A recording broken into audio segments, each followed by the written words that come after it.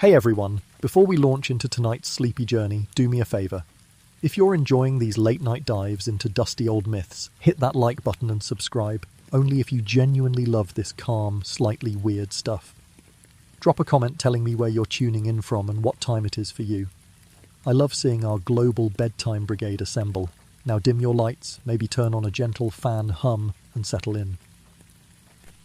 Let's get this out of the way. Hermes' winged sandals weren't just a fashion statement, they were politics, gossip, and cosmic errands all rolled into one.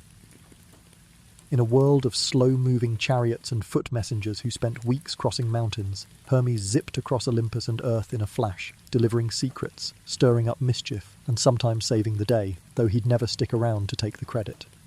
Think of him as the original midnight courier. One minute he's slipping a message into Hera's chambers, the next he's slipping back through Zeus's thunderous halls, leaving half-heard whispers in his wake. So before you get too cozy, grab a blanket, nestle your head on a soft pillow, and let the gentle clack of those winged sandals carry you into ancient Greece.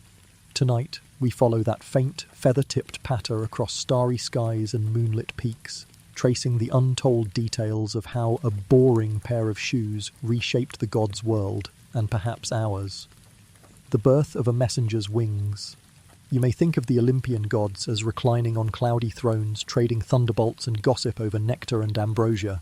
But among them, one figure mastered movement and information like no other, Hermes, the fleet-footed, quick-tongued herald of Zeus. Tonight, we focus not on his quivering lyre or cunning thefts, but on a humble yet miraculous detail of his gear, his winged sandals, known as the talaria. These simple leather shoes, adorned with wings at the heels, made Hermes the fastest being in heaven or earth. And though you've heard perhaps that they let him fly, the real story lies in the sandals' creation, their cultural origins, and the unexpected ways their existence rippled through Greek religion, ritual, and everyday life. The divine workshop, Hephaestus's gift. In the heart of volcanic Lemnos, beneath Mount Etna's smoky peak, lay the forge of Hephaestus, god of fire, metalworking, and the hidden art of invention. Far from the marble palaces of Olympus, his workshop was a cavern lit by roaring furnaces, tools ringed by rivers of molten bronze, and walls blackened by soot. It was here that the talaria took shape. Ancient poets, like Homer, describe Hephaestus as lame from a childhood fall, yet blessed with unmatched skill. Zeus, seeking a messenger who could outpace any rival, commissioned his brother's greatest creation, a pair of winged sandals so light that a mortal might barely notice them, yet sturdy enough to bear a god's weight. Hephaestus began with supple goatskin, tanned in oak ashes to rich chestnut. He cut precise forms for souls, thin yet resilient, and stitched them with sinew from sacrificial bulls offered at Lemnian altars. But it was the wings that demanded true craftsmanship. Hephaestus harvested feathers from the sacred Ethos, the divine eagle that served Zeus himself. Each plume was carefully cured in sulphurous smoke to preserve luster, then bound with gold wire to a narrow cuff at the heel. These cuffs contained hidden compartments of compressed air, tiny bronze bellows operated by subtle heel movements. When Hermes flexed his feet, the bellows would release a burst of air through fine tubes, inflating feathered veins to full span and granting lift. The sandals took weeks to assemble. Hephaestus's Cyclops blacksmiths fired the bellows mechanisms, etched intricate runes for ind guidance along each bronze tube, and tested them by launching stone models across the forge's cavern. At last, Zeus's summons came. The sandals were complete. With a nod from the Thunderer, Hermes tried them on, flexed his heels, and felt a gentle tug upward, a whisper of power that he would soon master.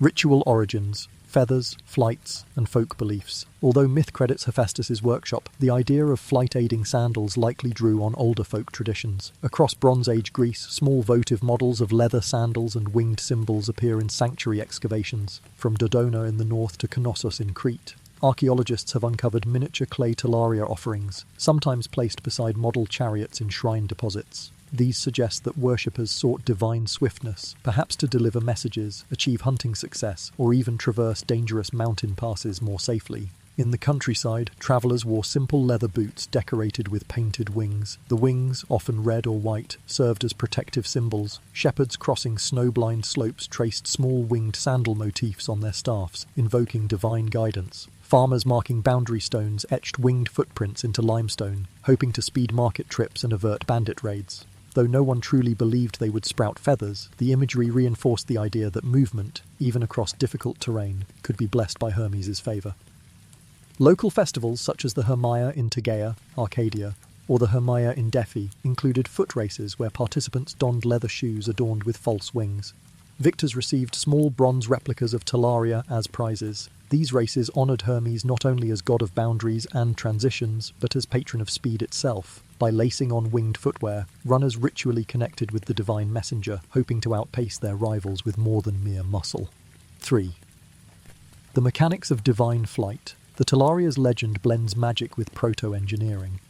According to late classical sources, like Pseudo Apollodorus, Hermes' sandals operated on principles of wind and feather that prefigure medieval pumps and bellows. When Hermes stepped forward, the cuffs at his heels activated miniature pistons, drawing in air and releasing it beneath his arches. This cushion of air reduced his effective weight, granting him near-weightless leaps. Artistic depictions reinforce the mechanics. Vase paintings from Athens show winged sandals painted with parallel lines suggesting airflow beneath them. In relief sculptures at Olympia, Hermes clutches his caduceus, the herald's staff, while his sandals appear backed by swirling wind motifs carved into the stone.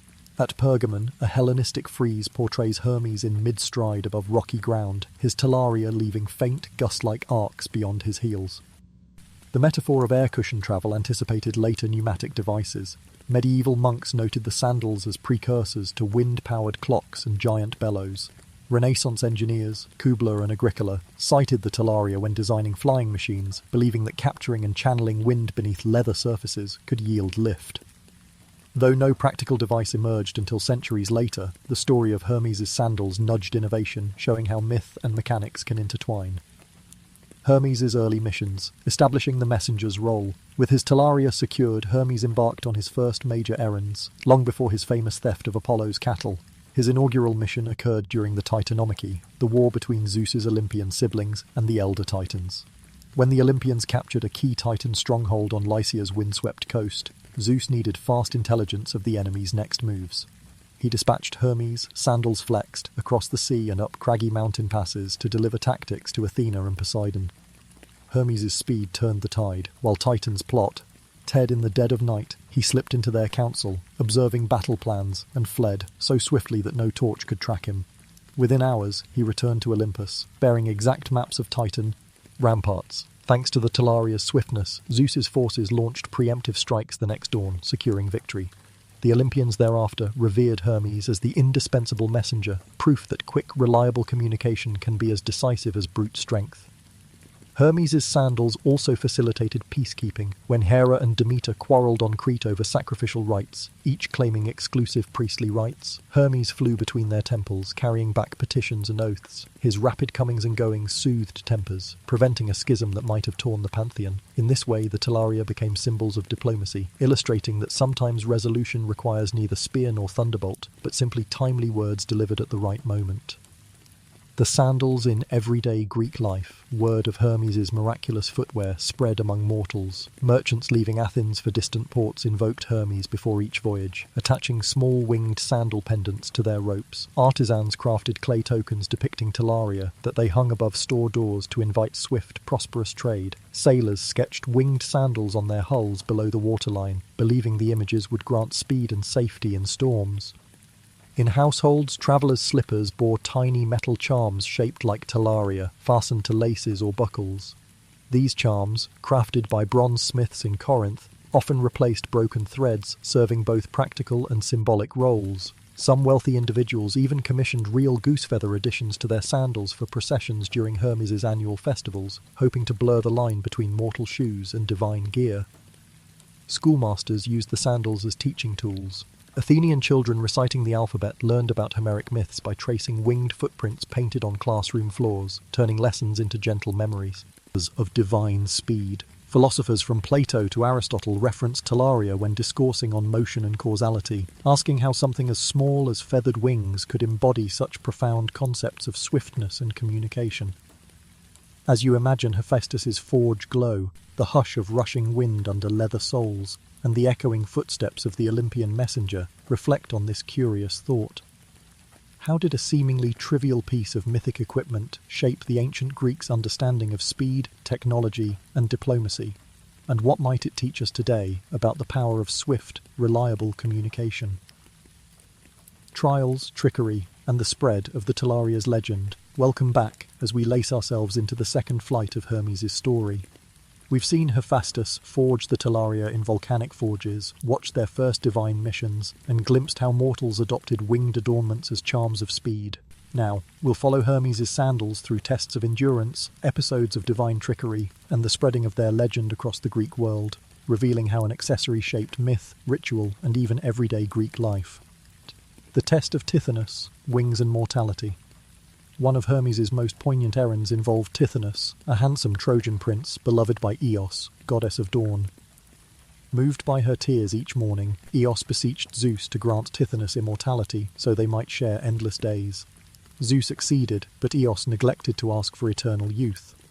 As decades wore on, Tithonus's body aged into frailty while his mind stayed sharp. His joints stiffened, his sight dimmed, and his once lustrous hair thinned to white. Eos, distraught, brought her aged lover to Olympus, where Hermes carried him on a gentle flight around the world, his talaria beating soft gusts against the sky. They visited far-flung isles and high mountain peaks, yet even the Sandals' miraculous could not halt time's effects. At last, Hermes and Eos left Tithonus at Lemnos's hot springs, hoping healing waters might restore him, though the myth tells that he was transformed into a grasshopper, forever chirping at dawn. This story illustrates the Sandals' limits. Unparalleled in speed, they could carry mortals beyond mortal bounds, but they could not grant what their master never asked. Greeks repeated Tithonus's cautionary tale in symposiums and tragedies, reminding listeners that swiftness of travel could not outrun the sweep of years. The Talaria, though divine, remained subject to cosmic order, an important nuance distinguishing divine privilege from human aspiration. Hermes' trick at Olympia, outwitting rival messengers. In later lore, Hermes' Talaria played a starring role in a legendary competition at Olympia. The Olympian gods, a touch bored after decades of divine politics, decided to stage a race to determine which among them could best serve mortals. Apollo, Artemis, Iris, goddess of the rainbow, and Hermes each boasted unique gifts. Iris could convey messages in sudden rainbows, Apollo's chariot could span heaven on fiery steeds, Artemis could tread silent lunar paths, but Hermes insisted that only he could combine speed with discretion. On the appointed day, the gods gathered at the temple precinct. A bronze statue marked the starting point, and a golden tripod crowned the finish line on a distant hill. At Zeus's signal, Apollo roared away atop his steeds. Iris became a flickering rainbow. Artemis leapt upon the moonbeam, but Hermes, flexing his talaria, took a different tack. Instead of a straight line, he dashed across rooftops, through olive groves, and over mountain goats' trails known only to shepherds. His winged sandals adjusted mid-air, shifting angle to avoid obstacles, slipping between beam and branch. He arrived first, but not by racing the others along their chosen paths. Instead, he entered the temple through a tiny side window, unlatched the tripod quietly, and set it down before the main entrance as if it had just been delivered. When Apollo and Iris arrived amid fanfare, they found Hermes already standing by the finish line, leaning on his caduceus, radiant with mischief. This tale reinforced Hermes' unique blend of speed and cunning. The sandals allowed him not only to move faster than other gods, but to choose unorthodox routes, reminding mortals that swift communication often depends on ingenuity, not just power. Sculptors carved scenes of this contest on votive reliefs in Olympia's Altis precinct, showing winged feet flitting past bewildered horses and rainbows. Mortals in the sky, human flights and construction feats, Hermes' sandals inspired mortals to attempt their own flights. Ambitious, sometimes tragic, but always rooted in the belief that human ingenuity could imitate divine craft. At various Greek festivals, inventors displayed wooden wings lined with goose feathers, hoping to glide down gentle slopes near cliff temples. One such festival in Elis recorded a failed attempt by a goldsmith named Theon, who strapped crude wings to his arms and leapt from a low hill. Though his flight lasted mere moments before a tumble, spectators cheered his boldness, and local poets composed epigrams praising his daring, drawing parallels to Hermes' fearless aerial feats. Engineers also invoked the talaria when designing grand projects. The builders of the first wooden crane at Piraeus imagined a rotating pulley system as Hermes' heel, lifting marble blocks skyward for temple porticos. Technical treatises from the 3rd century BCE, like those from Philo of Byzantium, mention winged lifting arms that reduce friction, directly linking mechanical innovation to the sandals' magic. While these devices lacked actual wings, they embodied the principle that well-designed mechanisms can grant mortals a breath of divine power. Ritual processions, winged sandals as sacred symbols, acrostoiopopons. As mainland Greece, religious processions honoured Hermes as protector of boundaries, travellers, and communication. During the Hermaea festivals in Athens and Boeotia, participants carried small, wooden statues, Hermae, marked by square stone blocks topped with Hermes' head. Alongside these, sculptors placed miniature winged sandals carved of ivory. The sandals, lifted on poles, marched at the front of ritual parades, symbolising safe passage and divine oversight of messages carried between city-states. At Delphi, pilgrims traversing the sacred way paused at roadside shrines where pebbles pecked with winged footprints were left alongside coins. Offerings of leather shoe fragments and painted wooden sandals awaited incantations invoking Hermes' watchfulness. Priests of Apollo, surprised to see Hermes' artifacts in their own sanctuary, discreetly embraced the cross worship, recognizing that swift messenger spirits served even in Apollo's realm of prophecy and oracles. These processional uses cemented the talaria's role not merely as divine equipment, but as an active conduit between heaven and earth.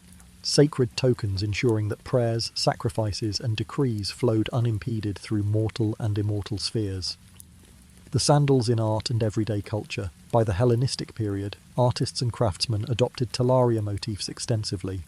Athenian vase painters depicted Hermes in elaborate red figure scenes, his sandals detailed with swirling air patterns. Mosaic floors in Pompeii showed winged footprints etched into geometric borders, likely inspired by Greek imports, while Roman merchants sold small bronze sandal charms to travellers embarking on Mediterranean voyages. Epigraphic evidence confirms that shipping manifests occasionally listed talarian, a term for small ornamental sandals used as cargo, likely souvenirs or charms, not literal footwear. Inns along the Via Appia advertised Hermaic night watches, where travellers could hire guides whose promised speed harkened back to Hermes' divine messenger. In literature, Callimachus and later Apollonius Rhodius, the author of the Argonautica, wove details about the talaria into poetic similes. In Argonautica 3.148, Hermes' sandals bear Jason swiftly across the Libyan sands, foreshadowing his hero's swift escape from hostile tribes. These literary echoes show that the sandals, though magical, became a richly textured symbol, one that poets and storytellers could reference to convey speed, agility, and cunning. The talismanic power of the talaria. Fast forward to early imperial Rome, and you find magic charms inscribed with Celer Hermes, Swift Hermes, around the edges of small lead plaques. Found in children's graves in Roman Gaul, these hermetic amulets combined the handwriting of local scribes with Greek formulas invoking talaria's protection, proof that long after the days of Olympus, people still believed in the sandal's power to guard, guide, and expedite. Even today, travellers whisper the phrase winged sandals when they catch a last-minute flight or sprint to catch a train. Though most no longer wear wing-adorned leather, the idea persists that with the right tools, whether a well-timed ticket or a reliable courier, swift movement can carry us across obstacles, just as Hermes flitted between gods and mortals. As you imagine the sandals carrying mortals through festivals, guiding cranes, inspiring poetry, and guarding travellers' graves, consider this question: how did a divine shoe, born in a volcanic forge, become such a potent, enduring symbol that it shaped myth, ritual, technology, and even everyday hopes for speed and safety? Legacy, lessons, and the enduring flight of the talaria. When you picture Hermes, helmet tipped, caduceus in hand, talaria agleam, darting through clouds and caverns alike, it's easy to imagine a fleeting mythic moment. Yet, the sandals he wore have left deeper footprints than mere gust-like swirls in the air, from technological inspiration to ritual. Ritual practice, from poetic metaphor to modern-day expressions of speed, Hermes' talaria endured long after the age of myth. In this final section, we'll trace how the winged sandals shaped art, science, and culture. Examine their allegorical power, and reflect on what their story teaches us about human aspiration, communication, and the thin boundary between divine gift and mortal invention. Technological echoes, from bellows to aero design. The talaria's combination of feathered wings bound to mechanical bellows predates by millennia our earliest attempts at pneumatic devices. Medieval artisans reading classical texts revived Hephaestus's techniques, building church organ bellows that channeled air through intricate pipes, creating ethereal music in candlelit cathedrals. Renaissance engineers, fueled by tales of Hermes' sandals, sketched flying machines with leather wings and crank-operated bellows aimed at achieving human flight. Though these early designs never achieved true lift, the conceptual seed had been planted: capture and channel airflow, and one might overcome gravity's bonds. In the 18th and 19th centuries, scientists like Otto Lilienthal and Octave Chanute studied bird flight, refining glider designs with articulated wing surfaces. They noted parallels with Hermes' feathers-inflated vanes, adjusting wing curvature to optimize lift. Later, the Wright brothers built on such observations, adding internal pressure control to wing warping, not unlike Hephaestus' hidden bellows. While they never cited mythical talaria explicitly, the lineage of thought, from divine myth to medieval bellows to modern aeronautics, remains a fascinating thread. More directly, pneumatic locomotion experiments in the 19th century borrowed from the talaria's concept. Early proposals in London's pneumatic tube postal systems used compressed air in subterranean tubes to shuttle letter-filled capsules at high speed, echoing the Sandals' air-driven lift, albeit in a linear form. Though superseded by electrical systems, these pneumatic networks endured into the 20th century, delivering messages across cities, Hermes' mission reimagined in steel and brick. Artistic reverberations, iconography and inspiration, visually, the talaria inspired countless artists across cultures. During the Middle Ages, illuminated manuscripts sometimes depicted winged sandals on pilgrim saints. St. Christopher might sport tiny winged brogues, signifying his role as guardian of travellers. In Byzantine mosaics, unseen but suggested by scrollwork and rushes of wind around saintly figures, the sandals motif blended with haloed angels, uniting divine messengers across faiths. The Renaissance revived classical iconography with renewed fervour. Botticelli painted Mercury, Hermes' Roman counterpart, amid sloping Tuscan hills, the talaria's wings rendered in delicate gold leaf glinting in lamplight. On garden statuary at Villa Farnesina, Mercury stands poised, sandals suspended just above tufa steps, suggesting imminent flight. For viewers in Marconi's nascent age of wireless telegraphy, such images resonated with the promise of instantaneous communication, Hermes reborn as an emblem of radio waves and telephonic voices. In literature, the talaria motif continues to appear, Shakespeare's mercurial references comparing a quick-change actor to Mercury's wing-aired slipper play on the audience's recognition of divine speed. Modern poets like W.H. Auden and Seamus Heaney evoke the talaria when writing of sudden inspiration or fleeting moments of grace. In children's fantasy novels, winged boots remain a staple magical item, testament to the talaria's enduring resonance in the collective imagination. Ritual and memory, pilgrimage, post and performance, across centuries Hermes' sandals shifted from mythic object to communal symbol. Medieval pilgrims, traversing long, hazardous routes to Santiago de Compostela, carried small bronze sandal tokens, analogous to talaria chichons, arms sewn into their cloaks. These tokens were both mementos and protective amulets, embodying hope for safe passage and swifter journeying. Postal services in early modern Europe adopted Mercury's image, complete with winged slippers, as emblematic of mail coaches and courier coats of arms, reinforcing the link between mythic message-bearer and worldly communication networks. In theatrical and ceremonial performances, winged sandals remain potent props. Traditional Greek theatre revivals in Epidaurus sometimes include actors donning stylized winged footwear to invoke Hermes during choral sequences, linking ancient ritual to modern staging.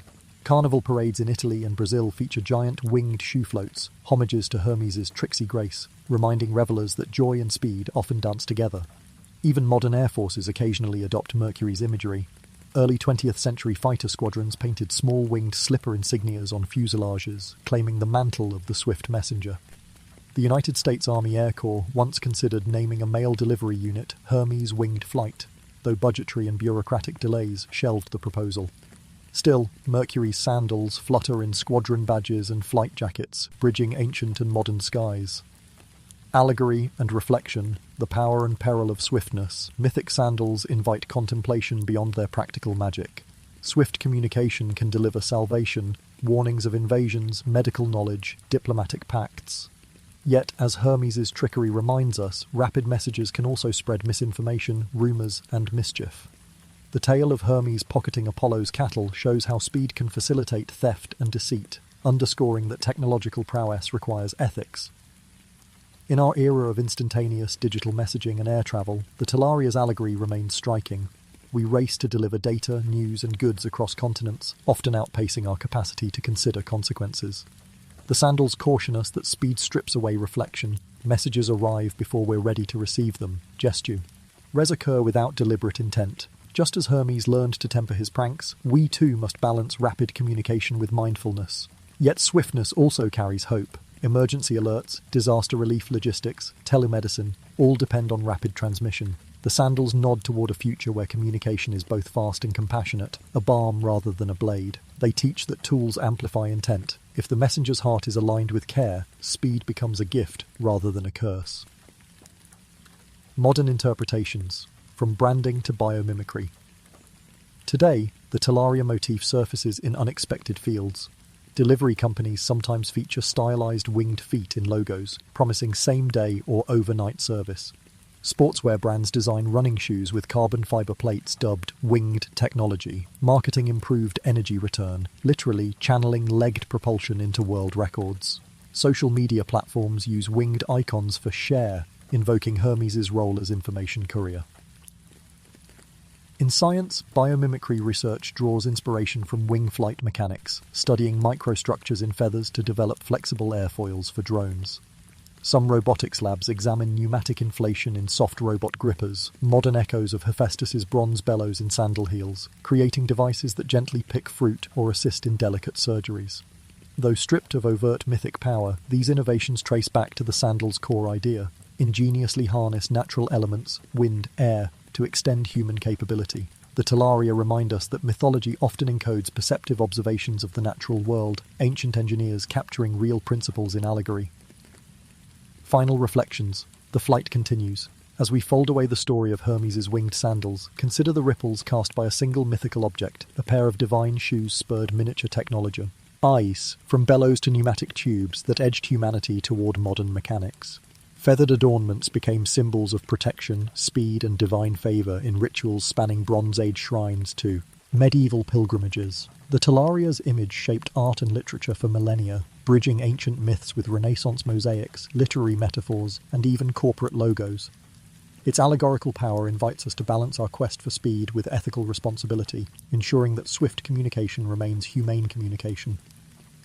In the hush of midnight, with fan or heater as our steady hum, may the story of Hermes' talaria carry you gently toward rest, reminding you that in both myth and life, the tools we choose reflect our intentions. Whether sandals winged by divine bellows or fiber-optic cables flashing across oceans, our desire for connection and movement persists. Let that wish, guided by wisdom as ancient as Olympus, chart the flights of tomorrow. From forest to forge, origins of Bronze Age bellows and reed pipes, you've just felt the rush of Hermes' winged sandals. But now let's turn from divine flight to a quieter, smoke-tinted craft. The making of bellows and woodwind instruments in the Bronze Age. These devices, bellows that fed roaring furnaces and simple flutes that sang at family meals, were technological marvels of their time, shaping metalworking, music, and everyday life across ancient Greece. We begin in forest clearings and riverside workshops, tracing how communities learned to harness air itself, both to forge bronze and to bring breath into reed pipes. Forests and reeds, raw materials gathered at dawn. In the centuries before classical temples rose on marble foundations, Bronze Age villages nestled beside oak and fir groves, and along slow meandering rivers lined with reeds. These forests and wetlands provided the essential ingredients for bellows and woodwinds. Every spring, when sap crept upward through trunks and reeds sprouted fresh shoots, villagers ventured out in small groups, often children, elders, and women unburdened by heavy field labour. They carried woven baskets and metal-tipped digging sticks. Oak and birch bark, for bellows, sturdy yet flexible leather was ideal, often goatskin cured with tannins from oak bark, but the internal structure needed light, smooth wood. Birch saplings, pale and straight, yielded staves for bellows frames. Oak boards, split along the grain, formed the rigid outer shells. Reeds and cane, for woodwinds, species like Phragmites australis, common reed, and Arundodonax, giant cane, offered straight, hollow shafts. Gatherers cut them at base, where moisture content was highest, and hung bundles in communal huts to cure over weeks, preventing cracking when dried. Villagers marked cutting seasons in lunar calendars scratched on clay tokens, avoiding harvest during bird nesting months. Local elders taught youths to recognize quality signs. Birch poles with uniform diameter and few knots, reeds with thick walls but flexible nodes. By late summer, cured reeds snapped cleanly but bent before breaking. a sign they'd make clear, stable tones in flutes. Bellows, forging bronze with breath of fire, with materials gathered. Blacksmiths and shell workers, often the same artisans, began crafting bellows, two joined leather pouches that, when expanded and compressed, delivered strong bursts of air into a furnace's tuyere. Design and assembly, frame construction, two wooden boards, birch or fir, roughly 60 centimetres by 30 centimetres, formed the top and bottom. Each board received a shallow, recessed groove around its edge, into which a panel of goatskin, tanned with oak bark tannins, was fitted like a lid. Leather seaming. Using bronze needles and waxed linen thread, artisans hand-sewed the leather into bell-shaped pouches connecting the boards. They tested for leaks by inflating them and holding them under water, watching for bubbles. Tiny holes were patched with leather scraps and pine resin. Glue, the same pitch used to seal pottery. Hinge and handles. At one narrow end, a flexible joint of leather allowed the boards to pivot apart. A simple wooden lever or rope handle attached to the opposite end let one operator open and close the bellows rhythmically. Furnace integration. Bellows sat beside a clay or stone furnace, built atop compacted earth. The blacksmith fed charcoal into the hearth, maintaining a glow near 600-800 degrees C. An assistant then opened the bellows pouch, drawing cool air in, and slammed it shut, forcing air through a clay tuyere and into the base of the fire. With each rhythmic pump, flames licked higher, reaching the 950-1050 degrees C needed to melt copper-tin alloy into bronze. Social organisation. Operating bellows required coordination. One person tended the fire and managed fuel, while another, often a trained youth, pumped. In larger workshops, multiple bellows fed a communal furnace, enabling smiths to cast larger objects, daggers, sickle blades, simple tools, and decorative pins. Pottery shards near workshop sites show soot patterns and bellows pump impressions, evidence of their central role. 3.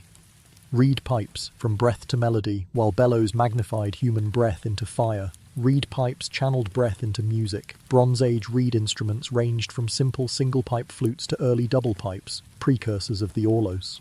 Crafting the pipes, bore and finger holes. Take a dried reed of 25-35 cm diameter. The artisan trimmed it to around 30 centimeters length, then used bronze awls to pierce finger holes, often 6 holes spaced by ear-measured increments. Each hole's diameter was carefully gouged to tune the pipe's pitch. A slightly smaller hole sharpened the note, a larger one flattened it. Mouthpiece. At the top, makers carved a simple fipple, a duct that directed air across a sharp edge. They split the reed's end, inserted a small wedge of hardwood, boxwood or yew, and shaped it to form an airway. Early scholars speculated that some reed pipes used thin animal horn mouthpieces, but most finds show reed-only constructions. Surface T. Reatement. To prevent cracking and improve grip, artisans rubbed clay slip onto the pipe's exterior and fired it briefly in residual furnace heat, hardening the surface without collapsing the bore. Decorative bands of ochre or red earth often circled the pipes, hinting at their value beyond mere utility. Musical context. Reed pipes played at feasts, weddings, and religious rites. In iconography, on pottery and seal stones, musicians seated on low benches blow into pipes, their cheeks puffed and eyes closed. Archaeological deposits at Bronze Age temples sometimes include broken pipes, perhaps left as votive offerings after exhausting their useful life. Cultural significance. Musicologists note that reed pipes' plaintive tones matched Greek lament traditions and rural festivities alike. Shepherds played simple single-pipe instruments to guide flocks, mimicking bird calls. Urban elites employed skilled pipers for banquets, while oracles used pipe music to induce trance states in prophetic rituals. Interconnected craft. Bellows and pipes in Bronze Age society. Though bellows and pipes served very different ends, one forging metal, the other forging music, they shared techniques and craft traditions. Joint know-how. Leatherworking skills overlapped. Bellows leather patches used the same resin glues and stitching patterns as reed pipe mouthpiece seals. Furnace and fipple. Firing. Smiths occasionally loaned furnace space to musicians for slip-firing pipes, encouraging collaboration. In turn, musicians' demands for perfect tonal quality spurred smiths to refine their leather-cured reeds. Workshop performance spaces. In larger villages, smelting courtyards and communal gathering areas coexisted. Metalworkers took breaks to play pipes, and musicians retuned their reed tools beside glowing forges, creating an atmosphere where craft and art intermingled. The result was a shah. Technological culture. Air control techniques, from bellows levers to fipple designs, became staples of Bronze Age innovation. Mastery of airflow, whether to shape bronze or enliven reed, defined communities that prized control of elemental forces. The ripple effect, from antiquity to modern echoes, though the Bronze Age ended millennia ago, its legacy lives on. Traditional bellow-pumped forges persisted in rural Europe until the early 20th century, their designs unchanged from Lemnian workshops. Folk flutes, descended from Bronze Age reed pipes, still play in pastoral dances across the Greek islands. Modern reconstructions of Bronze Age crafts demonstrate the ingenuity of ancient artisans. Experimental archaeologists rebuild bellows and blast furnaces, producing authentic bronze, a testament to the precise craftsmanship our ancestors achieved. Ethnomusicologists learn to play reconstructed reed pipes, rediscovering scales and modes forgotten over centuries. These revivals remind us that boring daily technologies, air pumps and musical pipes, shaped human progress silently but profoundly. The Bronze Age craftsmen who mastered air harnessed fire to birth tools and coaxed breath into song, weaving together practical need and cultural expression. As you drift towards sleep, imagine the gentle pump of leather bellows, the hiss of air into glowing coals, and the soft reed trill that rose above smoky courtyards. Consider this open question. How did the seemingly mundane mastery of air, through bellows and pipes, carry Bronze Age societies into new realms of craft, art, and technological possibility? Fanning flames and eliciting echoes, techniques, transmission, and transformation, welcome back. In Section 1 we trace the humble origins of Bronze Age bellows and reed pipes, from forest gatherers cutting birch staves and riverside reed collectors to Lemnian forges where bellows met flame and hearths where pipes met breath. Now, let's dive deeper into the heart of these crafts, the ingenious techniques smiths and musicians developed, the pathways by which these technologies eyes spread across the Aegean and beyond, and the ways both bellows and pipes transformed Bronze Age society, driving everything from metal production to ritual performance, and even altering trade networks.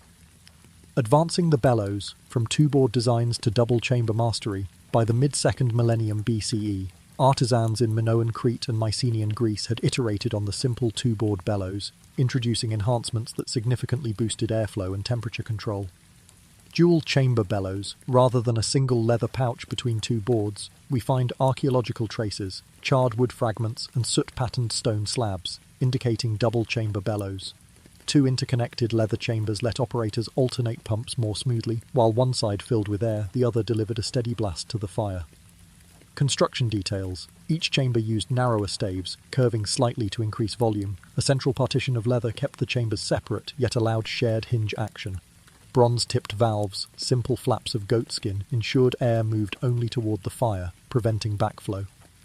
Operational rhythm. Teams of 2 or 3 smiths could maintain near-constant airflow. As one artisan closed the left chamber, the right chamber's leather puffed outward, delivering air. Moments later, they reversed roles. This leap in pump efficiency pushed furnace cores above 1000 degrees C reliably, enabling more complex bronze alloys with higher tin content, key to stronger weapons and tools. Furnace integration, Tuyere innovation, the interface between bellows and fire, known as the Tuyere, grew more sophisticated. Early designs used clay pipes inserted directly into furnace walls. Later, smiths carved hollowed stone nozzles with inward-focusing lips, producing a constricted jet of air that intensified combustion at precise points. Some furnaces show signs of replaceable Tuyere, stone rings carved to slot in and out, allowing quick repairs when temperatures cracked them. Social and economic impacts. The improved bellows furnace systems fueled a surge in bronze production centres across the Aegean. Villages once limited to small-scale casting scaled up to communal workshops capable of producing standardised axes, ploughshares and ornate jewellery. Cloth dyed a soft parchment cream.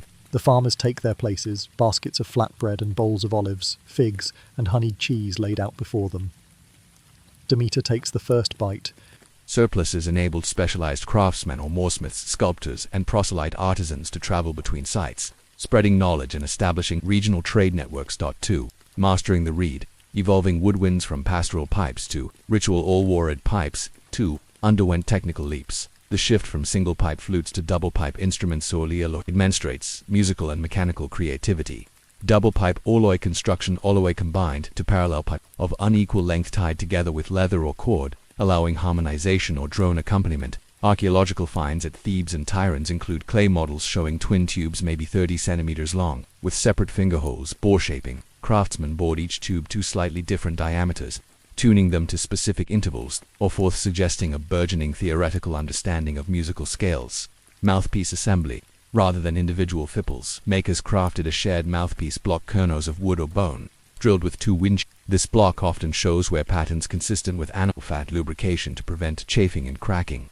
Acoustic enhancement. Some alloy feature small resonator beads carved from amber or shell tied near the bell ends, possibly to amplify volume or subtly modify timbre. Performance contexts. Double pipe playing required coordinated breath control and finger technique. Musicians inflated cheeks, learning circular breathing, inhale through nose while expelling air from mouth, sustaining notes across long ritual chants. Scripts carved on temple walls depict aulos players leading sacrificial processions, their pipes painted in contrasting polychrome patterns. Transmission across cultures. Trade routes and diplomatic marriages carried these instruments to mainland Greece from Anatolia and the Levant. Minoan frescoes in Naissus show figures in ritual garb playing twin flutes, their garments painted with reed motifs matching those on pipes. Mycenaean tomb finds include clay alloy placed beside the deceased, indicating their role in funerary rites. By the late Bronze Age, alloy accompanied epic recitations, early forerunners of Homeric bard-sting music. 2. Narrative memory. 3. Cross-pollination. When bellows and pipes meet in ritual spaces, bellows and pipes converged in religious and communal contexts. Sanctuaries like those at Dodona and Delos revealed doyus spaces where smiths and musicians coexisted. 4. Shrine hybridity. At certain mountain sanctuaries, smiths maintained side-chamber forges within sacred precincts, operating bellows under ritual supervision. Pilgrims offered miniature bronze bellows as votive gifts.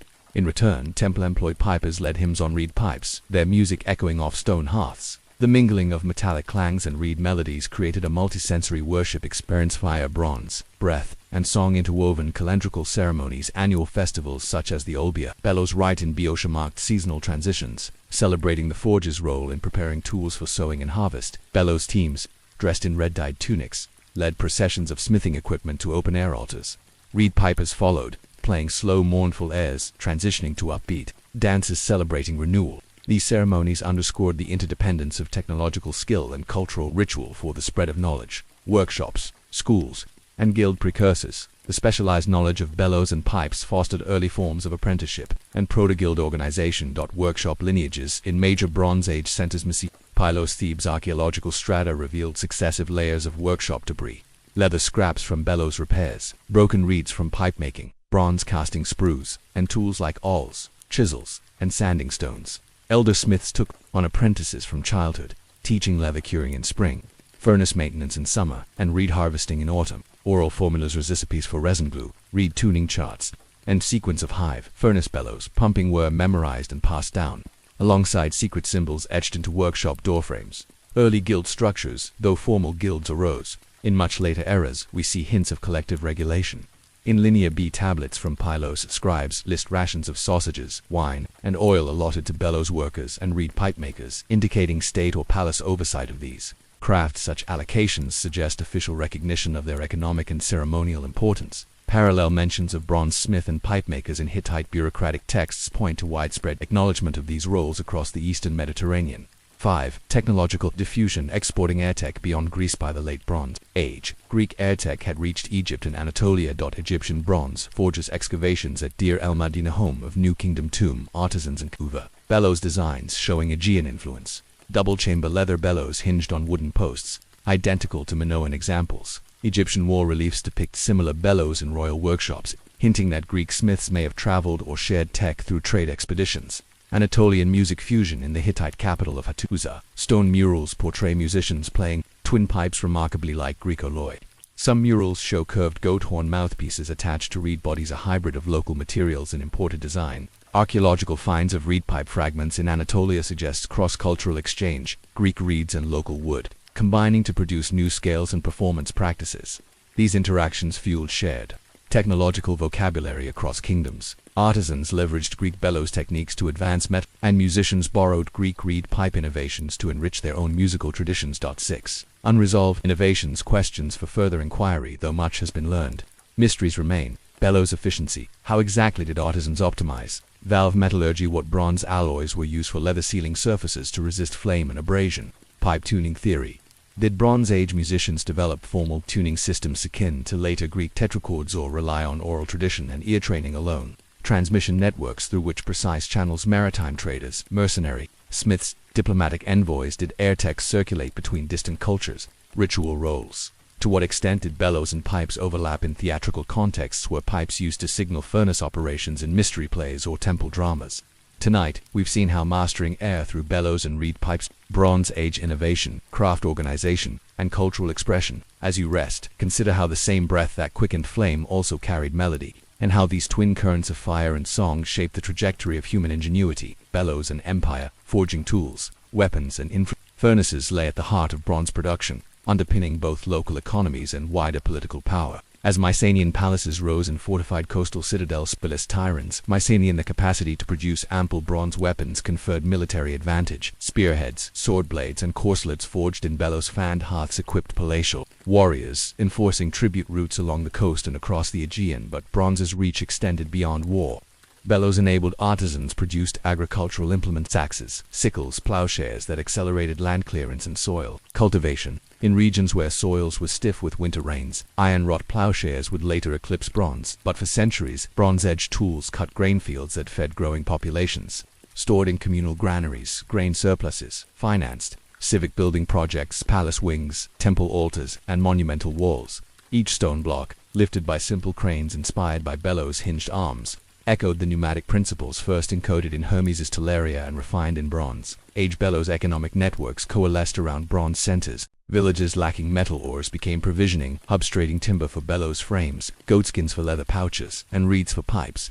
Formulaic trade agreements, inscribed on clay tablets in Linear B, show allocations of wood, leather, and reed quotas to palace workshops, early examples of resource planning and centralized governance. Through these systems, air-tech crafts shaped emergent state structures, binding hinterlands to palaces and mutual dependence. Raw materials flowed in one direction.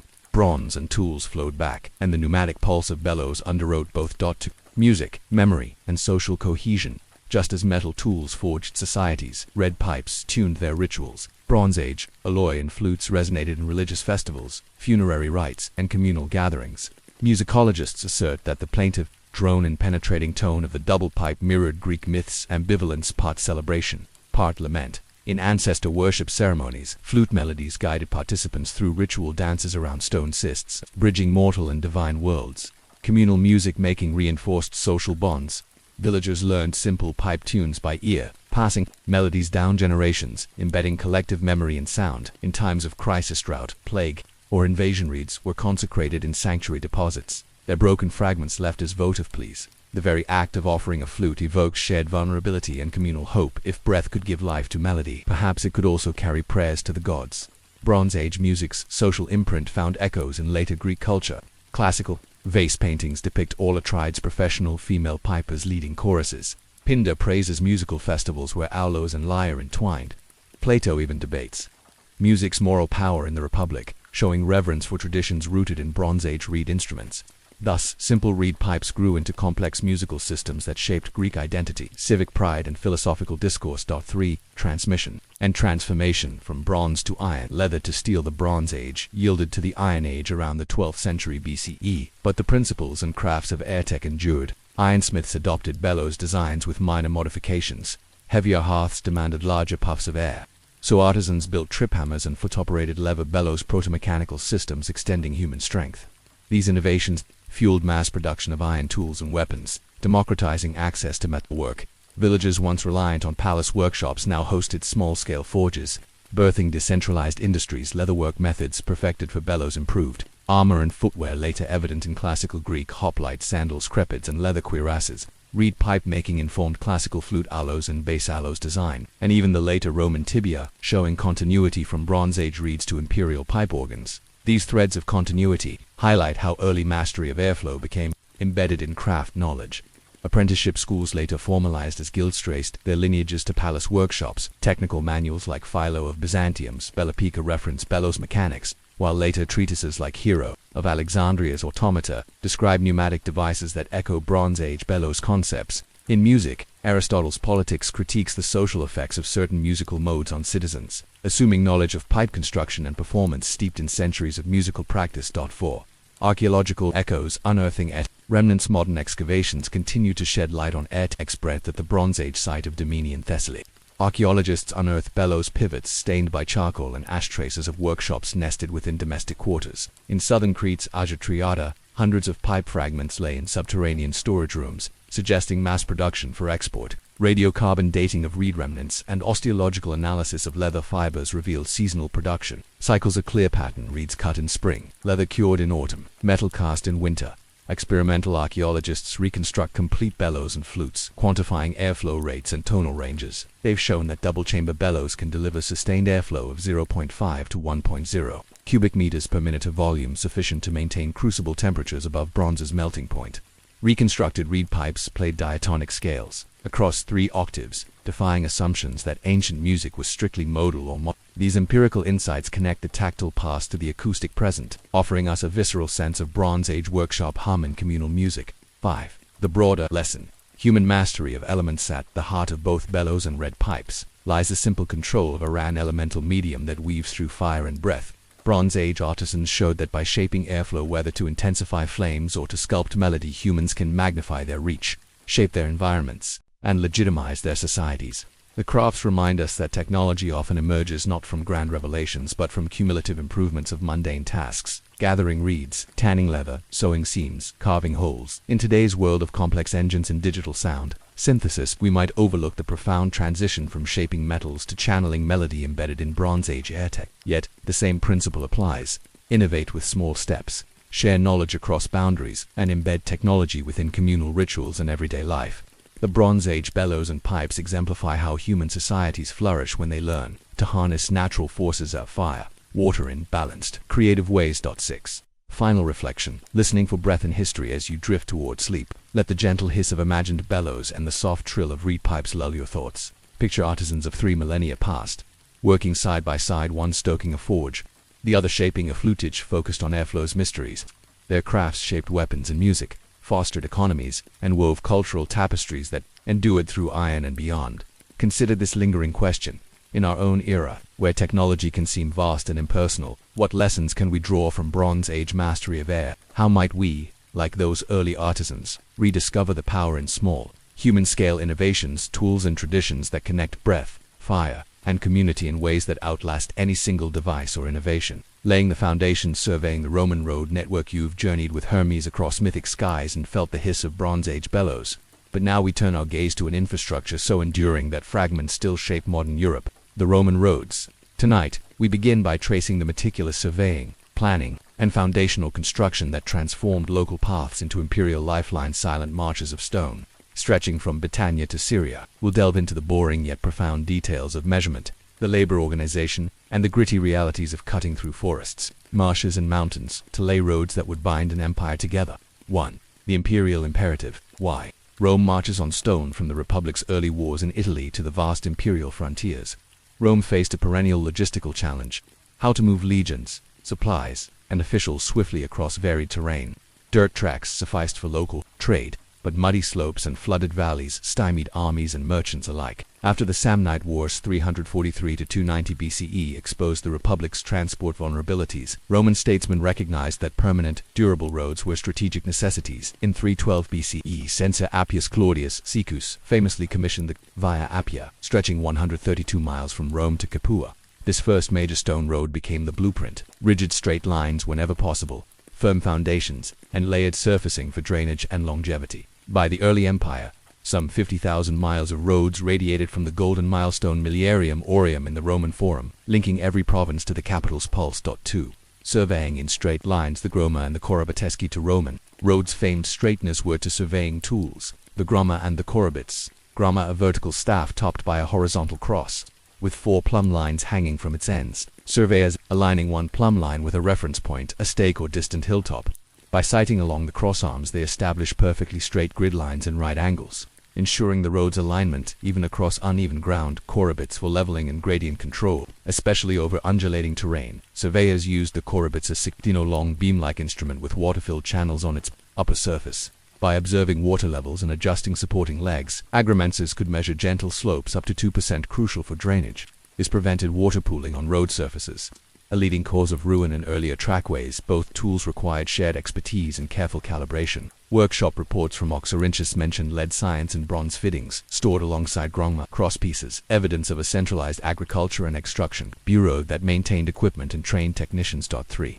Organizing labor. Civilians, soldiers, and contracted work. Roman road building blended state resources, military manpower, and private contractors, conductores va military legions, stationed near frontier zones. Legions often undertook road construction as part of their duties. A typical cohort of 480 men could clear and form several miles of roadbed per month, using picks, shovels, and wooden scrapers. The pay and provisions were standardized. Each soldier received rations and tools from the Agrarian military treasury, and completion of road segments counted towards civic honors and commanders' prestige. Local populations in provinces, communities, owed munera or civic obligations, often in the form of labor on state projects. Adult males were drafted for seasonal road maintenance or new construction, receiving exemptions from taxes in return. Epigraphic records in Gaul cite village councils negotiating the number of labor days required, showing an element of local agency. Private contractors, wealthy equities, or municipal elites could bid on road segments, fronting costs for material stone, lime mortar, timber, and hiring freedmen and specialized artisans. They recouped expenses through toll collection at Scipi, roadside milestones doubling as customs posts. Contracts literae conductoria survive on wax tablets, detailing lengths to be built, quality standards, and penalties for shoddy work. This tripartite system allowed Rome to mobilize large workforces flexibly, balancing imperial control with local participation, ensuring roads reflected both strategic priorities and regional needs. 4. Building the layers. Fossa, stamen, and summum dorsum. Roman engineers perfected a multi-layer road cross-section designed for durability and drainage. From bottom to top, fossa ditch, trenches flanking the road, 1 to 1.5 meters deep, collected runoff. Statumen, the first layer of large stones, roughly fist-sized, packed tightly to provide a stable bed-rooter ratio, a layer of smaller gravel, crushed stones, and broken pottery shards, creating a firm, permeable core, nucleus, fine mortar mixed gravel or sand, leveled to form a smooth sub-base. Summum dorsum pavimentum, the surfacing course of polygonal or polygonally cut stone slabs via monite or interlocking hexagonal blocks via silla strata, forming a watertight, wear-resistant surface. Excavations at sites like Via Domitia and southern Gaul reveal remaining sections where each layer remains intact after 2 millennia, testaments of precise material selection and compaction. Work gangs used heavy wooden rollers and stone tampers to pack each course, while water channels lined with clay prevented mortar washout. 5. Overcoming obstacles. Bridges, causeways, and tunneling when straight paths met rivers, ravines, or hills. Romans engineered solutions rather than detours. Bridges, starting with timber trestles, they evolved to stone arches, semicircular vaults of cut ashlar held by precise voussoirs and keystones. The Pont du Gard in Gaul exemplifies arches carrying both water and foot traffic. Smaller stone culverts diverted streams under the road, their flumes lined with waterproofed concrete. Opus cementitium, causeways, in marshy areas like the Pontine marshes.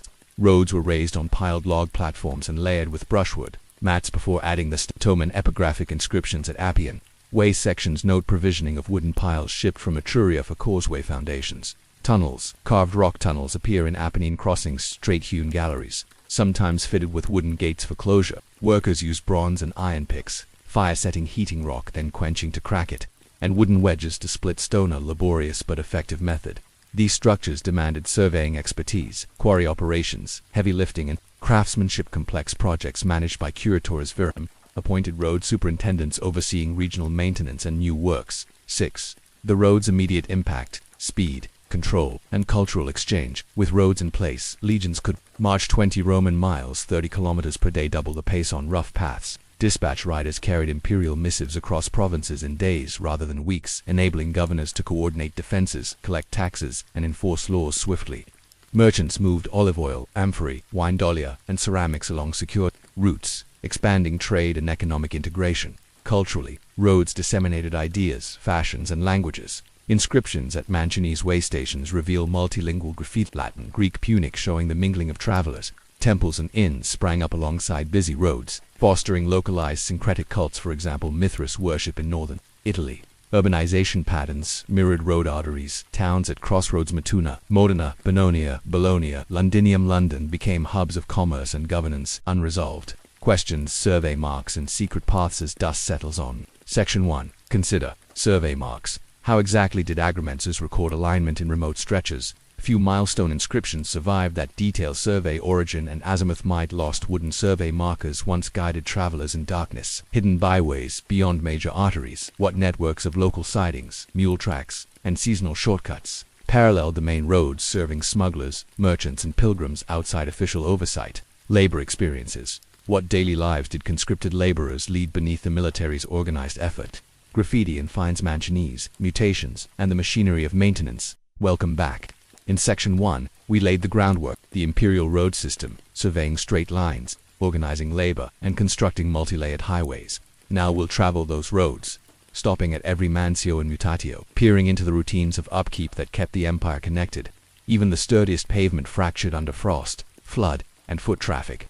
Behind every smooth mile lay armies of laborers, administrators, and local communities working quietly to preserve Rome's lifeblood. 1 mansionese inns of empire and nodes of authority every 24 Roman miles, roughly 35 kilometers. The cursus publicus, the state postal and transport service established a mansio official waste. Mansionese served multifaceted roles. They billeted official couriers and envoys, stored fodder and spare pack animals, and functioned as customs points for regulated goods. Architecture and layout. Mansionese were typically rectangular compounds enclosed by low ashlar walls. Inside, you'd find a central courtyard, with cobbled stones worn smooth by decades of hoofshoe and sandal. Sleeping quarters, simple rooms with stone benches and straw mattresses, each named for its supervising official. Stables and fodder stores, arranged along one wing, stocked with hay and barley. Warehouses Horia thick-walled and cool, storing state supplies, oil amphorae, salted meats, replacement sandals, and even spare groma heads, latrines and small baths. Channels of running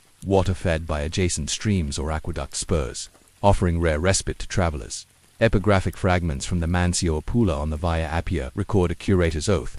I will keep the roof sound, the aqueduct channels clear, and the lamps lit each evening. Personnel and administration. Each mansio employed a procurator or machinellus, often a retired centurion, overseeing daily operations. Stationary guards controlling access and inspecting passports. Diplomas carried by couriers, stabulators, stable attendants caring for horses, mules, and oxen.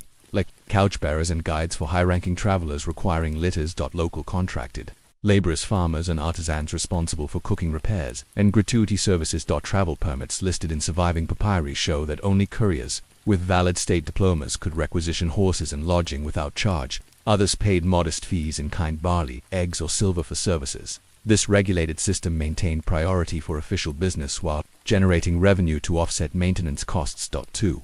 Mutations, relay stations of velocity between mansionese. Every 8 to 12 Roman miles, 12 to 18 kilometers, travelers encountered stations dedicated solely to changing horses. Mutare equos. Mutations were simpler than mansionese. A rectangular enclosure, a stable block, and often a small dwelling for the mutator. The official groom. Horse management. Mutations maintained rosters of horses matched to specific couriers. An official arriving with a diploma presented it to the mutator, who would check the courier's name against the station register. Hand over fresh mounts, trained for swift departure. Received the courier's returned horses for rest and fodder. Bronze epoch. Veterinary manuals censored from broader circulation advised stationary on horse care, regular paring of hooves, massage of tendons, and administration of herbal brews. Oak bark tea for inflammations. Wild thyme and water for digestion. Meticulous registers recorded each animal's performance, distance covered, gait endurance, and any maladies, ensuring the fleet of horses remained in optimal condition. Speed and efficiency. The mutatio system allowed official couriers to maintain speeds upwards of 50 Roman miles per day, 75 kilometers, crucial for urgent military orders or imperial edicts. Private travelers, barred from state-supplied mounts, often relied on local inns and hired beasts, suffering slower journeys and higher costs. 3. Routine maintenance.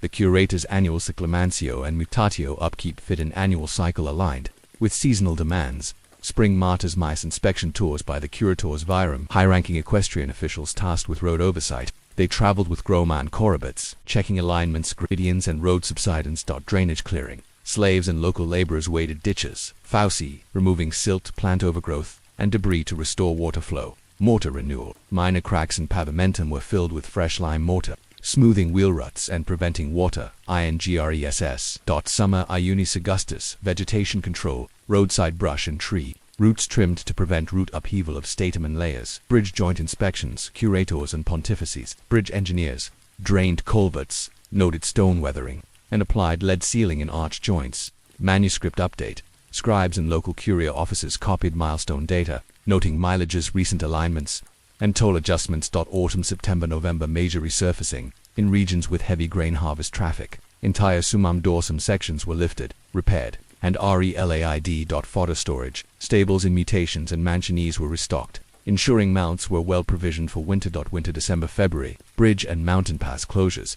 Snow-prone passes were barricaded with wooden beams bearing warning inscriptions. Workshop repairs. Smiths sharpened picks, repaired axes, and cured new leather for bellows, ensuring tools were ready for spring's intensive work. Payment records from Gallic provinces list sinecures for retorza, modest stipend tied to maintenance completion certificates. Failure to uphold roads invited fines, making these officials personally invested in road quality. 4. Local participation and economic spillovers. The Roman administration set standards. Local communities bore much maintenance labor by economic benefits. Taxes in kind. Villages within a mile of major roads were excused from certain grain levies, instead supplying labor and materials for this arrangement stimulated local economies. Surplus grain bartered for tools, and stone quarries near roads flourished, supplying statum and rocks to wagons for distant stretches. Roadside markets, settlements, grew around mansionese and mutations, like districts offering smithing services, taverns, and small-scale markets. Milestones marked coin-forging guild shops, taverns advertising Mulsum honey wine, and tile stamp factories producing tegale roof tiles stylized with legion. Insignia. These vicus markets diversified provisioning, from goatskin leather for travelers' sandals to locally made flutes continuing the Bronze Age, reed pipe tradition, craft guild precursors, epigraphic records from Pompey's vicus. Note, a collegium craftsmen's association of road maintenance smiths, likely an early guild. Members shared equipment costs, rotated duties, and negotiated collectively with magistrates over labor quotas. 5. Crisis and reconstruction. Rebel roads and earthquake repairs. Occasionally, roads required emergency intervention. Barbarian incursions. During Alemanni raids on the Rhine frontier 3rd century CE, roadsides were sabotaged, bridges burnt, stones pried from pavements to hinder Roman troop movements. Repair detachments, vexationes from frontier legions, were dispatched under centurial command, rebuilding wooden bridges in weeks and relaying miles of stone under guard.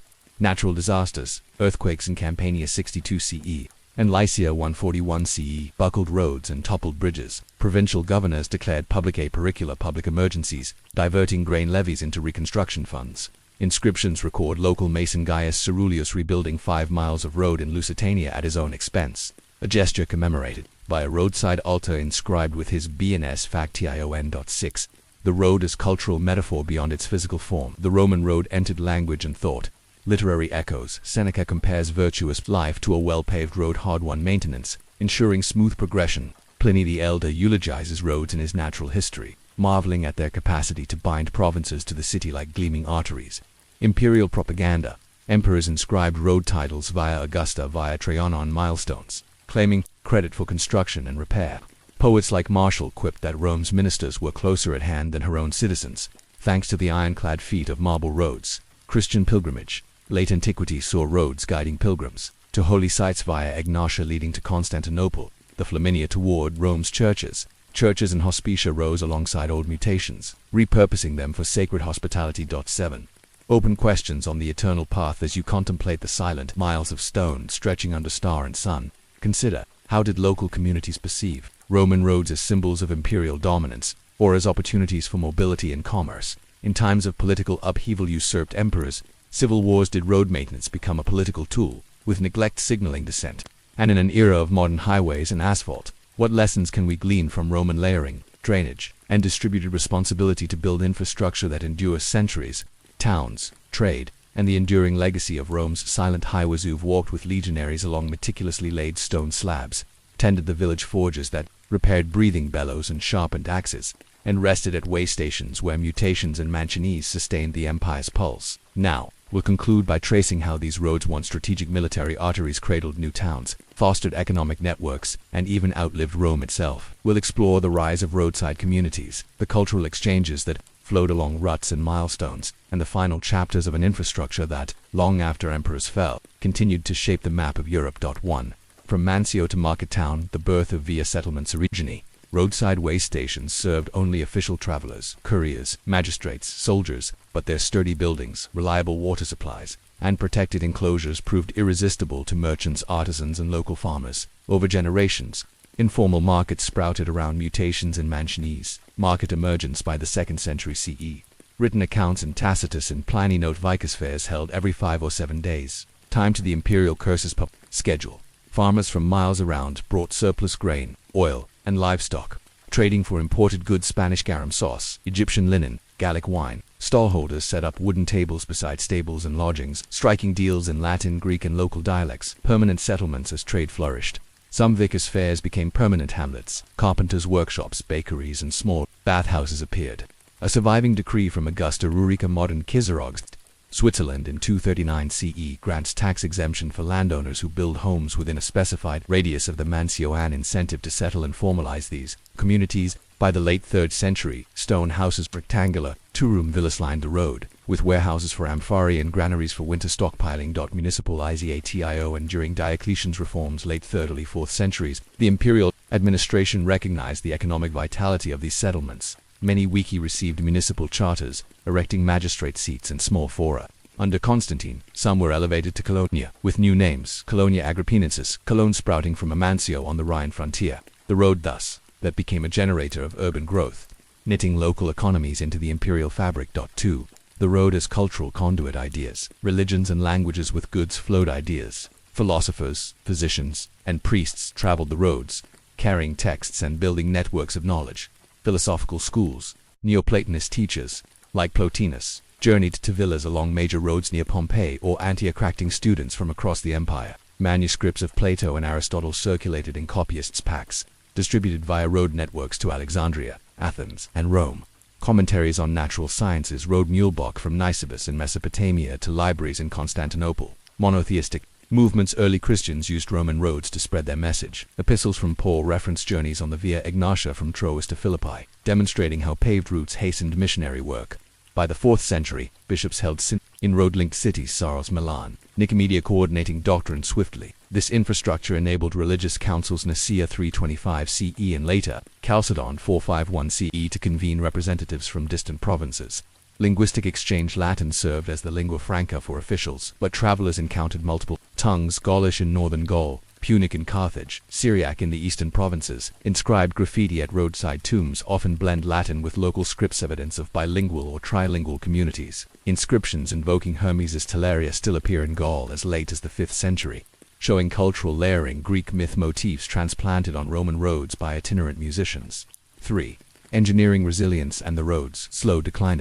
As the Western Empire faltered in the 5th century CE, many roads remained serviceable. Goths and Vandals, profit-minded rather than iconoclastic, continued to use major routes for movement and trade. Post-imperial maintenance: Ostrogothic Italy under Theodoric, 493 to 526 CE, inherited the Roman curatore system, issuing decrees to local landlords to maintain nearby roads in exchange for tax privileges. Similarly, in Gaul, Merovingian kings allowed bishops and abbots to assume maintenance duties, funding repairs from tithes. Shifting patterns with urban centers shrinking. Traffic concentrated on core routes via Appia to Capua via Flaminia to Ravenna, while lesser roads fell into disrepair.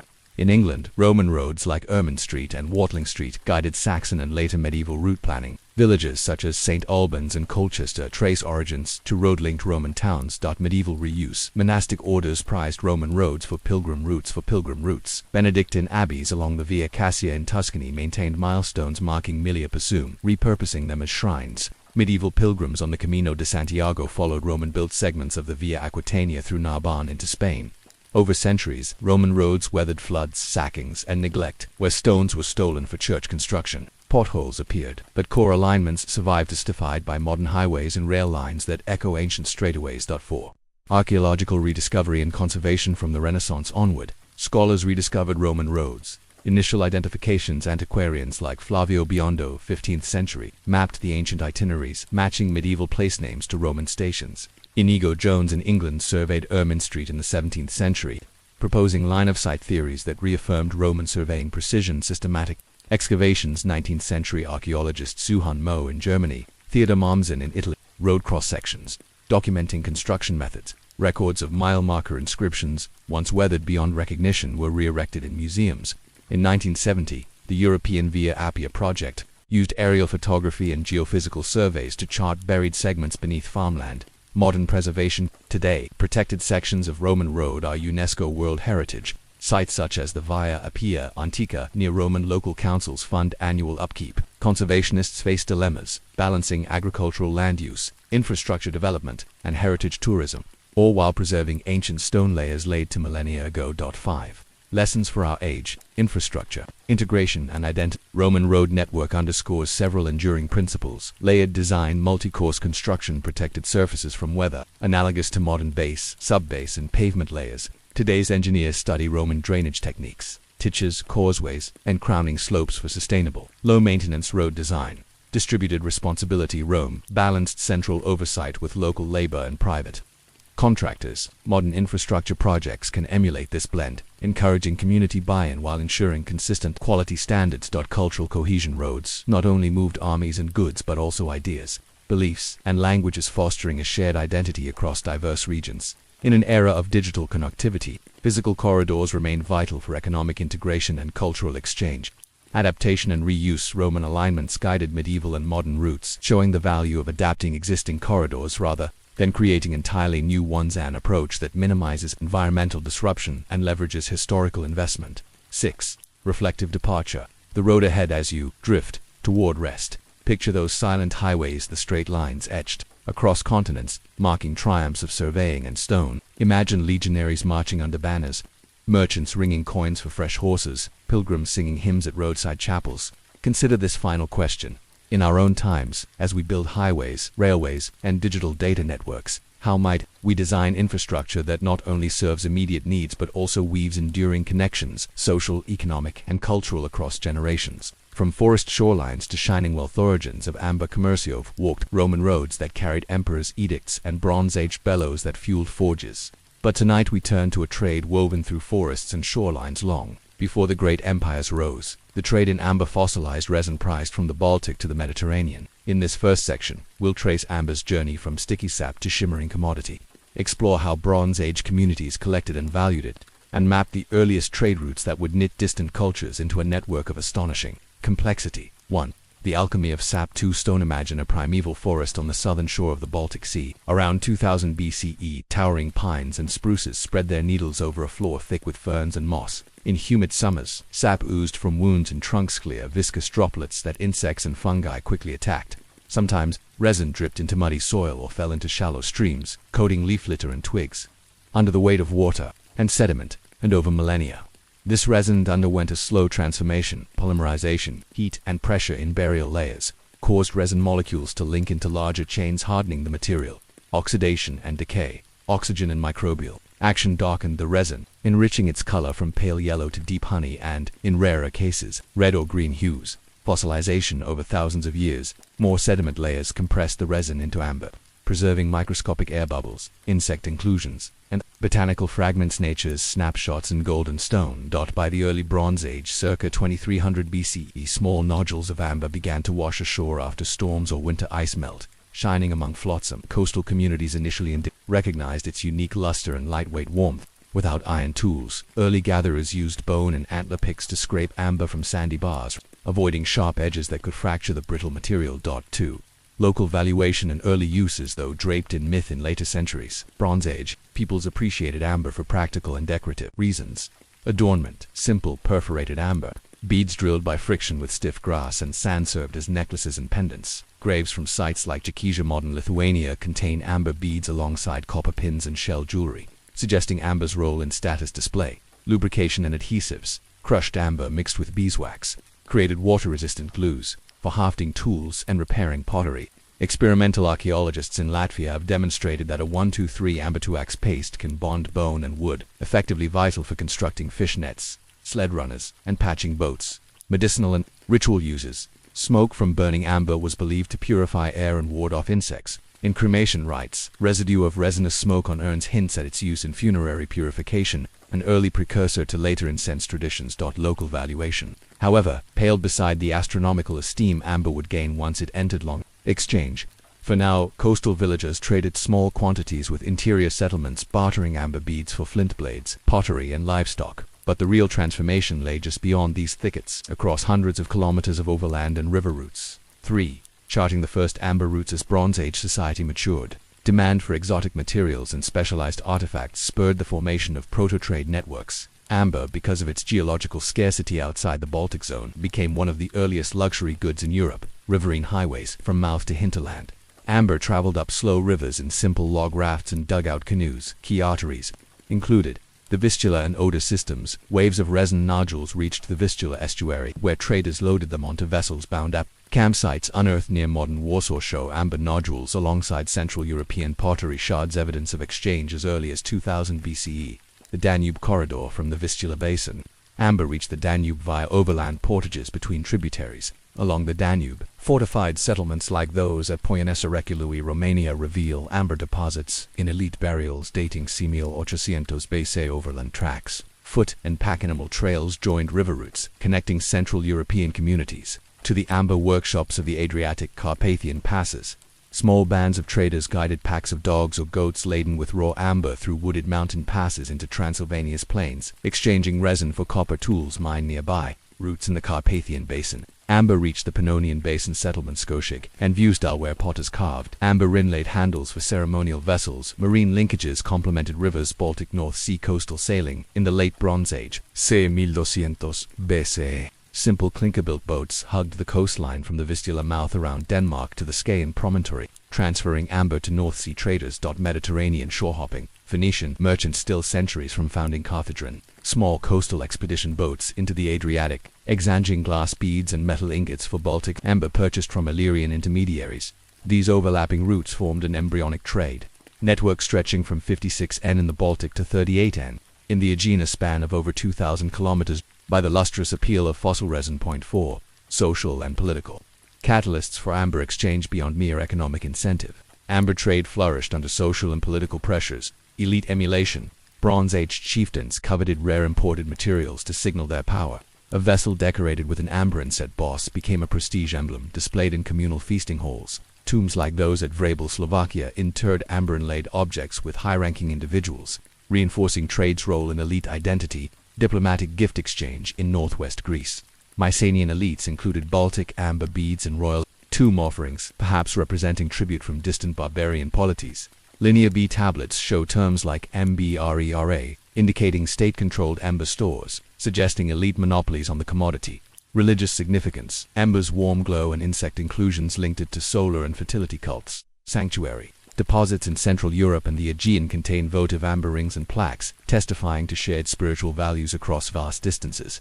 Together, these factors accelerated amber's diffusion, compelling communities to establish reliable exchange channels, standardize bead shapes, and agree upon fair equivalencies. Early forms of commodity money that transcended local barter. 5. Technological intermediaries. Workshop innovations at key-nodal points such as the Lower Rhine, Pannonian Basin, and northern Italy specialized. Workshops process raw amber into finished goods. Bead drilling. Handheld drills tipped with flint or bronze, spun between palms and friction enhanced by sand and water, created finely perforated beads. Workshop floors at sites like Unterrulding in Germany are littered with drilling, debris and dust and flint flakes, indicating high-volume production around 1300 BCE. Surface polishing. Beads and pendants received initial smoothing on sandstone wheels, followed by finer abrasion with animal fat-tempered clays, yielding a satin finish. Archaeological residue. Analysis confirms use of fatty acids from cattle and sheep in polishing paste, inlay and carving in northern Italy. Artisans carved amber into decorative inlays for bronze weapons and wooden furniture, sometimes intaglio engraving. Simple geometric motifs, a fusion of resin craft and metallurgical technique, likely inspired by Hephaestus's creative workshop.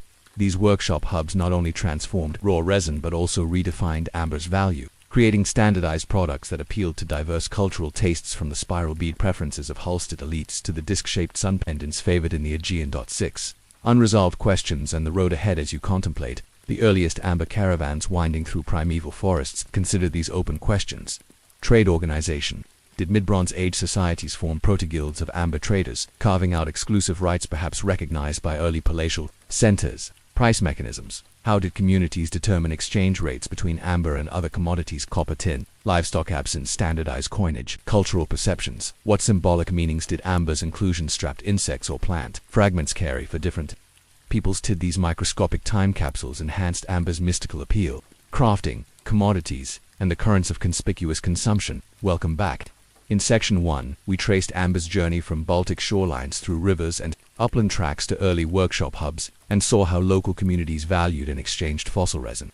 Now, we follow amber into its golden age, the transformation of raw nuggets into elaborate ornaments, ritual objects, and status symbols. The emergence of specialized craft centers and the swells of demand that push trade networks to unprecedented scale. We'll examine production techniques, distribution mechanisms, and the social impulses, especially conspicuous consumption that turned amber into Bronze Age liquid gold, one from rough nodule to radiant bauble, the stages of amber craft. By the mid-2nd millennium BCE, artisan communities had refined amber working into a sequence of specialized operations. Though individual craftspeople sometimes managed all steps, larger workshops subdivided tasks to boost output and quality, assorting and grading raw amber arrived in various hues and clarity grades. Workshops maintained sorting tables, long wooden planks, smoothed by ware traders and apprentices, classified pieces by color: pale yellow, deep honey, red brown, and transparency, transparent, clouded, opaque. High clarity pieces free of inclusions commanded top prices for jewelry, while darker or cloudy nodules served in inlays or emblems. Quality markers: flaming grade, flawless for elite beads and carved pendants. Testimonia grading, reserved for ritual offerings and amulets.com, and grade, opaque or cracked. For glues and industrial uses, grading guided pricing. A single flame and nugget might fetch the equivalent of 2 sheep, whereas common pieces traded at a handful of barley. MEASURESB rough shaping artisans began by breaking larger amber lumps along natural cleavage planes using flint wedges. Experienced cutters tapped gently with wooden mallets, producing curved fragments with smooth internal surfaces. Rough shapes, beads, discs, ingots were then laid out on a splintered plank. For prepalish seed drilling and perforation drilling holes required high skill. A drill set consisted of a bronze bit, conical, fluted for debris removal, mounted on a wooden shaft, a bow apparatus, an arched U-branch strung with sinew, wrapping the drill shaft, a slab of coarse sandstone beneath to steady the work, the artisan wound, the sinew bow, causing the bit to rotate while gently pressing the amber. Water and fine sand from riverbeds served as a master drillers could bore holes up to 5 mm diameter, without shattering the bead walls, critical for multi-strand necklaces. DI polishing and finishing: polish elevated amber's luster. Initial smoothing on fine sandstone removed sore marks. Subsequent rounds involved animal fat impregnated cloths and micaceous earth. Workshops often dedicated a chamber for long polishing sessions. Low fire kept temperature at around 40 degrees Celsius, softening the resin surface just enough to allow abrasion but avoiding melting. Polished beads glowed with refracted light, highlighting trapped air bubbles and inclusions. E-assembly and ornamentation: finished beads and plaques were strung on hemp or leather cords. High-status items incorporated inlaid metals, thin gold or electrum foils affixed to amber discs, creating patterned medallions. Composite design: carved amber beads alternating with bronze or faience elements, mixing local and imported materials. Engraving using sharp flint burins. Artisans incised geometric pattern: zigzags, circles, spirals before final polish. Evidence from a princely tomb at Hohenberg, Germany includes a composite diadem, central amber plaques, flanked by gold wire filigree, set upon a braided leather band, an item likely worn by a regional chieftain to manifest wealth and far-reaching connections. 2. Centers of specialization: from the Vistula to the Adriatic, handcraft sophistication grew. Certain locales emerged as amber processing capitals, drawing raw material from the hinterlands and distributing finished goods widely. The Vistula Delta. Workshops near the mouth of the Vistula, sites like Gragisco, modern Jadask, hosted large workshop complexes dated c. 1400 BCE. Archaeological layers reveal rows of stone polishing benches, hundreds of discarded drilling bits, residue pits containing animal fats and clay slipped for polishing. These workshops maintained trade contacts with inland settlements via river flotillas, exporting both raw nodules and semi-finished products to Pomerania, Greater Poland and Silesia. Pannonian amber hubs in the Carpathian Basin. The settlement of Sopron exhibits amber processing debris alongside copper smelting slag. Here, artisans combined metalworking and amber craft under one roof, creating hybrid objects: amber-encrusted metal belt fittings and ceremonial scepters, suggesting local elites prized fused technologies. See northern Italian centers on the Venetian lagoons and world of the Pallada culture. Forested shores yielded limited amber. Thus, imported nodules arrived via the Po River network. In Pallada sites, archaeologists found evidence of highly finished amber bead types known as Pallada A and Pallada B, distinguished by bead size, hole diameter, and surface finish.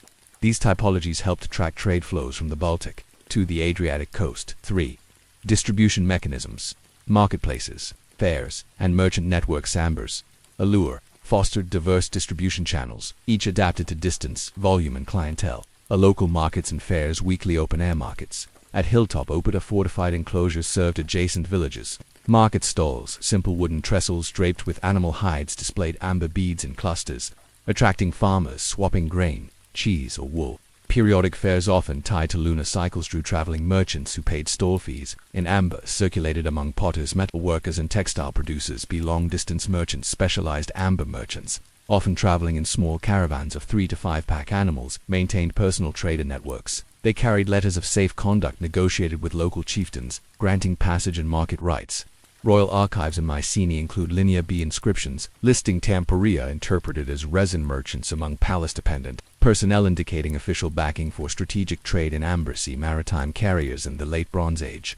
Maritime trade became crucial. Phoenician and Cypriot traders adopted small Adriatic and Ionian open boats, capable of beach landings. They traded Mediterranean goods, olive oil, amphorae, gold, jewelry, pottery at Illyrian coastal sites, returning with bundles of amber. Amphora tag marks reading by Cyprus, recovered at amber coast villages, suggest circuits linking the Levant, southern Italy, and the Baltic. This interlacing of land, river, and sea transport allowed amber to travel from forest to forge, to palace, carving out a trade matrix that prefigured later classical commerce. 4. Social dynamics, conspicuous consumption and power displaced. The rise of ornate amber ornaments corresponded with increasing social stratification. Elites and sumptuary graves in the Untice culture. Central Europe contain elaborate amber diadems and chest ornaments. These objects, often carefully curated sets of graduated beads, served as markers of lineage and alliance, passed down through generations. Sumptuary laws, though unwritten, likely limited amber use to chieftains, fostering its mystique and ensuring scarcity. Gift exchange and diplomacy. Amber featured in diplomatic gifting. A Hittite diplomatic text c. 1350 BCE describes an exchange. Great king of Mycenae sends to Hatazeli a diadem of gold and amber, a pledge of enduring friendship. Such elite gifts cemented alliances, demonstrating amber's role as both economic commodity and political. Tok. Religious patronage. Sanctuary treasuries, like those at Horion of Samos, accumulated votive amber offerings, plaques, beads, and carved amulets. Pilgrims presented amber as thanks for cures or divine favor. The temple at Pyrgi, Etruscan coast, includes gold and amber laminated tablets, inscribed bilingually in Etruscan and Phoenician, a material testament to amber's divine associations and cross-cultural reach. 5. Economic ripples. Bronze Age globalization. Before the term existed, amber trade networks illustrate a proto-globalization. Price convergence. Archaeometric analysis shows bead types of specific dimensions circulated from the Vistula to Sardinia with minimal variation, implying agreed standards and stable price ratios. Specialized itineraries. Merchant diaries inscribed on clay tags record routes. Vistula gives Varta, gives Danube, gives Sava, gives Adriatic, and on 2 roads or creature journeys spanning months but ensuring fresh supply. Technological spillover. Workshop techniques for drilling, polishing, dyeing amber with ochre washes spread alongside the resin itself, enriching local crafts and creating hybrid styles in Russia's forest steppe and Italy's Po Valley. These networks bound disparate societies into a web of mutual dependence long before iron swords or Roman roads unified Europe. 6. Unresolved threads, demand, supply, and the amber legacies. You imagine bead-laden traders trudging through night forests. Consider supply sustainability. Did Bronze Age communities manage resin sources, perhaps limiting bark, stripping, or grove clearing to ensure long-term amber availability? Or did demand outpace regeneration, spurring exploration deeper into the forests? Price shocks. How did communities respond to interruptions, stormless winters, river blockages, or conflict in amber supply? Did price spikes lead to alternative resin sources or synthetic imitations? Cultural transformations in regions newly introduced to amber. How did its arrival alter local artistic motifs, symbolic systems, and burial practices? Decline, transformation, and the fossilized legacy of amber trade. You've journeyed from Baltic shorelines where sap hardened into golden resin, through riverine flotillas, mountain port, and bustling Bronze Age workshops that honed amber into beads, inlays, and diadems. Now, we conclude this saga by tracing amber's descent from a luxury of chieftains and palaces to a commodity woven into classical empires, medieval markets, and modern curiosities. We'll examine how Bronze Age amber networks collapsed under new political orders, how Roman and later traders repurposed these channels, and how amber's luminous legacy endures in art, archaeology, and collective memory. 1. The twilight of amber empires. Political upheaval and trade. Disruption. By the late Bronze Age, around 1200 BCE, Europe faced a chain of crises. Climate shifts reduced resin yields, migrations and conflicts fractured territories, and palaces that once regulated long-distance exchange fell into ruin. A climatic and ecological strains. Pollen core analyzers from Baltic peat bogs reveal cooler, wetter intervals beginning circa 1300 BCE. Extended damp seasons hindered forest health. Sap flows slowed and resin production diminished. Simultaneously, human overharvesting of high-quality, resin-bearing pines likely strained local stands. Communities that once easily gathered nodules found supplies erratic, forcing them to venture farther inland at greater risk. B. Sociopolitical disruptions. Archaeological layers across Central Europe and the Adriatic attest to destruction levels in hilltop forts and princely tombs around 1200 to 1150 BC. These conflagrations, possibly triggered by migrating tribes or internal rebellions, shattered palace economies that had coordinated amber transport. With elites toppled and trade treaties broken, river and mountain routes fell into disuse, and regional workshops lost access to raw material. Amber, once emblematic of chieftains' prestige, briefly vanished from elite burials for a century or more. Emergence of new networks as political landscapes realigned in the early Iron Age. Smaller polities and tribal confederations began to revive amber trade on diminished scales. Illyrian and Dacian groups near the Adriatic rediscovered coastal gathering, supplying local artisans for northern Italian markets. However, without grand palatial sponsorship, amber craft fragmented into local styles, simple beads and rough-carved pendants reflecting decentralized exchange. This phase lasted until Roman expansion reintegrated former Bronze Age corridors into imperial commerce. 2. Roman revival, imperial amber flows and standardization. When Rome's legions marched into Gaul and the Danubian provinces 2nd century BCE, 1st century CE, they encountered faint memories of amber's past glory and the hollow channels it once coursed. The Romans recognized its enduring value and co-opted existing routes, standardizing and politicizing amber trade to suit imperial needs. Estate-sponsored amber imports. Roman import regulations, recorded in the Edict of Nero circa 60 CE, classified amber alongside tin and pepper as barbarian luxuries requiring customs duties. Provincial commissioners at Salona, Dalmatia and Aquila, northern Adriatic, maintained amber quotas and assessed purity, channeling revenues into military pay and public works. Official ships on the Classis Ravenna's fleet carried of imported Baltic amber, stored in port warehouses and distributed via Ionia and Appia to elite clientele in Rome, Naples, and Beyond. B. Craft workshops under imperial patronage. Rome's insatiable demand spurred new workshops in the empire's heart. Jewelers' quarters on the Esquiline Hill employed freedmen and immigrant craftspeople, Baltic-born Azari, Syrian glassworkers, and Gaulish metalsmiths who combined amber with glass paste, gold and silver. The Roman gem catalogues of Pliny the Elder describe amber variants, electric electrum that attracted straw when rubbed, and succinum prized for clarity, indicating connoisseurship and technical knowledge. C.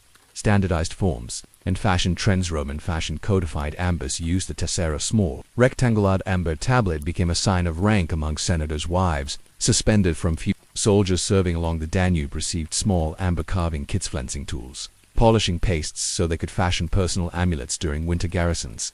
This soldier artisan practice renewed local craft traditions, melding them with Roman tastes for cameo-style carvings depicting gods and emperors. 3. Late antiquity and the medieval afterlife, pilgrimage, power, and preservationers. The Western Empire crumbled in the 5th century CE.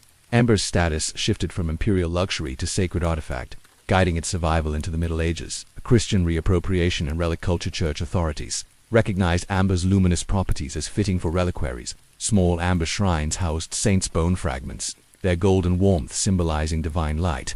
The amber chapel of St. Clement in Rome, rebuilt in the 8th century, featured amber mosaic panels framing mosaics of Christ's miracles, each pane sourced from the Baltic and shipped via Byzantine traders. B. Pilgrim trade and canting.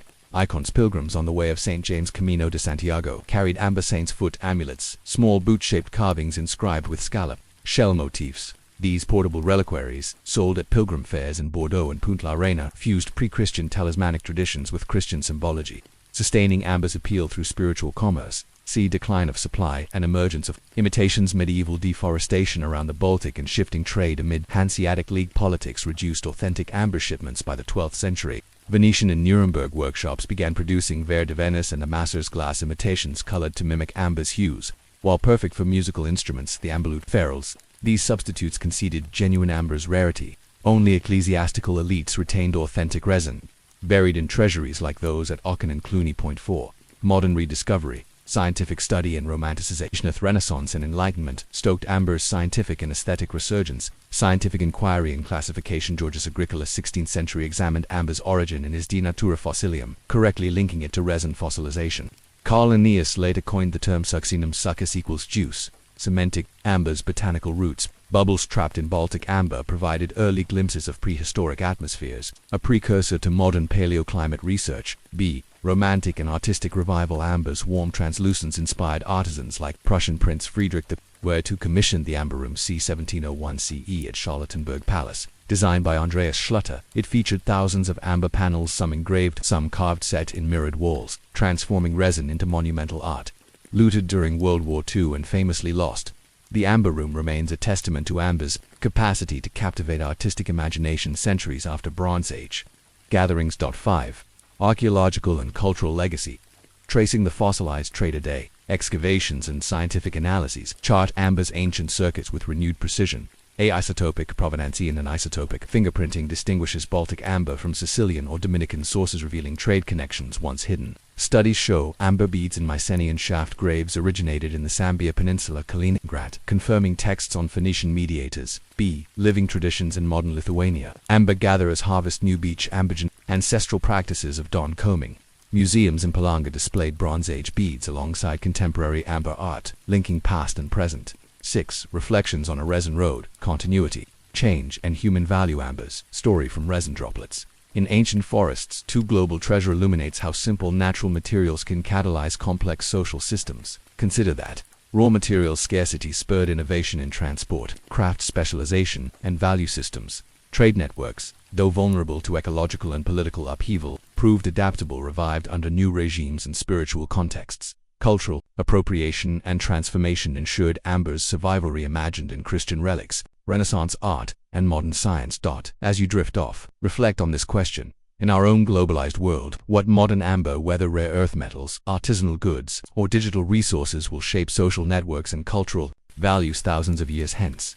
From springs to stones, the origins of medieval aqueduct engineering tonight, we leave amber's golden sheen and colonnaded Roman roads behind and descend into the quieter world of medieval waterworks. Across Europe's burgeoning towns clustered around hillforts, river fords, and coastal ports, water was life. But as population swelled from a few hundred to thousands between the 10th and 14th centuries, simple wells and cisterns could no longer sustain communities. Enter the medieval aqueduct, an ambitious, often tedious, network of channels, pipes, and stone conduits that carried fresh spring water over woodlands, fields, and marshes into town squares, monasteries, and castle keeps. In this first section, we'll trace how early medieval engineers identified water sources, planned gravity-fed routes, and mobilized labor and materials to build these silent wells, workaday marvels that shaped daily life in ways both mundane and profound. 1. Sourcing the springs, hydrography, and sacred waters in medieval Europe. Understanding local hydrography was part empirical observation, part folk wisdom. Village elders knew hidden springs by where willows and alders thrived in seemingly dry ground. Monastic chroniclers noted that saints often appeared at wells, sanctifying their waters, so water-seeking mixed the sacred with the practical. Spring surveys before construction, teams consisting of a master, mason, a Benedictine monk abbot providing theological sanction, and local villagers explored ridges and valleys at dawn, marking springs on parchment maps. They measured flow rates by submerging carved wooden stakes and noting how long it took to float leaves downstream, approximating liters per minute. Sanctification rites. Once a reliable spring was found, ideally one yielding at least 5,100 liters per hour. Priests performed simple blessings, sprinkling holy water, chanting psalms, and carving a small cross on the source rock. These rituals, recorded in abbey cartularies, ensured community support and framed the aqueduct as a divine gift, not just a civic project. Naming springs after St. Winifred's Well in Wales or St. Giro's source in southern France helped legitimize the works and sometimes attracted pilgrims, whose offerings offset maintenance costs. 2. Planning the grade. Medieval surveying without groma. While Romans used gromae and chorobates, medieval engineers relied on simpler, if imprecise, tools, water levels, and sightlines. Craftsmen used water in a trough, a wooden channel filled with water between stakes to check local level. Where troughing was impractical, they employed sighting posts to staff poles aligned by eye along a string, the string's tension indicating relative height if it sagged or rose. Measuring distances were paced by surveyors or who kept counts of double steps approximately 1.5 meters each between known landmarks. Some cathedral chapters recorded these counts in building accounts, noting from cloister gate to mill wheel 220 paces gradient targets. Medieval texts suggest a desired minimum slope of 1 to 1,001 meter drop per kilometer, ensuring water movement without excessive velocity that could erode stone channels. Abbot Suger's 12th century notes on St. Denis's waterworks cite just such specifications. Reconciling imprecise tools demanded practical adjustments. As stone channels were cut, Work gangs tested flow by pouring small barrels of water and observing pool levels along the channel, tweaking stone bedding as needed. A slow, iterative process described in town accounts of Antwerp 13th century. 3. Community mobilization, labor, materials, and guild structures. Building an aqueduct required more than skilled masons. It demanded coordinated effort across social strata, civic levies and tithes. Town councils, imposed by mayors or bishops, issued corvée orders. Each household within 2 miles owed 2 days of labor per year on public works. Exemptions existed for clergy, nuns, and the infirm. Records from 12th century Montpellier show detailed rosters of citizens rendering service to dig flumes and carry stones. Craft guild participation. Masons' guilds oversaw quarrying and carving. Stone for aqueduct channels. Often limestone or sandstone came from local outcrops. Guild ledgers list block sizes, cutting costs, and kill red mortar supplies. Lime, sand, ash. Carpenters' guilds produced wooden molds for vaulting, and blacksmiths forged iron clamps and cover grates to secure channel lids. Monastic workshops in many towns. Monasteries contributed skilled labor. Cistercian abbeys in Burgundy, famed for hydraulic expertise, dispatched lay brothers to advise nearby towns charting routes, training guild members, and donating small sums from tithe revenues. The synergy of civic obligation, guild regulation, and monastic supervision ensured that the massive effort, often stretching over decades, remained sustainable and rooted in local community structures. 4. Construction techniques, channels, arches, and covered conduits. Aqueduct designs varied with terrain, materials, and access to skilled labor. Open stone flumed channels in gentle valleys. Builders carved shallow U-shaped troughs into bedrock or assembled stone slabs sealed with lime mortar. Working from the spring downward, masons laid stones with a slight batter inward slope for stability. Open channels allowed easy debris clearance, a critical maintenance advantage. Vaulted tunnels. When crossing hills or under urban districts, engineers tunneled short sections. Manual picanchisal work advanced headings a few meters at a time, using horizontal timbers as supports. Tunnels were lined with brick or stone vaults, sealed with hydraulic mortar incorporating ash where available to resist seep. These subterranean passages often formed the heart of aqueducts, protecting water from contamination and theft. Arcuate bridges spanning ravines. Stone-arched aqueduct bridges rose on piers of local stone, though smaller than Roman aqueduct arcades. Medieval arches, often semicircular, supported narrow flumes atop Fusquoire's guild records from the 13th century Loire Valley detail costs of stone cutting for arches in 2-meter spans, using leaded saddle joints to seal the channel floor. Covered wooden conduits in heavily forested areas would serve as a quick solution. Hollowed logs, sometimes up to 30 centimeters in diameter, were joined end-to-end and sealed with pitch. Though prone to rot, these pipeways could be replaced rapidly.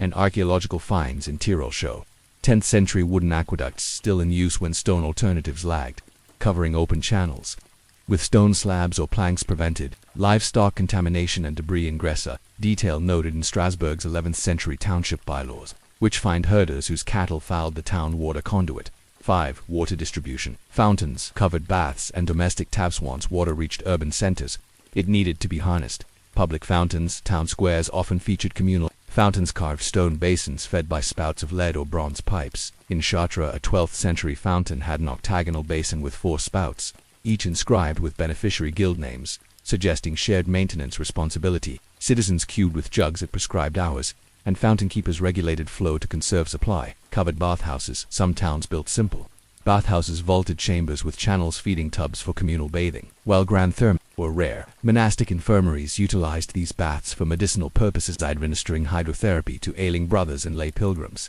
Accounts from Canterbury's monastic records describe baths filling and draining in under 20 minutes and impressive hydraulic feat. Domestic implements. Wealthier homes boasted lead pipes, fist-sized bores, feeding cisterns and basins. Intarsia of ceramic pipes survived in Normandy's chateau ruins, showing rudimentary shut-off valves, wooden stoppers wedged into spigots. These distribution systems reflect a nuanced understanding of pressure and flow. Public fountains sited at the lowest urban points, bathhouses slightly higher, and domestic taps often on upper floors, exploiting gravity head rather than pumps. 6. The human impact. Health, industry, and urban growth. Reliable water altered medieval urban life. Public health. Access to clean spring water reduced reliance on polluted wells and surface streams, decreasing waterborne diseases. While medieval miasma theories prevailed, monastic infirmaries measured better patient outcomes associated with aqueduct-fed baths and lavatories. Industrial used tanneries, fulling mills, and breweries harnessed aqueduct flows, protected spring water gentle on hides, improved leather quality, while fullers used water to rinse wool and produce dense cloths.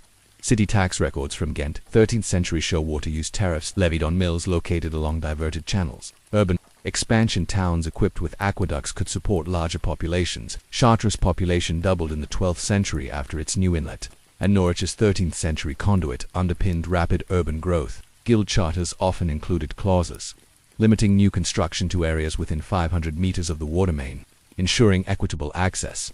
The provision of water thus became a critical marker of civic vitality, prompting rival towns to emulate successful aqueduct schemes and elevating municipal prestige. Point 7. Open questions, documentation, decline, and memory. Though we've covered nuts and bolts details, mysteries endure. Documentary gaps, few original engineering logbooks or charted blueprints survive. How did medieval masons transfer design knowledge via oral instruction, pattern books, or itinerant master mason guilds? Maintenance practices, while communal bylaws reference cleaning schedules, the daily routines of aqueduct keepers remain obscure. Did they operate like Roman curatores virum, or more like monastic cellarers with water-specific roles? Cultural memory.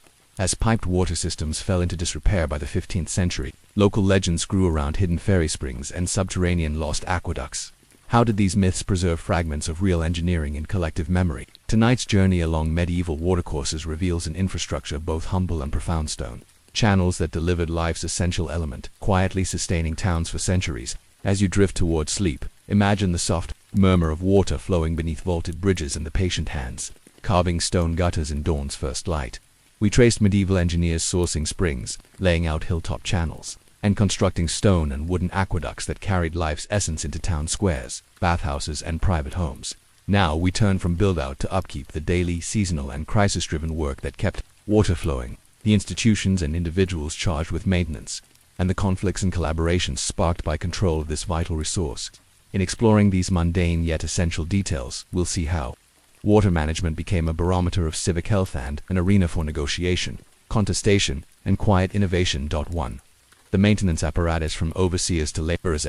Institutional frameworks. Most medieval towns organized aqueduct care under a composite system blending municipal, ecclesiastical, and guild responsibilities. Civic authorities, water wardens, equerry, often magistrates appointed annually, charged with supervising overall water supply. Town charters from Elbeck 13th c. list a quarry among key officers, alongside mayors and burgesses. Their duties included convening monthly inspections and arbitrating disputes over water rights. Council committees in larger cities. Florence, Paris's councils established standing committees, multi-member bodies that reviewed aqueduct reports, approved budgets for repairs, and contracted specialized craftsmen for major works. Religious institutions, monastic custodians, abbeys and cathedral chapters sometimes held rights to water rights, appurtenant easements, in exchange for maintaining upstream springs or sections of channel passing through monastic lands. Their cellars recorded repair activities alongside tithing accounts, revealing how monastic economies intertwined with public waterworks confraternities. Lay religious groups such as Florence's Compagnia dell'Acqua included citizens who pooled resources to maintain neighborhood fountains and baths, framing water service as a pious duty. Craft guilds, masons guilds, responsible for stone channel repair, arch repointing, and vault stabilization. Guild records from Ghent 14th c. show annual dues earmarked for purchase of new lime and sand mortar and for organizing guild repair days when master masons and apprentices cleared and repointed a fixed length of conduit. Carpenters guilds managed wooden conduit sections, replacing rotten logs, resealing pitch joints, and installing temporary cribwork scaffolding to support stone arches when adjacent timbers decayed. This tripartite framework balanced centralized oversight with local expertise, ensuring that routine tasks and emergency interventions alike had clear chains of command. B. Workforce and skill levels. Aqueduct maintenance drew on a layered workforce. Master masons and engineers, trained through apprenticeship, with decades of experience, they judged structural integrity, designed bypass channels during repairs, and crafted custom stone pieces. Journeymen and apprentices performed hands-on labor cutting stone, mixing mortar, and assembling wooden scaffolds. Their journeyman certificates sometimes included a waterwork component, demonstrating competence in reading gradient and setting channel beds. Unskilled laborers, local villagers, bound by corvée obligations or paid day wages, filled ditches, carted mortar, and cleared overgrowth. Their labor was often supervised by a water foreman, an artisan rewarded with small fee or exemption after completing a set number of workdays. Specialists, lead workers for pipe fabrication, lime burners for producing hydraulic mortars, and blacksmiths for forging iron clamps and inlet grates. Their contribution, though less continuous, was critical when valves clogged or lead pipes corroded. Seasonal hiring patterns emerged: more laborers in spring and autumn for heavy repairs, fewer in winter when water demand dropped and channels risked freezing. Guild accounts note repair feasts at harvest time, when masons and carpenters celebrated completing major projects. 2. Routine maintenance tasks. The annual calendar medieval aqueduct caretaking followed a predictable cycle aligning with environmental rhythms. Early spring, clearing debris and inspecting winter-damaged vegetation removal. Roots of weeds and grasses forced their way into open channels. Laborers wielded iron hooks and wooden rakes to scour moss and detritus. Guild ledgers record that each mason cleared 3 10-meter sections per day. Ice damage assessment. Frozen water expanded cracks in stone joints. Once thawed, foremen marked fissures with chalk for masons to repoint mortars or replace broken slabs. Temporary wooden plugs sealed leaks until full repairs could proceed. Summer. Channel realignment and structural repairs. Slope regrading. Rainstorms washed away aggregate and root ratio-like layers beneath stone slabs. Using site leveling with water troughs, engineers reset bedstones to maintain the 0.1% gradient. Arch and tunnel work. Under protective awnings, masons replaced weathered voussoirs, applied fresh hydraulic mortars to arch joints, and installed small inspection hatches within trapdoors set into vaults to allow interior clearing of silt. Valve and spigot servicing. Lead spigots feeding fountains required disassembly, cleaning, and the occasional recasting. Blacksmiths' invoices note 12 recastings per year per fountain cluster, indicating the high wear rates on these metal fittings. See autumn pre-winter preparations. Channel sealing. Every loose slab received a final mortar coat to limit frost penetration. Spring. Box maintenance. The initial collection box at the spring source, often a stone cistern, was drained, desilted, and its wooden sluice gates oiled against freezing. Inventory and budgeting. A quarry submitted written reports listing material needs, sacks, timber beams, iron straps for the upcoming year. Town councils allocated funds accordingly, sometimes diverting taxes from grain or livestock sales. Winter, emergency patrols and planning patrol assignments. Small teams checked for burst conduits or vandalism, animal damage in forest flumes. Theft of lead covers. Findings logged in council minutes and addressed rapidly to prevent prolonged outages. Technical review. Master masons met with monastic scholars to discuss innovations: new linseed oil mixed mortar, collapsible wooden scaffolding, or siphoned designs for valley crossings. This regimented cycle sustained water supply through centuries of climatic variation and demographic growth, demonstrating the resilience of medieval civic engineering. 3. Crisis management. Droughts, floods, and sabotage. Aqueducts were vulnerable to extremes, testing the limits of medieval organization. A drought response extended dry spells, curtailed spring yields. Towns facing low reservoirs implemented rationing. Fountain keepers reduced flow to a trickle, diverting more water to critical users. Baths, hospitals, mills. Guild records from Avignon 1321 show decrees forbidding private fountain use until public supply normalized. Desperate civic councils considered tapping secondary springs and digging emergency wells, but wells were slow to sink and risked contamination. Flood damage. Heavy rains ripped away channel linings and buried open flumes and debris. Emergency depots stocked with timber planks and stone slabs were vital for major overflows. Masons constructed temporary wooden flumes, elevated carcasses supported on trestles, restoring supply within days. Chronicler Guillaume de Nangus recounts that in 1283, Paris's aqueduct over the Biava River collapsed. By cobbling a timber bridge and wooden conduit in 10 nights, the city averted health crises. See sabotage and vandalism. Rival towns sometimes targeted aqueducts in conflicts over water rights. In 1194, during commune wars in northern Italy, Bolognese partisans dammed canals leading to Modena's reservoirs, forcing an expensive and dangerous winter repair. Legal codes evolved to punish aqueduct sabotage with heavy fines and corporal penalties, reflecting water's critical strategic value. These crises prompted legal reforms, redefining water as a public trust and codifying repair obligations, rooting aqueduct maintenance in civic identity as much as technical necessity. For evolution of technology, innovations in materials and design. While many techniques remained consistent, incremental innovations improved longevity and efficiency. Mortar advancements, hydraulic additives inspired by Roman pozzolana. Some medieval builders mixed crushed brick or volcanic ash from imported cargo at ports like Venice into lime mortar, creating more water-resistant joints. Chapel records at Padua note shipments of redstone ash from the Adriatic islands, prized for enhancing mortar resilience. Organic additives. Monastic texts mention adding animal blood or animal fat tallow to mortar, slowing setting time and improving flexibility under freeze-thaw. CYCLESB metal. Reinforcement landline channels. In critical urban sections under marketplaces and near mines, engineers used thin lead sheets 1 to 2 millimeters to line channels, preventing erosion. These required skilled plumbers to solder joints and secure lead into grooves, tasks recorded in blacksmith guild rolls. Iron anchors and ties. Stone arches received iron tie rods to resist lateral thrust. Some medieval aqueduct ruins bear crosshead tie rod ends on arch faces, whispering of advanced understanding of structural mechanics. C. Siphon use in valleys. While rare, some ambitious builders experimented with inverted siphon principles. Sealed, lead-lined stone pipes funneled water down one valley wall and up the opposite side, relying on hydraulic pressure. A 14th-century abbot of Wenserdon's treatise describes such a system crossing a minor gorge, a Spartan effort that quickly fell out of favor due to lead corrosion and maintenance challenges. 5. Socio-political dimensions. Water as power and privilege. Control over water supply became entangled with governance and social hierarchy. Water privileges. Wealthy households sometimes negotiated private spigots, lead pipes, branching from public channels, paying hefty fees. Council minutes from medieval Bruges, the 15th c. list elite tax exemptions for the baron's private fountain, showcasing the linkage of water access and social status. B. Legal disputes. Court records brim with cases over water allocation, millers suing for upstream intrusions that reduced wheelpower, artisans contesting water diversions for tanneries that fouled communal channels.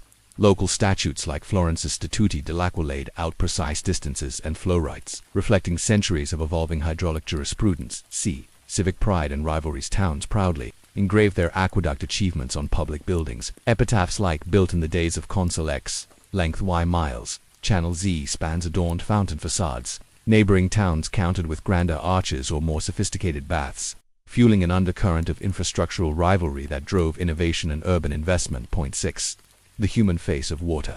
Work. Stories from the channel. Amid these technical details, personal narratives emerge. Brother Robert of Westminster, 1237, a monk assigned as spring custodian, whose diary records midnight excursions measuring channels by lantern and compassionate provision of water to destitute beggars at fountain basins. Magdalene, the mason's widow, in 14th century Lincoln, after her husband's death working on the cathedral aqueduct, she petitioned the guild for her daily corvée exemption, receiving compassionate dismissals and a small pension demonstrating social care within the water community. Jock, the waterbird, 1368, a nimble artisan renowned for crawling into narrow tunnels to clear blockages. His exploits rescuing trapped infants and disentangling military powder canals became local legend. Immortalized in a stained glass window at Chartres depicting a winged hound beside a spout, such stories remind us that behind every vaulted conduit and stone arch stood individuals whose labor and ingenuity shaped medieval life in silent yet profound ways. Point 7.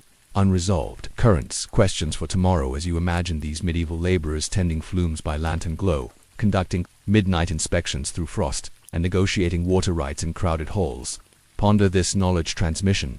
How did heraldic engineers pass down subtle design refinements, gradient tweaks, arch profiles across generations before print culture, integration with emerging technologies? Did aqueduct builders ever experiment with early pumps, Archimedean screws, or Persian wheels to augment gravity flow? Perhaps in hillside monasteries, enduring lessons in our modern age of pipes and pumps. What can we learn from medieval craft systems, local materials, community engagement, and cyclic maintenance that might inform sustainable water management today? The rise, decline, and lasting imprint of medieval aqueducts. You've seen how medieval towns sourced springs, built conduits, and organized fleets of laborers to maintain the silent flow of water. In this final section, we'll trace how aqueducts shaped urban life and governance at their height, examine the crisis, war, plague, political upheaval that undermined them, and explore the archaeological and cultural legacies they left behind. In reflecting on centuries of water management, we uncover enduring lessons about community, technology, and the fragile thread that runs from source to spigot. 1. Aqueducts as pillars of civic identity and governance. By the 13th century, in many European towns, aqueducts were not merely infrastructure but symbols of municipal pride and authority. Charters and legal codes. Town charters codified water rights. For example, the 1285 Lübeck town law included a dedicated chapter on aqueduct privileges, defining who could draw water, at what hours, and what penalties awaited those who polluted or damaged channels. The mere presence of such articles underscores aqueducts' central role in civic governance. Ceremonial role. Annual festivals like the Feast of the Fountain in Girona celebrated the aqueduct's patron saint with processions that followed the watercourse from spring to town square. Citizens adorned channel outlets with garlands of flowers and released lit candles to float downstream, symbolically purifying the source and reaffirming communal bonds. Intercity diplomacy. Aqueduct expertise became a tradable asset. City-states like Pisa and Florence exchanged master masons and hydraulic texts as part of political alliances, sending teams to assist in drought-stricken towns in return for military support or trade concessions. These practices turned aqueducts into civic cornerstones, binding residents through shared infrastructure, legal frameworks, and ritual observances. 2. crisis and collapse, war, plague, and political fragmentation, just as aqueducts rose on waves of cooperation. They faltered under the twin blows of conflict and disease, a warfare and destruction, disease and sabotage during the 100 Years' War, 1337 to 1453. Aqueducts into Poitiers and Orleans were prime military targets. Besieging armies cut open channels to deprive defenders of water. Chroniclers record that in 1428, the English dismantled 15 arches of the Poitiers aqueduct, forcing townspeople to resort to contaminated wells. Fortification reuse. Some aqueduct bridges were repurposed as castle extensions, blockhouses built atop arches, altering their hydraulic function and accelerating collapse. Once militarized, channels lost public access, further undermining civic water supplies. B.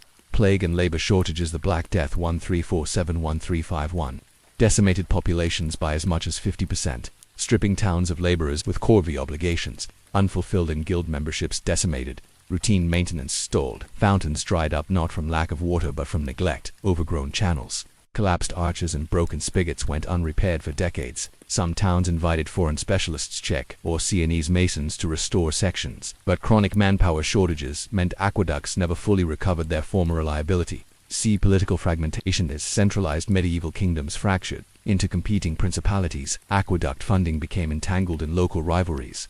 Bishops withheld tithes earmarked for waterworks when town councils defied ecclesiastical authority. Merchant guilds, chafing under increased tolls for maintenance costs, sometimes obstructed repairs. By the 15th century, many aqueducts existed only in name, furniture and fragments repurposed in mills, chimneys, or garden grottoes. 3. Continuity and adaptation. Wells, pumps, and Renaissance revival. Despite widespread decline, water needs specific new technologies emerged to fill the void. Deep wells and cisterns. In the absence of aqueducts, towns dug deeper wells. Techniques from mining, rock hoisting, timber shoring enabled shafts exceeding 30 meters, while houses incorporated windlasses and treadwheel cranes to lift buckets. Public well squares like those in Crackle and Toledo became the new focal points of water distribution. B. Mechanical pumps and water wheels. Renaissance engineers revisited hydraulic principles. In Nuremberg, 16th c. Pseudo-Agostino's pump design based on suction and piston action drew water from deep cisterns into rooftop tanks. In northern Italy, water wheels powered chain pumps, lifting water into garden grottos and villa fountains. These devices, while expensive, signaled a shift toward mechanical abstraction of water supply, a bridge between gravity-fed aqueducts and modern pressurized networks. C. Reuse of aqueduct remains in places like Besançon and Avin. Stone arcades were stabilized and repurposed as viaducts for roads and later railways. In Seville, 16th century engineers reactivated sections of the medieval aqueduct to supply the Alcazar gardens, blending old channels with new Renaissance arches. 4. Archaeological rediscovery and conservation. From the Enlightenment onward, medieval aqueducts attracted scholarly interest, leading to preservation efforts. Early documentation. 18th century antiquarians like Richard Parkhook in England and Benoît de Mellet in Provence drew maps of ruined channels, noting their courses through fields and forests. Their field diaries, held in national archives, formed the basis for later topographic studies. 19th century excavations. With the rise of archaeology as a discipline, volunteers and scholars unearthed buried conduits in monasteries and castles. The Société Française d'Archéologie published reports in the 1840s on French medieval aqueduct remains, calling attention to their engineering sophistication. Modern conservation. Today, several medieval aqueducts are protected as cultural landmarks. Spain's aqueduct of Santa Clara and Portugal's aqueduct of Pegues showcase preserved arcades and channels. Conservationists face challenges balancing preservation with local development. A medieval stone channel may obstruct modern road expansions, yet its heritage value demands careful integration.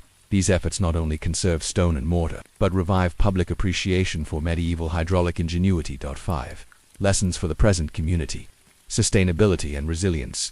The story of medieval aqueducts offers timely insights. Local engagement, effective maintenance depended on clear roles. Water wardens, guilds, and residents all invested in shared stewardship. Modern water utilities can similarly benefit from community-based monitoring and transparent governance.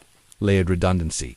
Medieval networks included springs, wells, cisterns, and bathhouses, multiple water sources, reducing vulnerability. Today's infrastructure should incorporate similar redundancy to withstand droughts, contamination events, or system failures. Adaptive reuse, repurposing aqueducts, remains for transportation or garden features, exemplifies sustainable reuse of legacy infrastructure. Urban planners might similarly integrate historic structures into contemporary green corridors or cycling paths, marrying heritage with utility.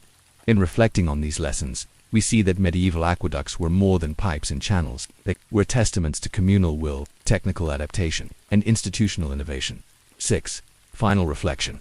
Streams of memory and the flow of time as you drift into sleep. Picture a water warden tracing the channel by lantern, stones cool underfoot, moss softly damp. Hear distant chants from the convent where nuns pray by the fountains. Smell lime mortar drying in the sun. Feel the slight tremor of a water wheel in the mill beyond the town walls. These are the quiet rhythms of an age shaped by water's patient, unceasing flow. Consider this lasting question. In our own era of megaprojects and digital sensors, how might we honor the medieval aqueduct spirit, embracing humility before nature's gradients, fostering shared responsibility, and weaving community values into the very stones that carry our most essential resource? Foundations in stone and timber, the dawn of medieval bridgecraft. In it, we journey into a quieter but no less world-shaping feat of engineering.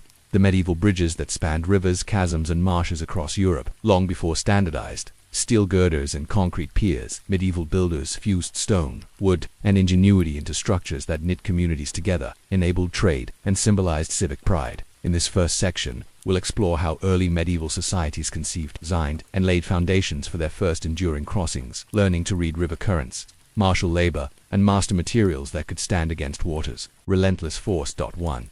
The need to cross. Commerce, pilgrimage, and military strategy in the early Middle Ages. Roughly 6th through 10th centuries see Europe's political landscape fractured into small polities, monastic domains, and emergent towns. Travel by foot or pack animal followed well-trodden fords and ferries. But these crossings were seasonal and perilous. Spring thaws and floods, snow melt swelled streams into walls of ice and water, sweeping away unguarded bridges or rendering fords impassable. Mercenary movements, regional lords, needed reliable crossings to deploy mounted troops. Swiftly choosing crossing points could decide the fate of skirmishes and castle sieges. Pilgrimage routes, sites like Santiago de Compostela, Rome, and Jerusalem drew devout travelers. Safe, fixed bridges offered not only convenience but spiritual reassurance that God protected their journeys. By the 11th century, growing trade in salt, wool, wine, and grain demanded steadier routes. Toll-collecting intermediaries, often local lords or ecclesiastical chapters, realized that a permanent stone or timber bridge conferred both economic advantage and jurisdictional authority. Control of a bridge meant control of the lifeblood of commerce, with revenues flowing from merchants obliged to pay dues for passage. 2. Survey and site selection. Reading the river's mind before any construction began. Medieval builders, frequently master masons in the service of a monastery, bishopric, or burgher commune, conducted rudimentary hydrological surveys, ACS, flow assessments, seasonal observations over 2 or 3 seasons. Teams monitored water levels by marking stones at frequently flooded banks, noting maximum rise marks and current speeds. Scour and sedimentation tests. By tying ropes to logs and submerging them at prospective pier locations, they judged how quickly the ropes grew coated, indicating areas of heavy sedimentation that could undermine foundations. B. Substrate examination. Shallow bore probing using sharpened ash poles tested riverbed consistency. A firm gravelly or bedrock bottom promised stable piers. Soft silt and deep mud required pile foundations or avoidance altogether. In some cases, such as the medieval bridge at Pontevean in Brittany, builders traced ancient Roman crossing points, reusing known solid substrata. C. Alignment planning. Although medieval engineers lacked the grammar, they used sightlines over fixed landmarks, church steeples, hilltops, or carved wooden poles driven into riverbanks.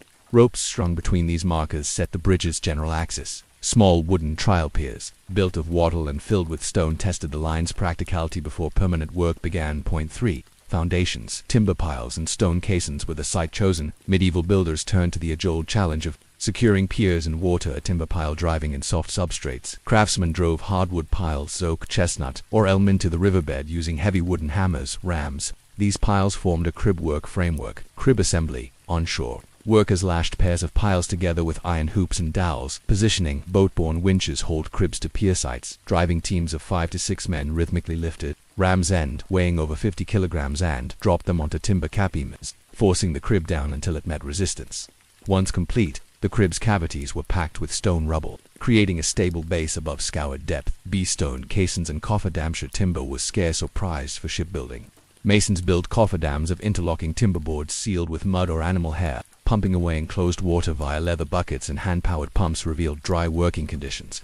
Within the cofferdam, masons cut limestone or sandstone blocks, often dimensioned roughly on shore, and laid them in lime mortar to form solid pier cores. After curing, the cofferdam was dismantled and the pier stood exposed to the flow. Examples include the 12th century Pont Valentra at Cahors, whose sturdy hexagonal piers rise from deep marsh and water, testament to robust cofferdam work and skilled stone cutting. 4. Superstructure, linking piers with spans of wood and stone with piers in place. Builders tackled the spans, the arches or beams that carried the deck, a wooden beam, bridges and smaller crossings.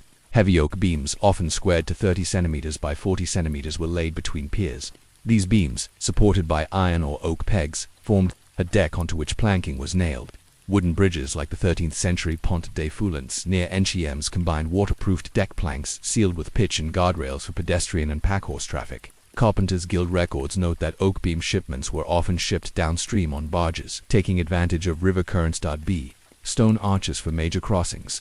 Masons turned to the semicircular or pointed archage suited to different structural demands, scaffold and centering. Carpenters erected elaborate wooden centering, a false work of beams and props shaped to the arch's curvature. This centering supported the voussoirs, wedge-shaped stones. As they were placed, voussoir cutting. Each voussoir was individually cut to precise angles, often by itinerant journeyman masons who carried templates and calipers. Local quarries supplied stones. Sometimes material came from demolished Roman structures, reusing marble and travertine. Keystone placement, the final central keystone, often carved with a mason's mark or consecrated with a Latin inscription, locked the arch. After final mortar setting up to several weeks, carpenters removed centering, triggering the arch to bear its own weight. Bridges like the 14th century Pont Saint-Benazet at Avignon, whose elegant pointed arches span the range. The transition from purely semicircular to more Gothic-influenced forms, accommodating higher loads and longer spans. 5. Decking and surface, ensuring durability and usability. Well-constructed substructure could fail without proper decking and drainage. Paving the deck, builders laid irregular cobbles or roughly hewn paving stones, known as sets, directly atop splayed arch span. The surface was crowned slightly to shed rainwater toward side gutters. Drainage channels. Small stone channels cut into the deck edges collected runoff, leading it through spouts called sacrificial gargoyles away from vulnerable arch joints. These spouts often doubled as decorative elements, carved with lion heads or foliate designs. Timber parapets and railing, iron-fastened oak rails, protected pedestrians and animals from accidental slips. In winter, towns crewed bridge sweepers to clear ice and snow, sometimes applying sand or fine gravel sourced from riverbanks. To improve traction. Guild statutes from medieval liege prescribed that any paver dropping a paving stone into the river had to replace it at his own cost, a small but telling regulation to ensure diligent workmanship. 6. Labor organization and financing, tolls, guilds, and civic funds constructing even a modest bridge stretched resources, human and financial purveyance rights and quotas. Lords or civic councils issued orders requiring local villagers to supply cart oxen, quarry teams, or free labor for set days per year, much like aqueduct corvée. Exemptions for widows or clergy provided social relief. Toll collection, bridges, often instituted pontage tolls levied on travelers. A medieval charter from Dijon 1230 stipulates a half denier for a laden horse, a quarter for a pedestrian. Funds went into a dedicated bridge chest, overseen by elected trustees who authorized repairs and maintenance. Guild sponsorship in some cities. Guilds took on bridge portions matching their trade's needs. Tanner guilds funded repairs of timber deck sections, while masons guilds underwrote pier repointing. In return, guild insignia and acts for carpenters, a trowel for masons, were carved into spandrel stones, granting collective pride and permanence. Records from Pavia's bridge rebuilt in 1330 detailed precise accounting: 120 lira from tolls, 60 lira from woolweavers guild, 40 lira contributed by the bishop. This mosaic of funding underscores how bridges united diverse interests around a common good. 7. The bridge in daily life, commerce, ceremony, and conflict. Beyond their physical form, medieval bridges shaped social rhythms. Markets on the bridge. Wider spans often hosted daytime markets. Stallholders set up wooden tables mid-span selling fish, bread, and candles. Venetian bridges over the Grand Canal later institutionalized this practice, but it has roots in earlier northern Italy, where space atop stone. Arches served as prime real estate. Religious ceremonies. Some bridges bore small chapels at their approaches. Travelers paused to pray for safe passage. Weddings, processions crossed under carved arches symbolizing divine protection. In Rutherford, England, an 11th century bridge chapel dedicated to St. Michael still stands, its small nave once filled with votive offerings, military choke points in times of war. Defenders gated bridge entrances with heavy wooden portcullises suspended by iron chains. Knights on mounted patrols controlled shores, collecting tolls or restricting movement, turning a structure of connection into one of control. Through these varied uses, the bridge became more than stone and timber. It was a stage for daily commerce, communal ritual, and the dramas of power. 8. Unresolved spans, questions for future exploration. As you picture carpenters raising centering beams in dawn's gray light, and masons carving keystones beneath a warm sun. Ponder these lingering mysteries. Design transmission. How did bridge-building knowledge travel between regions by itinerant master masons, monastic networks, or illustrated pattern books? Material choices in areas lacking good stone, such as lowlands of Holland. How did builders adapt on timber piles, brick-lined arches, or even earthen causeways to create durable crossings? Archaeological gaps. Many medieval bridge ruins lie beneath modern roads or river channels. What undiscovered foundations, inscriptions, or masons' marks await rediscovery, promising deeper insights into these hidden networks? Tonight, we've laid the groundwork for the story of medieval bridgecraft and art of reading water, shaping stone and organizing communities around a lifeline spanning river and valley alike. As you drift toward sleep, imagine the creak of timbers, the ring of hammer on chisel, and the soft rush of water flowing beneath your feet. Carrying your dreams across the hidden spans, we'll continue to explore or trace how medieval builders surveyed rivers, assembled timber cribs and stone piers, and laid the foundations for bridges that linked fractured polities and growing towns. Now, we delve beneath the cobbles and beams to understand the full machinery of medieval bridgecraft, the evolving designs of arches and spans, the organization of multi-year projects, the financial models, tolls, donations, and guild contributions that funded construction, and the often overlooked conflicts and compromises between lords, clergy, and commons over these vital crossings. 1. Advancing the arch, from semicircle to pointed spanner. The semicircular legacy. Early medieval builders inherited the Roman semicircular arch, robust, well understood, and adaptable. Workshops maintained wooden templates replicating the common radii 3, 4, or 6 meters seen at Logwood Bridge c. 1050. France. 3 semicircular arches spanning the river Creuse, each 4 meters wide. Local sandstone voussoirs, hand-dressed by itinerant English masons, bear traces of masons' marks, simple crosses, and initials signaling assembly orders. Catterick Bridge, 11th C. England, featuring 2 semicircles crafted from reused Roman stones. Its foundation re-emphasizes ring-anky construction that locked arches into self-supporting vaults. Semicircles demanded sturdy centering frameworks, yet their geometry distributed thrust predictably into piers and abutments. B. The pointed Gothic revolution. By the 12th century, masons across northern France began experimenting with the pointed arch, taller, narrower, and self-centering ponte chains. 12th C. Leggett's 2 pointed arches, each spanning 6 meters, rose more steeply and required less centering height. Masons used modular templates to straight rulers meeting at the apex to mark voussoir shapes, accommodating irregular site geometries and allowing for longer spans with reduced foundation footprints. Limehouse Bridge, late 13th C. London. A single pointed arch of 8 meters opened a clear channel for barges, illustrating that Gothic profiles facilitated combined road and river traffic. Pointed arches also enabled slimmer piers, decreasing obstruction to flood flows and reducing scour risk. The shift from semicircle to pointed form thus represents both aesthetic preference and pragmatic adaptation to hydrological realities. 2. Project scale and timeline. Years in the making. Building a substantial stone bridge was a multi-year endeavor. Town records often span decades, chronicling stages of work. Year 1 to 2. Site preparation and foundation survey. Teams marked pier lines with wooden stakes, cofferdams erected, piers driven or casoned, rough rubble infill stabilized piers above scour depth. Year 3 to 5. Pier and abutment construction. Ashlar blocks raised, set in lime mortar mixed with coarse sand and animal hair. Iron tie rods anchored adjacent piers across newly laid foundations. Mason Guild apprentices carved masons' marks and inscribed donor names on select stones. Year 6 to 8. Arch erection and centering removal. Wooden centering, assembled from elm and oak, often reused from previous arches. Voussoirs placed in mortar bed, culminating in keystone laying ceremony. Clergy blessing invoked for stability after mortar cure. Centering removed slowly. Masons inspected for settlement, inserting lead wedges where necessary. Year 9 to 10. Decking parapet and finishing paving sets laid. Side gutters and gargoyles installed. Parapet walls built to waist height, often featuring sculpted heraldry or religious iconography. Final layer of pitch or resin applied to limit stone weathering. Despite this rough schedule, interruptions from warfare, plague, and funding shortfalls often delayed completion for decades.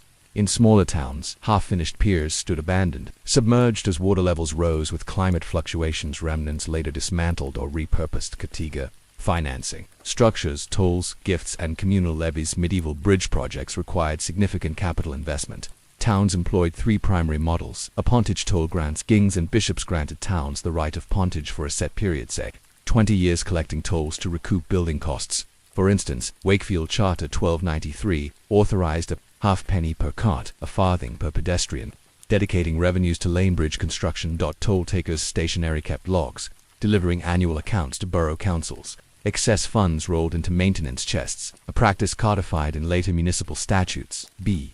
Guild contributions. Craft and merchant guilds recognized that bridges boosted trade, so they often underwrote construction. Wool merchants of Ghent, 14th C, assigned 5% of annual guild dues to bridge works. Records show their banners displayed atop completed arches as a testament to civic philanthropy. Tanners and furriers of Pistoia offered leather hides and oak beams in kind, valued as equivalent monetary contributions.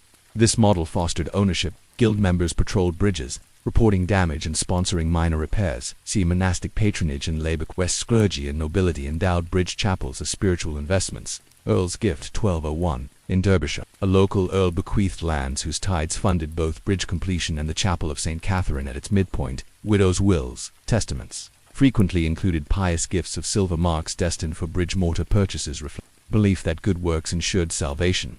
Collectively, these streams blended to underwrite both initial builds and ongoing upkeep, embedding bridges in the fabric of medieval economies and beliefs. For maintenance regimes, keeping spans intact bridges demanded vigilance, as constant moisture and traffic inflicted wear. Seasonal inspections at the end of each winter.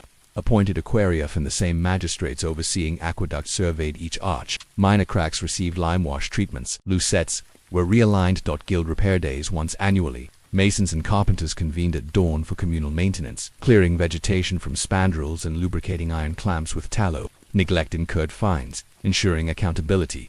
Emergency patching in floods or siege damage.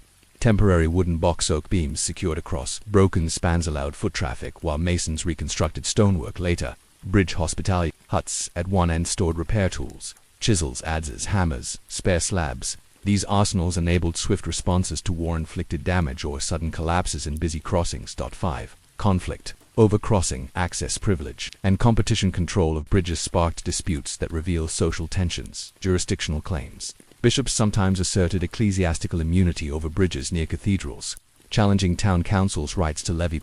Legal disputes preserved in consistory court rolls detailed protracted negotiations, where each side cited ancient charters or papal bulls. Private affiliate tolls. Wealthy landowners built wooden footbridges across minor streams on their domain, charging peasants access fees. Towns responded by building rival stone bridges on public land, a medieval version of Uber. These taxis reducing private monopolies. Ritual protests. In 1327, Bruges cloth workers staged a procession along the unfinished bridge, singing hymns and laying flowers on its piers, an act of moral persuasion that pressured patrician magistrates to release funds. These episodes show that bridges were more than conduits of commerce. They were contested spaces of rights, privilege, and communal assertion. 6. Technological crossroads. When wood and stone converged, medieval builders blended timber and masonry in ingenious hybrids. Composite span bridges. At Sully-sur-Loire 14th C, a stone arch supported a timber superstructure, plank decks, and covered walkway, allowing for easy replacement of worn decking while the stone core remained intact. Drawbridge innovations. Castle bridges often incorporated a raised wooden section, a pivoting bascule operated by winches within gatehouses. This mechanical element foreshadowed Renaissance drawbridges and demonstrated early use of counterweights and gearing. Siphon and sluice integration. Some monasteries diverted river flows beneath bridge piers into mills or fish ponds, using sluice gates built into bridge abutments. These multi-purpose structures combined crossing and economic infrastructure, optimizing resources in constrained sites. These hybrids underscore medieval adaptability, marrying local material availability with functional needs. Even as pure stone arches remained the ideal for major river crossings. 7. The bridge in imagination. Art, literature, and legend. Bridges captivated medieval minds beyond their engineering feats. Iconography. Illuminated manuscripts such as the 13th century Rutland Psalter feature delicate drawings of stone bridges with human figures crossing under prayerful arches, symbolizing safe passage through life's trials. Romances and ballads. Stories of hero knights rescuing maidens besieged and towered. Bridge chapels. Reoccurring motifs in Breton lays reflect the bridge as threshold between danger and sanctuary. Urban myths. Local legends told of dog-headed men sinisterly dwelling beneath the Ponte Saint-Michel in Paris, only surfacing at dawn. These tales hint at medieval anxieties about liminal spaces, bridges as portals to other realms. Such cultural artifacts remind us that bridges were woven deeply into social imagination, standing as metaphors for transition, connection, and the frailty of human endeavors. 8. Unresolved paths. Questions to ponder as you envision master masons carving keystones under lantern light and counselors tallying toll receipts by torch. Consider master mason mobility. How freely did leading bridge builders travel between regions, carrying guild secrets and blending local traditions? Hydraulic modeling. Did any medieval engineers use simple water-filled channels to simulate arch thrusts or flood behaviors before actual construction and embryonic form of hydraulic modeling, cultural transformations? How did the presence of a bridge affect settlement patterns? Did hamlets shift toward bridgeheads, creating new urban nodes that later evolved into full towns? Our exploration continues in Section 3, where we will trace the long-term fates of these hidden networks of arches and beams, how some collapsed into legends, others persevered into modernity, and what the medieval bridge, both physical and symbolic, teaches us about building connections that endure collapse, continuity, and the living legacy of medieval bridges. Soothe crossed the silent arcs of stone, traced the timber cribs sunk into riverbeds, and witnessed the combination of civic will, guild labor, and monastic devotion that created medieval bridges. Now, we conclude by surveying their long-term destinies, how some fell victim to floods, war, or neglect, how others were repaired, repurposed, and even incorporated into modern networks, and how their symbolic power as connectors of people, economies, and idea centers in our own era. Through these reflections, we see that bridges are far more than stationary structures. They are living elements of cultural memory, technical ingenuity, and communal identity. 1. The fall of great spans, nature, neglect, and conflict. Floods and scour despite careful design. Extreme flood events sometimes overwhelmed medieval bridge foundations. The Great Flood of 1342 in Central Europe obliterated dozens of crossings along the Rhine and Danube. Contemporary chronicles describe how swollen waters carved away rubble-packed cribwork, scoured soft abutments, and sent arches crashing downstream. Rebuilding often proved impossible in impoverished post-plagued economies. Some towns abandoned key routes, shifting commerce to new corridors and consigning old bridges to ruin. B. Wars, toll sieges, and military campaigns exacted a steep price. During the Wars of the Roses 15th C, England, key Lancastrian held bridges such as those at Tewkesbury and Richmond were deliberately destroyed to slow Yorkist advances. In Italy's Wars of the Guelphs and Ghibellines, rival city-states repeatedly demolished rival bridges, only to rebuild new spans of differing designs, reflecting shifting alliances. Each demolition and reconstruction cycle eroded knowledge as master masons perished or migrated, leaving structural gaps that sometimes left bridges unrepaired for generations. See economic decline and shifting routes as inland trade patterns changed due to silting of river mouths, collapse of mining districts, or the rise of coastal shipping. Some bridges lost their strategic importance. The once busy crossing at Pontus T. Martin, Savoy saw its toll revenues plunge in the 16th century, leading to deferred maintenance. Eventually its piers sank into thick alluvium, and only 2 arches remain visible today, half buried by centuries of sediment. 2. Continuity and adaptation. When old meets new, a Renaissance repairs and architectural synthesis. The Renaissance rediscovery of classical texts reinvigorated hydraulic engineering. Cities like Florence and Venice commissioned works on surviving medieval bridges, adding decorative lodges and stone ballast. The Ponte Vecchio, rebuilt after a flood in 1345, gained its characteristic shelters and merchant shops in 1593s, melding late medieval structure with early modern commerce, and preserving the essential medieval piers beneath its flamboyant facade. B. Industrial era refits. With the advent of railways in the 19th century, many medieval bridges were widened or supplemented by adjacent iron or steel spans. At Durham, the 14th century Elvat bridges, stone arches now carry both foot traffic and an adjoining Victorian iron footbridge, demonstrating how engineers preserved medieval masonry while accommodating new modes of transportation. See modern conservation and heritage tourism in the 20th and 21st centuries. Preservationists have stabilized vulnerable piers, replaced eroded mortar with compatible hydraulic lime mixes, and restored parapets to their historical profiles. The Ponte du Gard, though Roman in origin, inspired medieval bridge design and today stands as a UNESCO World Heritage Site, drawing millions of visitors each year. Similarly, medieval crossings in Germany's Rhineland such as the Alter Lohnbrach in Limburg are celebrated in annual festivals, with controlled pedestrian access and interpretive signage explaining their 800-year engineering heritage. 3. The bridge as cultural beacon, symbol, story, and shared space. Literary and artistic reimaginings. Bridges appear in medieval romances. Sir Lancelot swimming under the bridge of boats at Howden, Dante pausing on Florence's Ponte Vecchio to survey Arno's flow, and remain potent motifs in modern literature, film, and visual arts. Paintings by Turner and Monet often feature ancient bridges shrouded in mist, evoking transience and connection between past and present. B. Community rituals and festivals across Europe. Towns retain processions that cross historic bridges, symbolizing renewal. In Regensburg, Germany, the Steinernbruck 12th C serves as the start line for an annual bridge run, celebrating civic unity. In the festival, the Vignon includes street performances staged atop the pont, St. Benezet's remaining arches blending medieval stagecraft with contemporary ARTC bridges and cinema and photography. Iconic medieval bridges like Mostar's Starry Most and Prague's Karlov Most feature prominently in film, representing points of reunion or separation. Photographers capture these structures at dawn or under moonlight, highlighting their silhouettes in the water's reflections, a modern echo of medieval illuminators' fascination with water and stone. 4. Lessons in design, community, and resilience. Reflecting on medieval bridgecraft offers valuable insights for today's infrastructure challenges. Site-sensitive design. Medieval engineers meticulously studied local conditions, hydrology, geology, materials, crafting solutions, attuned to each site rather than imposing uniform templates. Modern bridge designers can learn from this contextual approach, particularly in variable climate zones.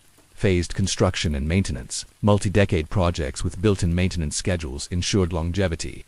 Today's project managers might adopt similar phased funding and community-led upkeep frameworks to extend infrastructure lifespans and enhance social ownership. Public-private partnerships, medieval tolls, guild sponsorships, and monastic endowments prefigured modern financing mechanisms. Contemporary planners could draw on these hybrid models, combining user fees, private investment, and civic budgets to fund equitable and sustainable crossings. 5. Unresolved spans. Questions that endure as you imagine the stirring of river waters beneath ancient piers and the quiet craft of masons shaping stone vissoirs by hand. Consider master mason networks. How did leading bridge builders in an age before formal engineering schools form informal knowledge networks, passing innovations across regions and generations? Oral versus written knowledge, with few surviving treatises. To what extent did builders rely on oral tradition, mnemonic devices, or sketching over emergent pattern books? Digital resurrection. Can modern technologies, 3D scanning, structural modeling, and augmented reality reconstruct lost medieval bridges, informing both scholarship and virtual heritage experiences? 6. Final reflection. Crossing across time as you drift toward sleep. Picture a 13th century mason stepping back from a half-built arch at dawn's first light, the river's voice murmuring in his ears. Envision the same arch centuries later, its stones worn but steadfast, carrying shoppers, pilgrims, and children's laughter. Bridges remind us that human endeavor, though vulnerable to nature's whims and history's upheavals, can create lasting connections. Not only rivers and valleys, but also the gulf between past and present. From streambank to waterwheel, the birth of European mill power. Tonight, we leave the aqueducts and bridges behind to explore an innovation so ubiquitous you've likely overlooked it, the medieval mill. Across Europe's landscapes, along rivers, atop windy hills, even in bustling towns, watermills and windmills harnessed natural forces to do the heavy lifting of grinding grain, fulling cloth, sawing timber, and powering bellows. In this first section, we'll trace how communities discovered the potential of flowing water, adapted simple machines to multiply human effort, and organized the labor and resources needed to build the first millworks, quiet marvels that reshaped agricultural productivity, rural life, and economic networks from the 8th through the 12th centuries. 1. Early precedents. Hand querns and treadmills before mills. Villagers ground grain by hand using stone querns to circular stones and immobile, lower bedstone and a rotating upper handstone with an axial hole and radial furrows. Turning required significant physical strength, yielding only a few liters of flour per hour. Some communities experimented with animal treadmills, monkey mills, where donkeys or mules walked inside a slanted wheel to turn a central shaft. While these reduced human effort, they consumed feed and demanded stable stabling. Monastic texts from Ireland and Italy describe such treadmills in the 7th century, but most parishes lacked draft animals. A breakthrough came when engineers recognized that streams and river currents could provide continuous torque without fodder or rest. 2. The waterwheel arrives. Designs and diffusion. By the late 8th century, waterwheels appear in written sources and archaeology. 2 principal designs emerged. A. The horizontal Norwegian wheel configuration, a simple vertical shaft directly connected to paddles mounted horizontally, set in the current. The wheels, 6 to 8 blades, caught flowing water, spinning the shaft. Mechanics. The horizontal arrangement required no gearing, but delivered limited torque at high speed. Ideal for grinding cereals in small rural mills with modest head vertical drop requirements, perhaps 30 to 60 centimeters. Earliest evidence. Charters from 9th century northern France mention Melendinum Nauticum, likely horizontal mills on low gradient streams. Excavations at L'Isle-sur-le-Sorgue have uncovered slots for horizontal wheel axles, dating C900 CEB. The vertical overshot and breast chat wheel overshot wheel. Water delivered over the top of a wheel onto buckets or paddles, using both weight and impact, required a head of at least 1.5 to 3 meters. Delivered high torque at low RPMs, ideal for millstones. Breast chat wheel. Water struck at mid-height, harnessing some weight and flow. Suited for moderate heads of 1 to 2 meters. Diffusion by the 10th century. Monasteries in Burgundy and northern Italy built ditch-fed overshot mills. Channeling spring water via stone aqueducts leads into millrace flumes. Doomsday Book. 1086 in England records over 5,600 mills many. Bresti testifying to rapid diffusion. Technological adoption spread along trade and ecclesiastical networks. Cistercian abbeys shared engineering knowledge, sending masters to daughter houses. In England, Spain, and Central Europe, these itinerant craftsmen introduced wheel designs and stone race construction techniques, adapting to local materials, timber in forests, stone in quarries, or even brick in riverine plains. 3. Site selection and lead construction. Mill siting demanded careful analysis. Head and flow. A sufficient vertical drop head multiplied by flow rate determined potential power approximately equals Q times H. Monastic engineers measured head by constructing wooden weirs and gauging flow with floating markers over timed distances. Lead digging. A leat or mill race diverted water from the main channel to the wheel. Carpenters and masons cut shallow trenches, lining steep sections with timber or stone to prevent erosion. Leats often ran several hundred meters, losing minimal elevation to position the mill conveniently near the village or abbey. Tail race management. After wheel discharge, tail races returned water to the stream, sometimes through fish channels to preserve resource continuity. Parchment surveys from 11th century Catalonia illustrate cross-sections of leats and mill ponds indicating rights-of-way and water allowances. Disputes over upstream diversions appear in legal codes. Pilgrims' mills in Scotland paid neighbors to ensure uninterrupted flow. 4. Mill architecture and machinery. A typical medieval watermill comprised mill building, a stone or hot structure housing the wheel and millstones. Lower floor contained gearing. Upper floor stored sacks of grain and sacks of flour. Wheel pit, a recessed chamber where the water wheel's ends turned on wooden or iron bearings. Masons lined pits with dressed stone to resist scour and rot. Gearing. System pit wheel, great wheel. A large wooden gear fixed to the wheel's axle. Wallower. A vertical gear engaged by the pit wheel, transferring rotation to the main upright. Shaft. Crown wheel and spur wheel. Atop the shaft. Smaller gears connected to the millstone spindle. Millstones. Bedstone. Stationary lower stone, often of French burr or local hardstone. Runner stone. Rotating upper stone, dressed with furrows, for shearing grain. Flumes and troughs. Wooden sluice gates regulated flow to the wheel. Tail races channeled spent water away. Guild carpenters crafted wooden gear tethofont of hornbeam, while blacksmiths produced iron cog rings for improved durability. Millwrights apprenticed under master millers, learning stone dressing, gear cutting, and timber framing across decades. 5. Economic and social impacts. By 1100, mills transformed medieval life. Agricultural productivity. One watermill could replace 20 to 30 hand querneys, boosting flour output and supporting larger populations. Surplus grain became marketable, accelerating rural monetization.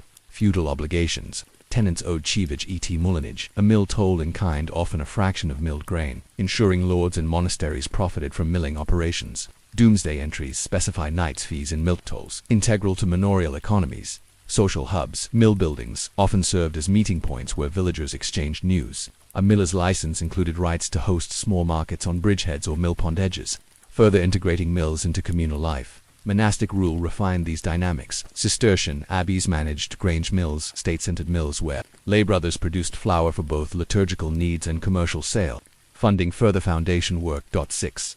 Maintenance rights and disputes. Mills required constant care. Wooden components, wheel paddles and sluice gates rotted within 5 to 10 years, replaced by carpenters under guild oversight. Stone ware. Millstones needed dressing every few months to maintain. Cutting furrows. A master stone dresser applied rectangular cutters by hammer and chisel, renewing furrows in under a day for small stones. Water rights. Seasonal conflicts emerged between mills on the same stream. Upstream mills risked depriving downstream neighbors. Water law evolved. Percentage allocations, proportional sluice opening times, and shared penalty systems enforced by manor courts. Such regulations appear in 13th century Swedish Bridesdorfer mill ordinances and in German Wasserrecht codices, reflecting water's contested value. As you imagine the slow turn of a water wheel beneath a mossy chute, the rhythmic clack of wooden cogs, and the dusty warmth of a millstone grinding grain. Reflect on this question. How did medieval communities embrace of mill technology, melding natural power with human craftsmanship, rural life, economic structures, and even power relations between peasants, lords, and monks? We examined how medieval villages and monasteries harnessed streams to power basic grist mills, revolutionizing grain processing. Now, we expand our view, exploring different mill applications, fulling, sawmilling, metalworking, the social and commercial structures governing mill operation, and the ripple effects mills had on medieval economies and landscapes. 1. Beyond grain, the proliferation of specialized mills. As millwrights refined waterwheel technology, Communities adapted wheels and gearing for varied tasks. Multiplying mills across medieval Europe. A fulling mill's cloth beater's purpose. Cleansing and thickening woolen cloth by pounding it in troughs of water and fuller's earth. Mechanics. Hinged wooden hammers, fulling stocks attached via cams to a horizontal axle driven by an undershot or breastchat wheel. Each rotation lifted then dropped hammers rhythmically. Social impact. Fulling mills centralized a formerly manual, village-based activity, enabling large-scale cloth production in centers like Flanders. Guild rolls from Ghent 13th C. List 40 fullers operating water-powered stocks, laying the groundwork for a textile boom. B. Sawmills introduction. By the 12th century, water-powered saws began slicing timber. A vertical water wheel, breasted, drove a crank and pitman rod, converting rotation into reciprocating motion.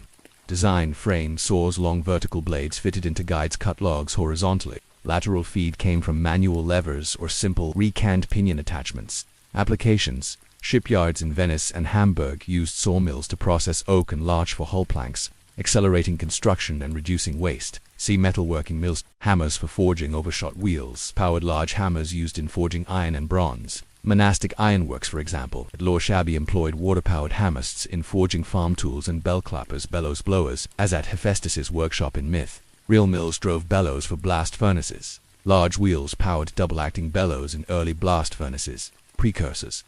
2. Later Iron Age forges. Each new application required bespoke gearing ratios, wheel designs, and site engineering, testament to medieval ingenuity in repurposing a basic power source. 2. Mill ownership. Operation and regulation. Mills stood at the nexus of communal rights, feudal prerogatives, and emerging market forces. A feudal and ecclesiastical rights lords mill Milan ban. Manorial lords often held exclusive rights, banalites requiring tenants to grind grain at the lord's mill. Feast, typically a mola franc, 1/10 of grain, funded the lord's coffers. Records in Norman manorial rolls 12th C. Meticulously tracked mola francs in pecks of barley or wheat. Monastic grange mills. Cistercian abbeys controlled numerous grange mills on their lands. Lay brothers staffed these mills, and surplus flour was sold at regional markets, undercutting local peasant mills and funding monastic expansion. Be merchant and community mills. Urban communal mills. Town councils chartered communal mills, often located on city walls or riverside precincts. Merchant guilds maintained them, sharing profits among members. Craft guilds, particularly bakers, sometimes included mill shares to ensure flour quality and stable prices. Operating agreements, contracts often in Latin, detailed responsibilities. The miller's duty to maintain mill machinery. The lord's duty to keep the mill race clear. The community's right to choose the miller every 3 years. Penalties for mill dereliction, imprisonment, or forced repair appear in communal statutes from German free cities. These ownership models illustrate evolving economic relationships from feudal monopolies to proto-capitalist joint ventures involving multiple stakeholders. 3. Economic and environmental feedbacks. Spread of mills triggered cascading effects on medieval landscapes and economies. A. Agricultural shifts. Irrigation and drainage. Mill ponds created by damming streams improved water management, enabling irrigation of adjacent fields and conversion of wetlands into arable land. In Kent, England, monks drained marshes with mill leats, expanding grain production for export. Crop choices. Reliable milling encouraged wheat cultivation over coarser grains like barley or rye. Wheat fetched higher market prices. Manorial accounts show a 20% shift toward wheat in regions with dense mill networks. B. Urbanization and trade. Hubs. Mill town growth. Villages with multiple mills. Grist fulling attracted related trades. Blacksmiths, coopers, carpenters. These nodes evolved into market towns with weekly fairs, drawing rural producers and urban merchants alike. Chart studies reveal that towns with 3 or more mills in the 13th century experienced population growth 30% higher than comparable villages. Regional specialization. Flanders became a textile powerhouse thanks to its fulling mill density. Normandy's sawmills underpinned shipbuilding and timber exports to England. See ecological impacts. Deforestation. Demand for timber mill shafts, buildings, fuel accelerated local deforestation. Medieval charters sometimes restricted woodland clearance within a radius of mills to ensure sustained supply. Aquatic ecosystems. Mill dams altered fish migration and ponded silt, requiring seasonal sluice operations to flush channels. Monastic records at Cluny note spring sluice openings timed with spawning seasons to protect fish stocks critical for Lenten diets. These intertwined dynamics underscore how mills reshaped not only technology but landscapes and livelihoods. 4. Technological innovations and knowledge transmission. Medieval millwrights developed refinements over time. A variable speed controls flashboard weirs. Board gates adjustable to regulate head, managing wheel speed under varying flow conditions. Documented in English mill-let ordinances 14th C, ensuring grain wasn't overheated by overly fast stones. Gear ratio modifications. replacing pitwheel teeth counts to adjust stone revolutions per minute critical for different tasks. For example, 110 revolutions per minute for flour versus 50 revolutions per minute for fulling hammers. B. Pattern books and itinerant craftsmen, while few illustrated manuals survive. References to Liber Magistri Molendine Millmaster's book appear in 13th century inventories. Master millers and carpenters traveled between regions, often accompanying monastic foundations, spreading templates for wheel and gear construction. Lay confraternities sometimes sponsored such travels, subsidizing craftsmen to build mills in underdeveloped areas. 5. Decline and transformation. Windmills and the late medieval shift. By the 13th-14th centuries, windmills began supplementing water power, especially in lowland regions with unreliable streams. Windmill emergence, first in Persia, later in southern Europe by the 12th C. Horizontal axle windmills appeared in Kent by 1185, harnessing coastal winds where mills had been scarce. Complementarity, water and windmills often co-located. Windmills backed up grist mills during dry seasons. In the Low Countries, complex polder mill systems used windmills to pump water for drainage, full reversal of watermills' rotational logic. This diversification made milling resilient to climatic fluctuations and freed communities from geographic constraints of WATERCOURSES.6. Open queries. Milling's unfinished grainers. You picture millponds glinting at dawn and millstones grinding hours worth of grain. Consider data gaps. How exactly did millmasters calculate optimal gear ratios and stone furrow patterns by trial, apprenticeship, or written calculation aids? Labor conditions. Millers often lived on site. What do personal records like the Miller's Diary at Brenchley 15th C reveal about daily life, social status, and health hazards? For example, stone dust, waterborne diseases. Regional variations.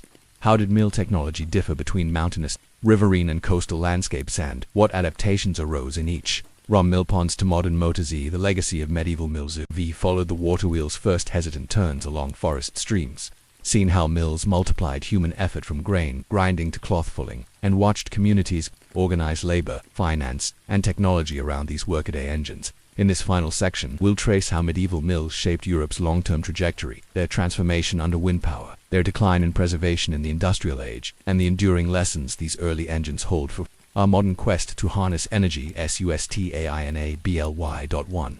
Wind at the sails. Complementing water with air. The proliferation of windmills by the 14th century, especially in the low-lying Netherlands and the English coasts. Unreliable rivers spurred adoption of windmills. Design evolution. Early post mills, timber frames pivoting atop a central post, the entire structure to turn into the wind. By the 15th century, tower mills rose, brick cylinders with just the cap and sails rotating. These offered greater stability and larger sails. Regional flourishing. County Durham's monastic records. C. 1320 list 5 windmills replacing watermills where stream flow had dwindled. In East Anglia, marsh drainage mills used scoop wheels to reclaim farmland. A reversal. Mills pumping water rather than powering grindstones. Windmills spread knowledge networks distinct from watermill traditions. Millwrights cycled from port town to port town, refining sail shapes, gearing for variable wind speeds, and building more efficient brake systems to hold sails in storms. B. Hybrid systems and seasonal resilience. Communities learned to integrate both forces, fallback strategies, in regions with reliable runoff. Windmills supplemented slack spring water. Conversely, in drought years, watermills maintained grain production when wind was fickle. Shared workshops. Some towns co-located water and windmills on shared mill leads, diverting water by day and using wind at night, maximizing energy use around the clock. This synergy foreshadowed modern multi-source renewable grids combining solar, wind, and hydro to smooth supply. 2. The industrial turn. Decline of the medieval millers. The 18th and 19th centuries ushered in steam power. Medieval mills faced obsolescence, steam engines and centralized factories. James Watt's improvements, c. 1776, to the Newcomen engine, allowed mills to relocate from streams to city centers near coal. Textile mills in Manchester harnessed steam, spinning jennies and power looms, eclipsing water-powered fulling mills. By 1850, many rural watermills converted to sawmills or small industrial workshops, while others fell silent. B. Technological drift and abandonment without regular upkeep. Numerous stone mills collapsed. In the Scottish borders, over 60% of recorded 17th century grist mills were abandoned by 1800. English county surveys note waterwheel pits, silted wooden flumes rotted, and wheel pits repurposed as fish ponds or duck habitats. Yet some mills adapted. Millwrights retrofitted kettles and perforated cylinders to drive carding and milling machines, preserving the basic waterwheel as a prime mover. 3. Heritage revival. Preserving the water's memory. 20th century conservation movements. Antiquarians and industrial archaeologists recognized mills as technical heritage, Restoration projects. The Society for the Protection of Ancient Buildings (SPAB) in England, founded 1877, pioneered mill restoration, wheelhouses, recasting iron pots, and repairing sluice gates. Living history sites. Germany's Technik Museum Speyer and the United States Sturbridge Village include functioning water, allowing visitors to witness millstones grinding grain as they did 800 years. A GOB community reuse and sustainable energy. Some restored mills now generate electricity. Microhydro projects, small dams and turbines installed in historic mills, produce renewable power for local grids. In the Loire Valley, several chateau mill ponds drive low-head turbines, blending medieval heritage with modern sustainability. Cultural tourism. Mill festivals such as the Netherlands Kinderdige Mill Parade draw visitors, celebrating the ingenuity that once reclaimed and powered the land. Through these projects, mills regain past and present through energy innovation. 4. Lessons for today. Community, power and sustainable design. Medieval mills exemplify principles that resonate in our era of climate challenge. Decentralized energy, just as each village and monastery powered itself with local water or wind. Modern communities can deploy microgrid solar panels, small wind turbines, microhydro to reduce reliance on centralized fossil fuel plants. Adaptive reuse, converting historic mill sites to modern hydroelectric facilities or heritage centers shows how legacy infrastructure can meet contemporary needs with minimal ecological disruption. Integrated ecosystems, medieval mill ponds, balanced flood control, fish habitats, and agriculture. Today's designers can integrate water-energy food systems using aquaponics, floodable storage and power generation in harmonious cycles.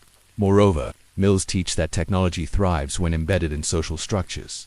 Mill rights, guild regulations, and communal levies ensured everyone had a stake in energy provision. Modern policy should similarly foster local ownership, transparent governance, and shared benefit from renewable projects. 5. Reflecting on the turning stones. As you contemplate the rhythmic spin of a water wheel under moonlight or the sweep of a windmill's sails against a dawn sky, consider these final questions. What future water wheels might communities build? Modern equivalents that harness local resources to empower and unite residents.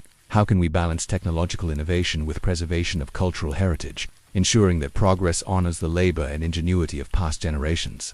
In an interconnected world, how might small-scale distributed energy projects like medieval mills complement large-scale systems to create resilient adaptive networks? Let the gentle creak of mill timbers echo in your dreams, reminding you that even the simplest machines, a stone on a shaft, a sail on a post, can transform the world, when guided by human vision and collective purpose.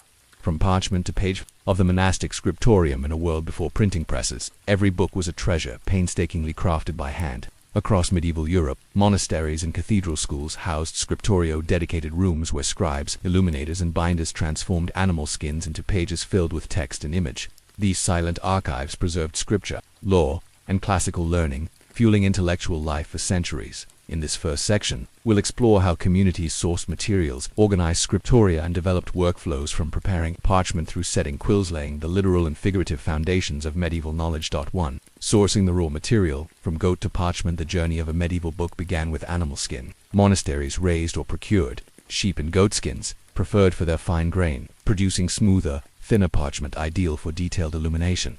Calf skins, vellum, thicker and more luxurious, reserved for high-status manuscripts, such as gospel books or liturgical psalters. Skins underwent a rigorous process, soaking and liming. Freshly flayed skins soaked in lime solutions for days to loosen hair and fat, dye-herring and scraping, using crescent-shaped knives called lun. Workers scraped away hair and residual membrane under tension on wooden frames. Stretching and drying, skins stretched on adjustable frames, tightened by wedges. As parchment dried, scrapers leveled thickness and removed blemishes. Sanding and dusting. Final smoothing with pumice dusted liberally. Aromatic chalk or powdered cuttlefish bone rubbed in to whiten the surface and improve ink adherence. A single calfskin yielded 10 to 12 sheets folios, so a typical gospel book might consume 70 animals. Monastic estates maintained flocks partly for this purpose, integrating book production into agrarian economies. 2. The layout, pricking, ruling, and quire assembly before any writing. Scribes prepared each folio meticulously, pricking with a sharp or assistants made small holes along the margins at regular intervals, later used to guide ruling. Ruling a straight edge, and lead or ink stylus connected pricks, drawing faint horizontal and vertical lines to define text areas. Some monasteries developed specialized ruling frames to speed this process. Once ruled, folios were gathered into quires, groups of 4, 6, or 8 leaves nested so that a single gathering could be sewn through the fold. Quire signatures, letters or symbols in the lower margin helped binders maintain correct order. 3. The scribes, hands and habits. Scribes formed the core workforce of the scriptorium. Training and hierarchy. Young novices learned letter forms, copying exemplars under a chief scriptor priest. Scripts evolved regionally: Carolingian, minuscule, insular, Hafinch, Gothic texts, tour, each reflecting local aesthetic and mnemonic needs. Tools: quills, goose flight feathers cured in sand and fashioned with a pen. Flexible nibs. Ink comprised oak gall, extract gum, arabic, and iron salts, producing rich black strokes. Working conditions: scriptoria had minimal lighting, narrow windows, rushlight holders, or open fireplaces. Scribes worked hunched over low benches, often wearing finger thimbles to protect against paper cuts and repetitive strain. A single scribe could transcribe 3 to 5 pages per day. Complex layouts with glosses or commentary slowed progress. Scriptoria scheduled tasks by feast days, aiming to complete major texts like a psalter by a liturgical anniversary for decoration and illumination. Bringing text to life: once text was in place, illuminators added color and illustration, pigments, ground minerals and plants: ultramarine from lapis lazuli, vermilion from cinnabar, malachite green mixed with egg white glare as a binder. Gold leaf applied over gesso allowed letters and borders to gleam. Designs: initials, marginalia, and full-page miniatures rendered biblical scenes or allegorical figures. Monastic style guides sometimes circulated pattern books, showing ideal letter flourishes or iconographic conventions. Illumination workshops organized work in stages. Line fillers first sketched designs, colorists applied base layers, gilders finished with gold, final details and shading completed last. 5. Binding and storage. From quire to codex finish: quires passed to binders. Sewing: quires sewn onto cords or thongs across stave-like wooden boards, covering boards wrapped in leather, often stamped or tooled with geometric patterns. Higher status copies might feature metal bosses and clasps. Cataloging: monastic libraries cataloged volumes in chained libraries or armory shelves with wooden pegs for chaining manuscripts, protecting them from theft. Scriptoria thus transformed rawhide into codices whose silent presence would preserve knowledge across centuries. As you imagine the hushed hush of a scriptorium: dust motes dancing in shafted light, quills scratching parchment.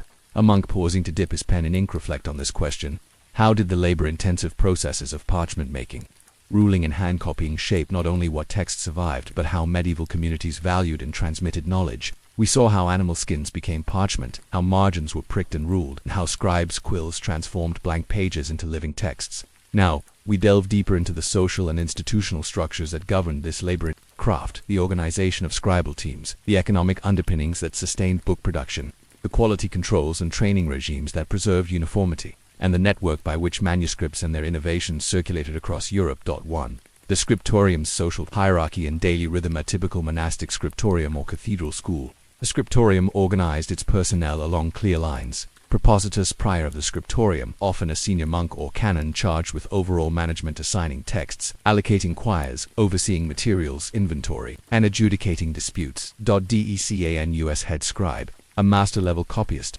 responsible for training novices, setting exemplar pages, the model folios used for letter forms and layout, and signing off on completed quires. Communarius assistant, junior scribes who prepared parchment, mixed ink, and ruled pages. They performed mitigation tasks, erasing mistakes with pumice, a process called rasura, and smoothing the surface for rinking. Scriptor, journeyman scribe, having completed apprenticeship, they transcribed texts under the Decanus's guidance, mastering one or more scripts, for example Beneventan, Carolingian, minuscule, Gothic textude, and Novitius novice. Young entrants, often teenagers, learned basic letter forms by copying single letters and short phrases. They advanced only after demonstrating consistent proficiency at daily scheduled. Low scriptoria followed the monastic timetable. Matins and Lord's pre-dawn communal prayer echoed off bare walls. Scribes then read aloud from the exemplar as a form of chanting, reinforcing memory of text and script. Prime first hour, communaries prepared parchment and ink. Novices practiced letters on small slips brevi, while journeymen began copying main text terse to none mid-morning to mid-afternoon. Intensive copying periods. Silence was enforced. Mistakes carried fines of fasting or extra labor. Vespers, evening prayer, work ceased. Scribes attended the refectory, where readings from newly copied texts inspired fresh commissions. Complement a final reading and prayer fund from the manuscripts produced that day before lights out, preserving the rhythm of devotion and study. This cycle balanced labor with liturgy, embedding book production within the spiritual life of the community. 2. Economic foundations, funding, patronage, and resource allocation. Producing a single deluxe codex could consume the equivalent of a year's income for a modest monastery. To sustain this, scriptoria relied on multiple funding streams, monastic endowments and tithes. Founding patrons endowed monasteries with lands, whose revenues, rents, agricultural produce, or tithes covered parchment, pigments, and scribal stipends. Abbey cartularies record annual allocations of oats for horses used to transport hides, and of coin to purchase lapis lazuli from distant traders. B. External commissions and lay patronage. Wealthy bishops, nobles, and urban patricians commissioned single manuscripts or sets, missals, breviaries, or illustrated psalters, paying fees in coin or in kind. These commissions often stipulated text selection, specific prayers, saints' lives, or canonical law compilations. Decoration level, plain text copying black ink. Rubrication, red headings, or full illumination with gold leaf. Timeline, some patrons imposed deadlines tied to feast days or personal anniversaries. Contracts, sometimes drafted in Latin and witnessed by chapter officials, guaranteed payment schedules, for example, 1/3 upon commission, 1/3 at halfway, and final payment on delivery. See internal redistribution. Swiss monastic economies. Communal resources funded scriptoria. Scriptorium costs appeared as line items in the annual officium budget alongside the brewery and infirmary, reflecting the high value placed on intellectual labor. Surpluses from manuscript sales at market fairs buoyed other abbey activities, leading to virtuous fiscal cycles when demand for books was strong. 3. Quality control, standards and error management. Maintaining consistency and accuracy was paramount in scriptoria, safeguarding sacred or scholarly texts. Exemplars and collation explorers, often chains of quires from an earlier copy, served as the authoritative models. Decanus performed collation, comparing each folio of the new manuscript against the exemplar, marking errors in the margins and prescribing corrections. Marginal symbols or orbelli indicated doubtful passages, prompting reconsultation of the exemplar. B. Standardized scripts. Regional script reforms, most famously Charlemagne's 8th century promotion of Carolingian minuscula, sought to unify scripts for legibility. Monastic synods occasionally issued decrees specifying script style, margins, and line spacing, reducing idiosyncratic variations and expediting apprentice training. C. Error correction techniques when mistakes slipped through collation.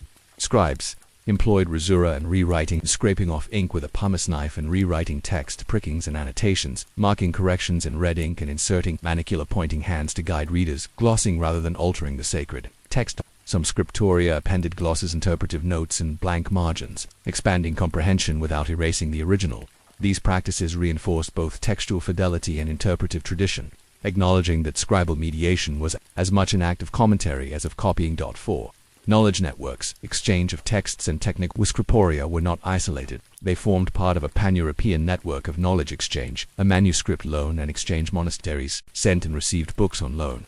Charters allowed annual visits by scholars carrying codices for copying, under strict library supervision. Reciprocal borrowing fostered scriptural uniformity and cross-pollination of innovative decorative motifs. B. Itinerant scribes and illuminators. Mercenary scribes traveled between major centers, Cluny, St. Gall, Canterbury, bringing new scripts and illumination styles. Their movements spread innovations such as interlaced borders from insular manuscripts or Byzantine gold backgrounds from Mediterranean exemplars. See Ptopan pattern books by the late 12th century. Some scriptoria compiled specimen books collections of decorative initials, border motifs, and rubrication styles. These circulated among workshop masters, functioning as precursors to printed type specimens. Though surviving pattern books are rare, references in guild ordinances and guild inventories attest to their use. 5. The scriptorium's role in cultural preservation and innovation. The work of medieval scriptoria had far-reaching impact, a transmission of ancient knowledge. Classical texts, Aristotle's Ethics, Cicero's Letters, Boethius's Consolations survived in medieval scriptoria, often translated into Latin and commented upon by scholastic masters. Without these copies, Renaissance humanism would have had a far smaller corpus to rediscover. B. Vernacular literature. Scriptoria that produced texts in Old French, Middle High German, or Early Middle English laid the foundations for vernacular literature. Works like the Song of Roland or Beowulf appeared first in manuscript form, the result of scribal initiatives to record popular oral traditions. C. Bureaucratic and legal records beyond books. Scriptoria generated cartularies, estate registers, and legal rolls. Their careful records enabled emergent medieval states to administer lands, collect taxes, and adjudicate disputes. Scribes thus functioning as early bureaucrats, their pages binding together fledgling administrative systems. 6. Unresolved innovations, questions of technique and transmission. Though much survives, mysteries remain. Parchment sourcing networks. How did distant scriptoria secure high-quality calfskin? Did they trade for hides from Cistercian estates in Normandy or purchase from Venetian merchants? Ink formulas and regional variations. Did scribes guard proprietary recipes for ink and pigments? leading to detectable chemical fingerprints that could map manuscript origins, scribe mobility, and guild structures. In the absence of formal guilds, how did scribal communities regulate training, standards, and pricing, particularly in burgeoning university towns like Paris and Bologna? As you imagine the quiet hum of quills scratching across vellum and the measured rhythms of shared readings in the cloister, ponder this. How did the delicate, manual processes of medieval book production shape not just the preservation of texts, but the very contours of European intellectual life, creating a culture that valued both the sacred word and the labor that reproduced it? We explored the intricate organization of medieval scriptoria, hierarchies of scribes, the economic frameworks sustaining book production, rigorous quality controls, and the network's loan systems, itinerant artisans, and pattern books that wove Europe's silent archives into a cohesive intellectual fabric. Now we'll examine the manuscript's long-term trajectories, how they endured or perished through wars, the advent of print, and changing tastes, how Renaissance and modern scholars revived and repurposed them, and what lessons their survival holds for preserving knowledge in our digital age.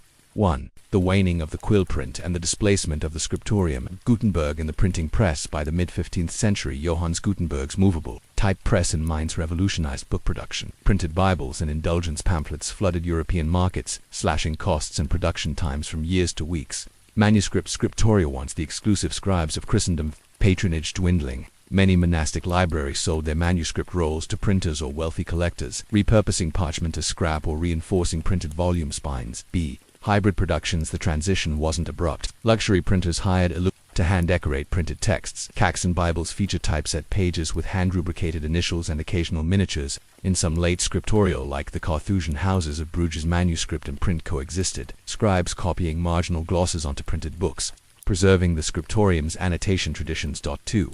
The fate of medieval manuscripts, preservation, and low-say wars, reformations and fire. The Reformation 16th c. saw monastic suppressions. Many libraries were seized, and manuscripts burned or scattered. In England, Henry VIII's dissolution of the monasteries dispersed thousands of codices, ending up in private hands, others destroyed as papist rubbish. Fires like the 1731 blaze at the Copenhagen Royal Library consumed countless volumes, underscoring their vulnerability. B. Renaissance collection and scholarship. Humanists like Poggio Bracciolini scoured monastic libraries, rescuing manuscripts, rediscovering classical works long thought lost. Their efforts seeded the great Renaissance libraries. Vatican, Laurentian, and Bad manuscripts gained new status as cultural treasures, with detailed catalogues and early printed facsimiles, celebrating their place in the humanist revival. 3. Modern manuscript studies, codicology and digital humanities. A codicological analysis. 20th and 21st century scholarship developed rigorous methods examining watermarks, quire structures, and ink chemistry to date and localize manuscripts. Scientific advances, for example, multispectral imaging reveal under drawings, erased annotations in earlier texts beneath palimpsests, offering layers of historical insight. B. Digitization projects. Initiatives like Europeana, the Digital Vatican Library, and Cambridge's Digital Library scan manuscripts in high resolution, making them accessible worldwide. Open access platforms allow scholars and the public to zoom into individual brushstrokes and marginal notes, democratizing knowledge once locked in monastic vaults. 4. Lessons for today. Knowledge, labor and preservation. The history of scriptoria and manuscripts offers enduring insights. Labor-intensive care, just as medieval scribes dedicated hours to each page. Digital archives demand meticulous metadata, curation, and software maintenance to preserve files against obsolescence. Community stewardship. Monastic communities shared texts, maintained standards, and safeguarded exemplars. Modern scholarly consortia libraries, universities, and tech firms similarly collaborate to steward digital and physical collections. Adaptation and hybrid models. The blend of manuscript and print in the late medieval era parallels today's hybrid publishing modes. Print-on-demand books, supplemented by digital supplements and crowdsourced annotations. 5. Final reflection. Writing tomorrow's archives, you envision a solitary monk dipping his quill by candlelight and a modern scholar scrolling through digitized medieval folios. Consider, how will our own efforts in creating, curating, and preserving digital texts shape the contours of knowledge for future generations, ensuring that our cultural memory endures beyond technological upheaval? Sparks in the hearth. Foundations of medieval smithcraft chuve drifted past scriptoria's silent pages. Now we return to the roar of coals and ring of hammer on anvil. Across medieval Europe, blacksmiths were the unseen architects of security and survival, shaping iron into plowshares, nails, tools, and weapons. In this first section, we'll trace how early smiths rediscovered ironworking after Rome's fall, organized workshops around hearths and water wheels, and mastered the materials, techniques, and trade networks that fueled the age's armaments and implements. 1. Rediscovering iron from spoils to hearths. After the Western Empire collapsed, large-scale iron production paused in many regions. Early medieval peoples scavenged broken Roman tools and wagon tires from abandoned forts. But by the 8th century, demand for agricultural tools and cavalry weapons spurred a renaissance of smithing, bog or mining. In temperate wetlands from Flanders to Lombardy, rich bog or limonite was gathered seasonally. Bands of women and children harvested spongy nodules with wooden spades, sun-drying them to reduce moisture before smelting. Bloomery furnaces, small shaft furnaces built of clay and stone, achieved temperatures of 1150 to 1350 degrees Celsius. Charcoal fueled the fire. Bellows, often water-powered by undershot wheels, blew air through clay tubes over several hours. Bloomery smelts yielded a porous mass of wrought iron bloom, which smiths then consolidated under hammer blows. Documentary 9th century Carolingian capitularies mention kill taxes paid in iron blooms, indicating early attempts to regulate production and ensure equitable distribution. 2. Workshop organization. From cottage hearth to manor forge, medieval smithies ranged from solitary roadside forges to manor court workshops. A village smith layout: a simple shelter with open hearth, clay tuyere set at hearth's side, a stone or brick fireback, and a wooden workbench flanked by an anvil. One bellows hand-operated fed air. Each hearth served a handful of peasants needing horseshoes, scythes, hoes, and nails. Materials. Village smiths purchased blooms from itinerant ironmongers or local bloomery masters. Charcoal came from nearby caduceus. Water was fetched from a well or stream. Manorial and monastic, for scale and power. Wealthy lords and monasteries invested in water-powered hammer-stilled hammers or trip hammers driven by a camshaft on an overshot water wheel. These machines allowed repeated hammering of blooms, consolidating iron faster and producing consistent bars. Staffing. A master smith oversaw journeymen and apprentices. Monastic cartularies record that Cistercian abbeys in Burgundy employed up to 5 smiths and a cooper to recycle charcoal and maintain wheels. Records from 11th century. Normandy detail. Water wheel dimensions 5 meters diameter. Rotok paddles, supplying 200 kilograms of hammer force per stroke, revolutionizing bloom, consolidation, and blade forging. 3. Metallurgy and techniques. Forging strengthsmiths developed refined techniques to produce varied iron and steel qualities. Pattern welding by layering bars of soft wrought iron and high carbon. Steel quench-hardened blooms. Smiths welded them under hammer. Twisting and folding to produce blades with both toughness and a hardened edge. The resulting damascene pattern bright lines against darker metal became prized for swords and sixes, quenching and tempering after shaping. Blades were heated in charcoal or forged coals, then plunged into water or oil to harden the edge. A subsequent tempering in warm ashes relieved brittleness, producing a resilient cutting tool. Recipes for tempering a 50 mm wide sword, edge at HA-400 degrees Celsius appear in late medieval German fencing manuals, indicating tightly guarded heat protocols. Case hardening, to harden surfaces only. Smiths packed Rhotian parts in bone or horn, charcoal-rich in carbon, and heated them for hours. Carbon diffused into the surface, allowing a hard exterior over a tough core deal for axes, hammers, and mail rivets. Archaeometallical studies of Viking-age swords reveal carbon gradients consistent with these techniques, showing a shared technological vocabulary across Europe's smithing centers. 4. Trade networks. Distributing iron and tools around work depended on far-flung supply chains, ore and charcoal transport.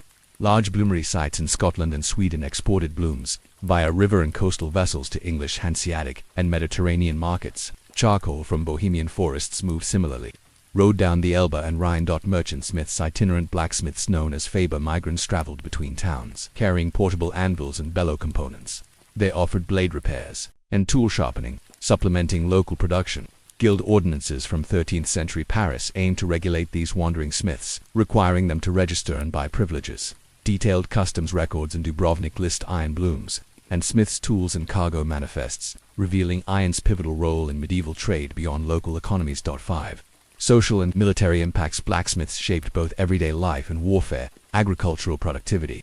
Durable plowshares and scythes accelerated land clearance and harvests. The 3-field crop rotation system depended on reliable iron tools to generate surpluses, supporting growing urban populations. Mounted warfare. The invention of the stirrup and the cast iron horseshoe applied by smiths pressing shoe nails into heated hoof walls enabled heavy cavalry.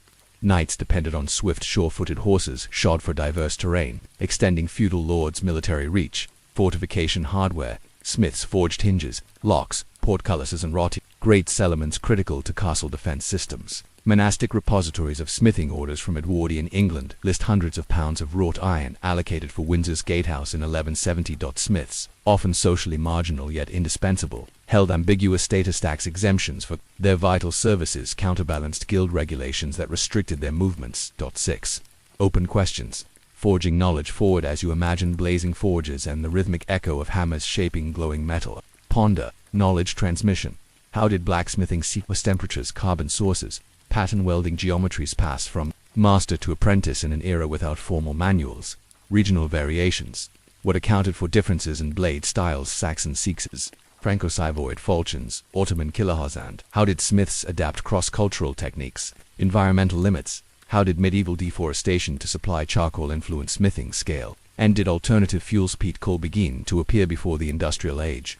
Tonight, we've kindled the first sparks in the medieval forge, exploring how iron's transformation under fire and hammer shaped Europe's breakfast fields and battlefields alike. As you drift to sleep, let the ringing anvil and glowing ember guide your dreams into the age of steel and flame. We traced how early medieval blacksmiths resurrected ironworking from bog iron harvest to bloom, consolidation and knife hardening, and how their work underpinned both plow and sword. Now, we delve into the forge's internal economy and social structure, the organization of smith workshops, the financing and regulation of iron production, the apprenticeship and guild systems that codified craft knowledge, and the incremental technological innovations that advanced medieval metallurgy. 1. Workshop organization. From family cottage to urban guild hala, cottage smiths and household production in rural communities.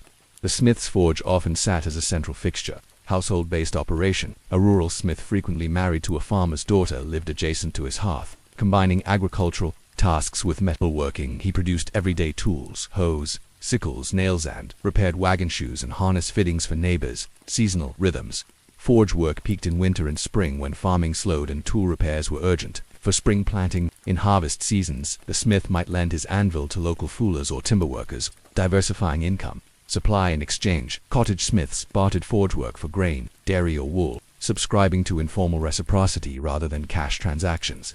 Except for essential purchases like imported steel. Their modest scale fostered intimate ties with villagers, but limited their ability to produce large quantities or complex items. B. Manorial and urban workshops. Lords and burghers invested in larger workshops to ensure consistent supply and control pricing. Manorial smithies under feudal tenure. Peasants owed mise en forge services, obligatory trips to the lord's forge. The manorial smith charged standard fees for horseshoeing or tool sharpening. This arrangement guaranteed the lord smith a monopoly within the manor's bounds. Urban smithies. In medieval towns, smiths clustered near city gates or rivers. For water power and transport. A master smith maintained a forge building which included a hearth, quenching trough, bellows alcove, and storage for coal and blooms, and rented workspace to journeymen and apprentices. Division of labor in larger urban forges. Specialization emerged. One smith focused on blade forging, another on horseshoeing, and a third on hardware hinges, locks, wagon components. This assembly line approach increased efficiency but required careful coordination. Urban workshops interacted closely with nearby water-powered trip hammer mills. See Story 7, which provided pre-forged blooms, helping smiths focus on finishing processes and custom orders. 2. Apprenticeship guilds and regulation of the craft. As smithing became more complex and crucial, communities created formal structures to transmit and regulate knowledge. A apprenticeship contracts into the smith's craft began with a servitium agreement, often sealed in a town council register specifying term of service, 5 to 7 years of apprenticeship in exchange for room and board, sometimes with a small stipend. Instruction scope. Master smith obligated to teach metalworking fundamentals, bloom welding, edge hardening, quenching techniques, and basic pattern weld design. Behavioral clauses. Apprentices pledged obedience, prohibition from marriage until term end, and confidentiality regarding workshop methods. Violations could result in fines or contract nullification.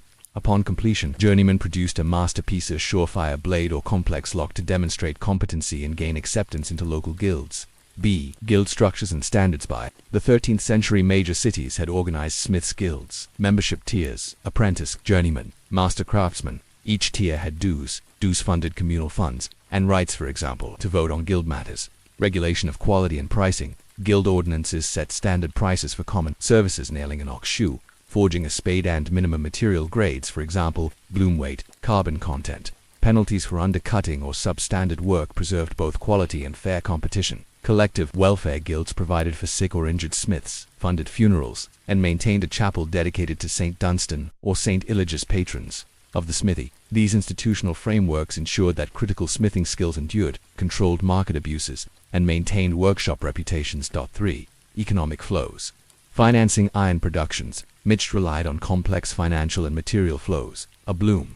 Suppliers and merchant ironmongers. Bloom production remained a specialized process, often separate from smithing bloomery operators. Small-scale smelters produced blooms from local or they sold blooms at set market rates, often gauged by weight directly at the forger's door. Ironmongers, merchant ironmongers coordinated bulk purchases of blooms and reselling to smiths, sometimes offering credit arrangements to workshops. They also imported higher carbon steel blooms from renowned centers, for example, northern Italy, commanding premiums for superior toolmaking. These intermediaries bridged resource-rich rural areas with urban workshops, managing transport by riverboat, or CARTB. Capital investments, fuel bellows, and water power. Key expenses for a smith included charcoal and coal. Charcoal from wood coppices, often free to guild members in urban forests under regulated permits. In coal-rich regions, for example, northern England, primitive coke replaced charcoal, initiating early shifts in fuel technology. Bellows and water wheels. Master smiths invested in high-quality, double-chamber bellows hand-blown or for manorial establishments. Water-driven bellows, annual maintenance bellows, leather patches, wheel axle, greasing was factored into service prices. Tools and consumables. Hammers, tongs, chisels wore over time. Masters negotiated bulk orders with blacksmiths pooling guild resources to secure better pricing. Thus, running a successful forge required managerial skill, akin to that of a small industrial enterprise. 4. Technological innovations, improvements and experimentation while preserving tradition. Medieval smiths continuously refined their craft. Catalytic additions, flux and alloying lime. Flux, addition of ground limestone in smelting and forging stages, helped remove silica impurities, resulting in more malleable blooms. Abbott's manuals recommend precise lime additions. 10 kilograms per 100 kilograms bloom for best results. Alloying trials. Some workshops experimented by introducing small amounts of manganese rich later known to improve steel toughness, though empirical. The knowledge of its efficacy remained murky until post-medieval metallurgical studies. Advanced quench media and temperature control, quenching oils beyond water. Smiths used animal fats or plant oils, linseed, olive, to control cooling rates. Guild recipes specified oil reuse cycles and filtration techniques to remove particulate matter. Temperature gauging, lacking pyrometers. Smiths learned to judge heat by metal color stages. Straw, dark yellow, with treatises noting that 820 degrees Celsius straw was ideal for carbon steel tempering. Such refinements emerged slowly, often passed as trade secrets within guild circles. 5. Regional schools and cross-cultural exchange. Mitchraft exhibited regional specializations shaped by material availability and cultural preferences. A Northern Europe pattern welded blades. Age and Anglo-Saxon smiths perfected pattern welding, twisting iron and steel bars to create distinctive blade motifs. Centers like Uppsala and Canterbury exported patterned swords across the North Sea, spreading the technique to continental smiths. B. Mediterranean, high-carbon steel and decorative damascent in Italian and Iberian. Forges accessed better ore and traded with Middle Eastern smiths, absorbing Damascus steel's aesthetic. They produced scimitar blades featuring surface damascening inlay of silver and gold, influencing Western falchion designs. C. Eastern Europe and Byzantine-influenced Slavic and Byzantine smiths introduced crucible steel methods, smelting steel, enclosed clay crucibles, resulting in ultra-high carbon woots like ingots. While rare, these ingots supplied elite weapon workshops in Hungary and Bulgaria. These cross-cultural flows occurred via mercenary smiths, crusader contacts, and trade fairs like Champagne's foyers, where smiths exchanged both products and techniques. 6. Environmental and social constraint. Smithing, as resorts demands, triggered ecological and social responses. A charcoal scarcity and forest laws. Deforestation for charcoal led to royal and ducal forest laws restricting woodcutting, allocating charcoal rights to mills, and fining illegal charcoal makers. In parts of Germany, alternating Verbrennungs, Ruhburning bans, and Rugerecht charcoal maker rights rotations balanced needs. B. Labor risks and health. Smiths faced hazards, burns,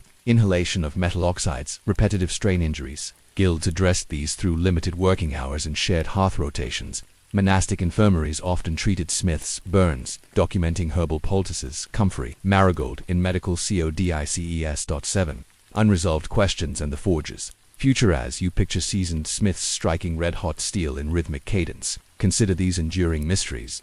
Knowledge codification. Did any medieval forges maintain written rulebooks akin to recipe books tailing bloomery temperatures, flux ratios, and quenching schedules? Guild versus family secrets. How did familial smithing dynasties safeguard techniques against guild regulation, and did that tension spur technological leaps? Scale-up trajectories. Could any medieval workshop scale to industrial levels analogous to early modern ironworks pioneering water-powered blast furnaces centuries before the British Industrial Revolution? Tonight we've entered the heart of medieval smithing workshops, echoing with hammer blows, hearths glowing with transformation, and communities shaped by the steel they produced. As sparks fade in your mind's eye, let the forge's warm pulse guide your sleep-kindling dreams of fire, iron, and the hands that forged the medieval world's tools and weapons. Lifelines on water. Origins of medieval riverine trade. Tonight, we leave the forge's glow and step onto gently rocking vessels, following the silent highways of Europe's rivers. Before roads were paved or canals dug, waterways from the Rhine to the Rhine, the Danube to the Seine served as the continent's principal arteries of trade and communication. In this first section, we'll trace how medieval communities recognized and harnessed river currents, organized boat building and port facilities, and developed the foundational routes and practices that turned humble streams into bustling trade corridors, lifelines that bound distant markets, powered emerging towns, and shaped the medieval economy. 1. Why rivers mattered. Geography, cost, and capacities, stretching from the North Sea to the Black Sea. Europe's great rivers offered natural corridors free from the high overland transport costs of carts and pack animals. A single barge could carry as much cargo as a dozen wagons with far less manpower. Geographical advantages. Rivers cut through mountain ranges and dense forests, providing more direct routes than meandering roads. Seasonal flooding deposited rich alluvial soils that supported riverside agriculture and Mill Sea. Story 8. Creating nodes of production directly adjacent to transport. Economic efficiency. Transport by water reduced friction and wear on goods, ceramics, casks of wine, and coarse wool, minimizing breakage. Estimates suggest that a boat required 1/10 the manpower per ton of cargo compared to a horse-drawn cart, making bulk items like timber or grain viable trade commodities. Capacity and seasonality. While rivers froze in harsh winters and fell low in summer droughts, the spring thaw provided surges of navigable flow. Medieval merchants timed shipments to coincide with high water, floating salt, metal ingots, and luxury goods on rafts, crewed by small teams. 2. The early boats, rafts, dugouts, and flatboats. Medieval river fleets evolved from simple craft, a log raft and dugout, canoes, rafts, bundles of logs lashed together with ropes, loaded with wool bales or timber beams. They drifted downstream with minimal steering, often guiding, via long poles and improvised sails. Archaeological finds along the Elbe show remains of rafts up to 20 meters long used as late as the 13th century. Dugouts followed oak trunks carved by fire and axe. Dugouts provided nimble craft for fishers and small-scale traders on narrow tributaries. Their shallow drafts allowed navigation in shallow waters, flatboats and barges. By the 9th century, merchants designed rectangular, flat-bottomed boats up to 30 meters long and 5 meters wide with simple framing and waterproof planks, without keels. These boats could ground on sandbars and be refloated at high tide or during floods. Steering took place via long rudder poles or steering boards lashed to the stern. Construction. Riverbank communities developed specialized boatyards. Master boat builders kept seasonal calendars, harvesting mature oak in winter for frames and lime-bathing planks in summer to improve flexibility. Capacity. Typical flatboats could carry 20 to 30 tons of cargo, salt barrels, wine amphorae, grain sacks, or timber planks, making them ideal for long-distance trade along major rivers. 3.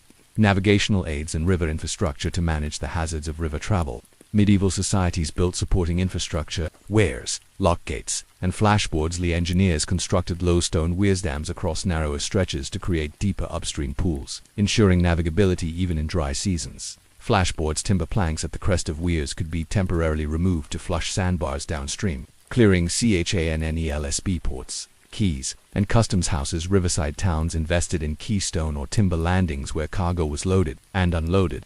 Granaries, wine cellars, and market squares clustered around these quays, forming the nuclei of urban growth. To regulate trade and collect revenues, authorities erected customs houses near bridges or fording points. Tolls and duties levied per cargo type: salt, metal, textiles documented in town charters, for example, the 12th century Liege River toll code. Merchant caravans presented river waybills, notitionavium specifying goods, origin and destination, facilitating both taxation and dispute resolution. Storage magazines. Fortified storehouses guarded by militia protected high-value goods, precious metals awaiting transshipment or overland carriage to inland markets. See navigational markers and piloting knowledge before systematic charting. Pilots relied on landmarks, distinctive trees, craggy outcrops, and monastic towers visible from the water. Local pilot guilds emerged, their members often retired merchants memorizing currents, shallows, and seasonal shifts. Fees for piloting ranged by risk. Guiding through narrow gorges or rapids commanded. Higher payments. 4. Trade routes and commodities. Medieval European rivers formed interconnected corridors. A. The main arteria Shin-Danube axis, linking the North Sea to the Black Sea. Merchants on this route exchanged Flemish cloth and English wool in southern markets for Byzantine silks and Oriental spices carried via Adriatic ports. Seine and Loire networks. France's heartland connected Paris to the Atlantic coast. Wine from Bordeaux floated upriver to Parisian markets, while grain and salt moved downstream to feed urban populations. Douro and Tagus streams in Iberia. Navigable rivers supported the burgeoning port cities of Porto and Lisbon, exporting port, wine and olive oil to northern Europe. Regional routes Strava, Sava, and Vistula. Eastern Europe's rivers carried amber sea story for furs and grain to Mediterranean markets, linking Polish forests and Russian steppes to Italian merchants. Smaller tributaries feeder rivers like the Moselle and Ehlers served nascent towns and abbeys, enabling local trade in timber, wool, and salt. Trade fairs, Champagne, Leipzig, and others coordinated river and overland flows, creating seasonal marketplaces where waterborne goods met land-carried wares. 5. Organization of river trade, merchants, guilds, and convoys. Riverine commerce revolved around merchant associations. Shipmasters and merchanteurs. Wealthy merchants owned ships and hired captains. They formed Compagnie Navicularum, shipping companies pooling vessels to spread risk. Contracts specified cargo shares, voyage schedules, and profit distributions, anticipating losses from shipwrecks or banditry.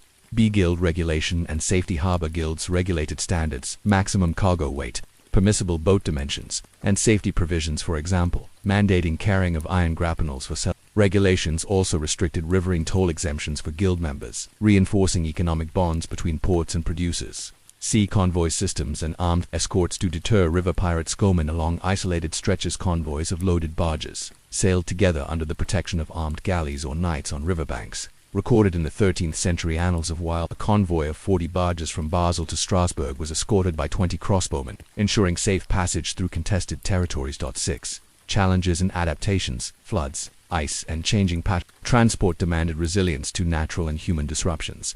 A flood damage and repair. Spring floods damaged quays and washed away weirs. Towns appointed river watchmen to clear debris, repair embankments, and rebuild landings. Chronicles from medieval Utrecht describe 14th century floods that altered the Rhine's course, necessitating new port construction. Icebreakers and winter passage in colder regions. Rivers froze for weeks. Boat owners employed icebreakers, reinforced boughs of stout oak to clear channels at the edges and maintain minimal traffic. Guild records in Novgorod note ice fees paid for wintergrain runs, highlighting the value of maintaining year-round supply lines. See rise of overland alternatives where river routes became unreliable. Merchants turned to packhorse routes, canals, see later stories, or coastal shipping. The development of inland waterways like the 13th century Fassa Carolina Albanian Canal attempts reflects ongoing efforts to expand waterborne corridors. You envision the quiet lapping of oars against barge hulls and the creak of timbers. In the current, reflect on this question. How did medieval society's mastery of river transport through boat design, port infrastructure, and merchant organization shape the economic and cultural landscapes of Europe, laying hidden currents that still influence trade and settlement patterns today? We trace the origins of river transport, from simple log rafts to flatboats, and the nascent infrastructure weirs, quays, pilot guilds that supported trade. Now, we'll dive deeper into the machinery of medieval river commerce, the construction and maintenance of locks and channels, the guilds, merchant associations, and convoy systems that regulated transport, the financing of river fleets, and the economic ripple effects that riverine trade unleashed across Europe. 1. Controlling the flow. Engineered waterworks and river management. Weirs, flashboards, and pound locks. Weirs and flashboards to maintain navigable depths. Engineers built low-profile stone weirs across rivers. These created upstream mill pond-like pools. Flashboards, removable timber planks, allowed deliberate scouring. Once silt built up behind a weir, crews removed flashboards en masse, releasing a surge that scoured the channel bed downstream. Seasonal flashboard removals became community events, with labor levies organized by local councils. Early pound locks. Protolock boxes. By the late 14th century, craftsmen in parts of the Netherlands and Champagne experimented with sluice chambers, pound locks to raise and lower boats across small height differentials. Archaeological remains near Bruges show stone chambers with timber gates at each end. Water flowed in through side culverts until the chamber rose to river level, allowing safe passage upstream in advance that presaged full canal lock technology. B-channel diversions and cuttingsmen made cuttings to bypass treacherous bends or rapids. Medieval authorities authorized construction of short cuttings, For example, the 12th century grand decoupage on the Loire near Orleans straightened the channel by 2 kilometers, reducing voyage time and avoiding shoals. Labor was drawn from riverine villages under corvée obligations. Embankments and groins. To stabilize banks and focus current away from quays, workers placed stone groins, rock arms projecting into the river to deflect flow. These interventions required regular inspection and repair after floods, overseen by appointed river wardens. 2. The merchant fleet and ship financing and operation. A. Ship-owning companies and joint ventures. Compagnie Navales, wealthy merchants, formed joint stock-like associations, pooling capital to build or purchase fleets of 10 to 20 barges. Each member's share entitled them to pro rata profits and voyage assignments. Charters from 13th century Genoa record such companies financing silk, spice, and grain shipments. Risk pooling and insurance. These associations also funded a various early marine insurance compensating members for losses due to piracy, wreck, or confiscation. Premium rates varied by route risk, 3% for Rhine passages, up to 10% for Black Sea ventures during the Mongol Wars. B. Crew structures and piloting. Molten crews. A typical barge crew comprised a magister novice master, 2 or 3 navigators pilots, and up to 6 laborers for hauling towpath or managing cargo. Towpath teams, where currents ran strong. Crews towed barges from the bank using capstans and towlines, sometimes aided by draft animals. Towns maintained designated towpaths whose rights of way were recorded in charters, and levied modest maintenance tolls to keep paths clear. Pilot guilds. Pilots held exclusive rights to navigate particular river stretches. Membership in these guilds guaranteed local knowledge, hidden shoals, seasonal eddies, and imposed rules. No piloting without guild certification. No guiding unregistered vessels. And mandatory inspection of cargo manifests. 3. Port infrastructure. Quays, warehouses, and transshipment hubs. A. Quay construction and maintenance. Stone and timber quays. Major river towns built stone wharves with integrated mooring rings. Timber pilings stabilized adjacent banks. Stone retaining walls protected against erosion. Routine dredging was required to prevent silt buildup at quays, carried out by dredge list steams funded by port toll revenues. Floating pontoons. In regions with fluctuating water levels, floating wooden pontoons moored alongside embankments provided consistent loading. Platforms. These were anchored by chains and adjusted seasonally. B. Warehousing and customs. Magazines and granaries. Towns erected multi-story stone warehouses, magazines along quays to store bulky goods like grain, salt, and timber. Beams. Upper floors. Accessed via hoist winches powered by capstans. Customs and inspection. Customs houses employed clerks to tally cargo, inspect quality, and collect tolls. Detailed notitia navium ledgers recorded shipments by origin, weight, and destination, surviving 14th century Venetian customs rolls. Itemized shipments of 1,200 barrels of Tuscan oil and 500 casks of Greek wine in a single season. Sea transshipment and intermodal exchanges. Overland connections. Ports often linked to road networks via wagon roads paved with gravel. Horse and ox-drawn carts waited at quays to carry goods inland. Salt from the Loire, wool from Flanders, or iron bars from German upriver forges. Canal beginnings. Some towns dug short canals to link adjacent rivers, for example. The 13th century de Grace and Burgundy laying groundwork for larger canal ventures in later centuries. 4. Guilds, regulations, and market governance. Say. River barge guilds, membership and privileges. Guild membership conferred toll exemptions within towns, guaranteed berthing rights, and participation in guild-funded repair funds. Guild halls often doubled as warehouses and meeting spaces. Standards and penalties. Barge dimensions, maximum loads, and crew complements were standardized. Overloading incurred fines. Undercrewing risked inspection suspensions. SARP regulations reduced accidents and cargo damage. B.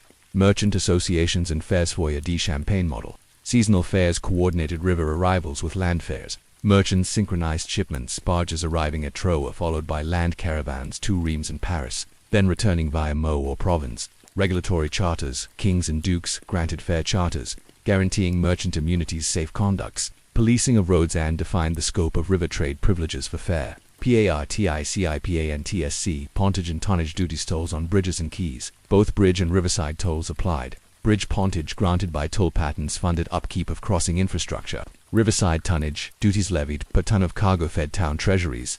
Reciprocity treaties. Towns along the Rhine formed mutual toll exemption treaties, for example. The Rhenish League, reducing barriers and fostering cohesive regional markets. 5. Economic ripple effects. Growth of towns and regional integration. Urban growth along rivers. River town clustering.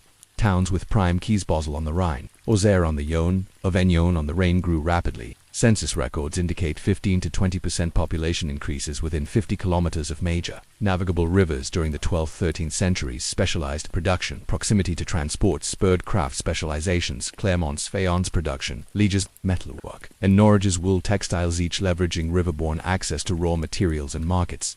B. Market integration and price convergence. Price harmonization.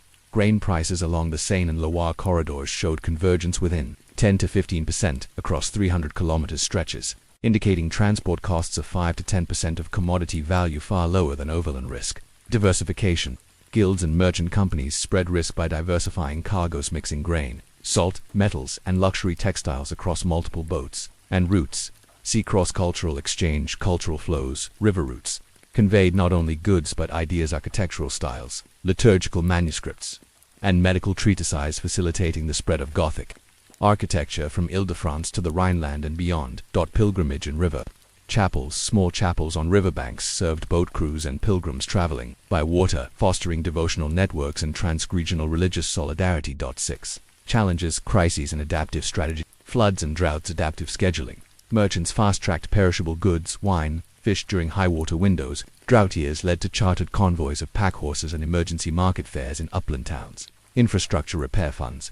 Towns maintained dedicated river repair funds. Reserves from customs duties used for post-flood repairs of quays and dredging of CHANNELSB. Warfare and river blockades. Pontoon bridges and river barrage. Armies laid pontoon bridges to facilitate crossings. Conversely, defenders used chains across rivers, for example, the fortified chain at Avignon to block barge traffic.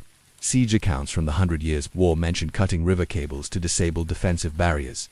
Convoy escorts, as in Section 1. Merchant convoys hired armed boats, small galleys or barges with mounted crossbow platforms to deter pirates and enemy raiders, especially along strategic stretches like the lower Danube. See competition from coastal shipping. Coastal cavity, where rivers met coasts. Merchants shifted to coastal shipping. Lighter vessels navigated narrow outlets to ports like Bordeaux and London, bypassing river tolls but risking storms. Transshipment ports. Towns at river mouths such as Marseille, Hamburg, and London grew as major hubs where river and sea vessels exchanged cargoes, integrating inland river networks with Mediterranean and North Sea trade. 7. Unresolved currents. Questions for further exploration as you drift with imagined barges through misty dawns and silent marshes. Consider pilot guild archives. Few records of pilot training survive. What mnemonic systems, verse, or mapped notations did pilots use to memorize river hazards? Environmental footprint. How did repeated dredging and wear construction alter river ecology? Fish stocks, floodplains and sediment flows. And what medieval adaptations mitigated ecological damage? Technological displacement. To what extent did canal building efforts, for example Fossa Carolina, borrow from riverine engineering? And what prevented broader medieval canalization before the Age of Enlightenment? Tonight's voyage across medieval rivers reveals a world where waterborne commerce shaped economies, cultures, and communities. As you drift towards sleep, let the steady current of rivers carry your thoughts, reminding you that beneath the visible surface of medieval life flowed hidden tides of trade, innovation, and connectivity that still define our landscapes today. From river ruins to modern waterways, legacy, transformation, and lessons from medieval river trade. You've floated downstream on rafts and flatboats, traced weirs and prototypes, surveyed quays and guild halls, and felt the currents of medieval river commerce shape towns, crafts, and regional markets. In this final section on riverine trade, we'll examine how these hidden waterways fared through political upheaval, technological change, and environmental shifts, how early modern engineers built upon medieval foundations to create the great canal networks of the 17th-19th centuries, and what enduring insights medieval river transport offers for today's challenges in sustainable logistics, community resilience, and preserving living waterways. 1. Decline and disruption, Warsaw, and the rise of roads, military destruction and political fragmentation during the late Middle Ages.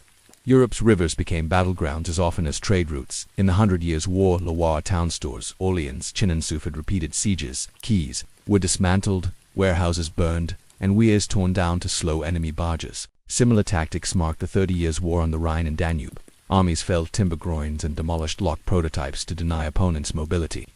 The human and material cost of these actions proved high. Many towns lacked resources to rebuild complex riverworks amid fractured political authority siltation and neglect beyond warfare. River silting steadily undermined medieval infrastructures. Flood-prone regions saw channels migrate, sandbars choke quays, and former ports slump into disuse. Without regular, Organized dredging, often funded by tolls, many stretches became unnavigable, even to small barges, by the 16th century. Towns that depended solely on rivers, like Agson on the Seine, declined as overland roads improved, shifting trade corridors toward coach routes and postal roads. Sea road competition and early overland networks. The late medieval period witnessed a renaissance of road building. Improved surveying. Story 3 in road ordinances. Story 5 yielded smoother highways, stagecoach services, and mounted courier networks that outpaced slow river convoys. For high-value, time-sensitive goods, merchants of Antwerp and Nuremberg, situated near but not exclusively on waterways, invested in road wagons and even early courier companies, reducing reliance on unpredictable rivers. 2. Renaissance revival. Canals, locks, and hydraulic expertise. Despite decline, the vision of reliable waterways in Doordan propelled the canal age. The Dutch polder model. In the 16th century, Dutch engineers perfected water management in the Low Countries, building windmill-driven polder pumps and networks of dikes. These techniques informed the first true navigable canals, the Delft-Schiedam Canal 1389 and outer Rhine improvements around Leiden, combining wind-powered draining with flashboard weirs to stabilize levels for boat traffic. By the 17th century, the Dutch linked Amsterdam to inland cities via a web of canals, reviving medieval river engineering principles, locks, weirs, and drafted towpaths on a grand scale. B. French Canal ambition. Spearpole. Riquette's Canal, due midi 1667 to 1681, stands as the most ambitious direct descendant of medieval river works. Riquette harnessed water from the Montigny Nord, building 39-pound locks and aqueducts to bridge the Garonne basin to the Mediterranean. Though its scale dwarfed medieval lock prototypes, the Midi's designers cited earlier experiments on the Somme and Eure rivers, acknowledging lineage from medieval sluice-gated pound chambers. See British navigations and industrial canals in England. Entrepreneurs improved river navigability. Navigations on the Severn and Trent, adding flash lock sequences that evolved into pound locks by the early 18th century. The Birmingham Canal navigations, 1768 onward, integrated canal sections with river improvements, powering the industrial revolutions, coal and iron flows. Their lock engineering, surveying expertise, and labor organization owed much to medieval precedents. Towpaths guild regulations for lock keepers and flood management via bypass channels. 3. Archaeological and historical rediscovery. A. Mapping medieval waterways. Modern archaeologists and historians using aerial photography, LiDAR, and sediment core analysis are reconstructing medieval river networks. In Burgundy, peat cores show the phased construction of weirs and medieval lock chambers. In England's fenlands, geoarchaeology has traced medieval trading routes, long since buried under marsh reclamation. B. Experimental hydraulic sliving history. Projects have rebuilt protopound locks based on 14th century designs found near Bruges and Leuven. These reconstructions test medieval understanding of hydraulics, chamber dimensions, gate sealing techniques, and lock filling sluices. Early results confirm that medieval engineers achieved surprisingly precise water-level control. Heritage waterways and tourism. Canals and navigable rivers preserve vestiges of medieval labor. There was navigation in northern France retains medieval-style flashboards, and the Upper Thurn Broads in East Anglia still reflect 13th century trusted flats used to transport peat. Heritage trusts organize boat tours highlighting these ancient infrastructures, raising public awareness of hidden medieval waterways. 4. Lessons from medieval currents for sustainable transport. Low-energy bulk conveyance. Medieval rivers moved heavy bulk goods, grain, timber, stone, using only human and animal towpath labor, water currents, and simple weirs. In an era of decarbonization, reviving low-energy inland navigation for heavy or bulk cargo represents a sustainable transport alternative. Pilot projects on Europe's small rivers. Reviving medieval channels with minimal dredging and no locks could shift bulk freight from trucks to barges. B. Community-led waterway stewardship. Medieval river maintenance was a communal endeavor. Villages contributed labor for flashboard removal and towpath upkeep. Modern water management could adopt participatory models. Local river councils overseeing maintenance, inclusive of fishermen, farmers, and recreational users, mirroring medieval reciprocity systems. C. Hybrid modal integration. Medieval trade combined river and road modalities seamlessly. Ports linked keys to markets via packhorse tracks. Today's intermodal logistics combining waterways, railways, and roads can draw inspiration from medieval port-con-road nodes, designing seamless transfer points that minimize handling and delay. 5. Final reflection. Flowing through time. As you drift from the deck of your imagined barge into sleep, visualize a medieval convoy making its way down a silver ribbon of water, weirs controlling the flow, lock gates creaking, quays bustling with merchants, guild halls glowing at dusk, and pilot guild banners fluttering from masts. Reflect on this enduring question. In our own age of digital connectivity and global supply chains, how might we re-embrace the quiet efficiency and community spirit of medieval river transport, crafting resilient, low-carbon pathways that carry goods and ideas with grace, just as hidden currents once bound Europe together? From fast riders to relay posts, origins of medieval communication, you floated on medieval rivers and hammered iron at forges. But tonight we delve into a more ephemeral network, the medieval postal systems that carried messages, orders, and news across kingdoms and continents, long before the telegraph or the printing press. Letters and dispatches moved by horse, boat, and foot, bound together courts, clergy, and merchants. In this first section, we'll trace how early medieval rulers and religious institutions initiated message routes, organized relay stations, and mounted couriers, and devised security and scheduling methods. We'll see how these hidden lines of communication underpinned administration, diplomacy, and emerging literary culture, enabling the flow of information that made medieval society possible. Point 1. The imperative for speed. Royal and ecclesiastical needs. In the tumultuous centuries after Rome's fall, medieval polities faced chronic security, administrative, and religious challenges that demanded faster than three principal drivers spurred the creation of organized message systems: royal governance, kings and emperors. Charlemagne in the late 8th century. Later, the Holy Roman Emperors ruled vast, fractious realms. Delegating authority required reliable reports from distant counts, and urgent orders needed prompt delivery.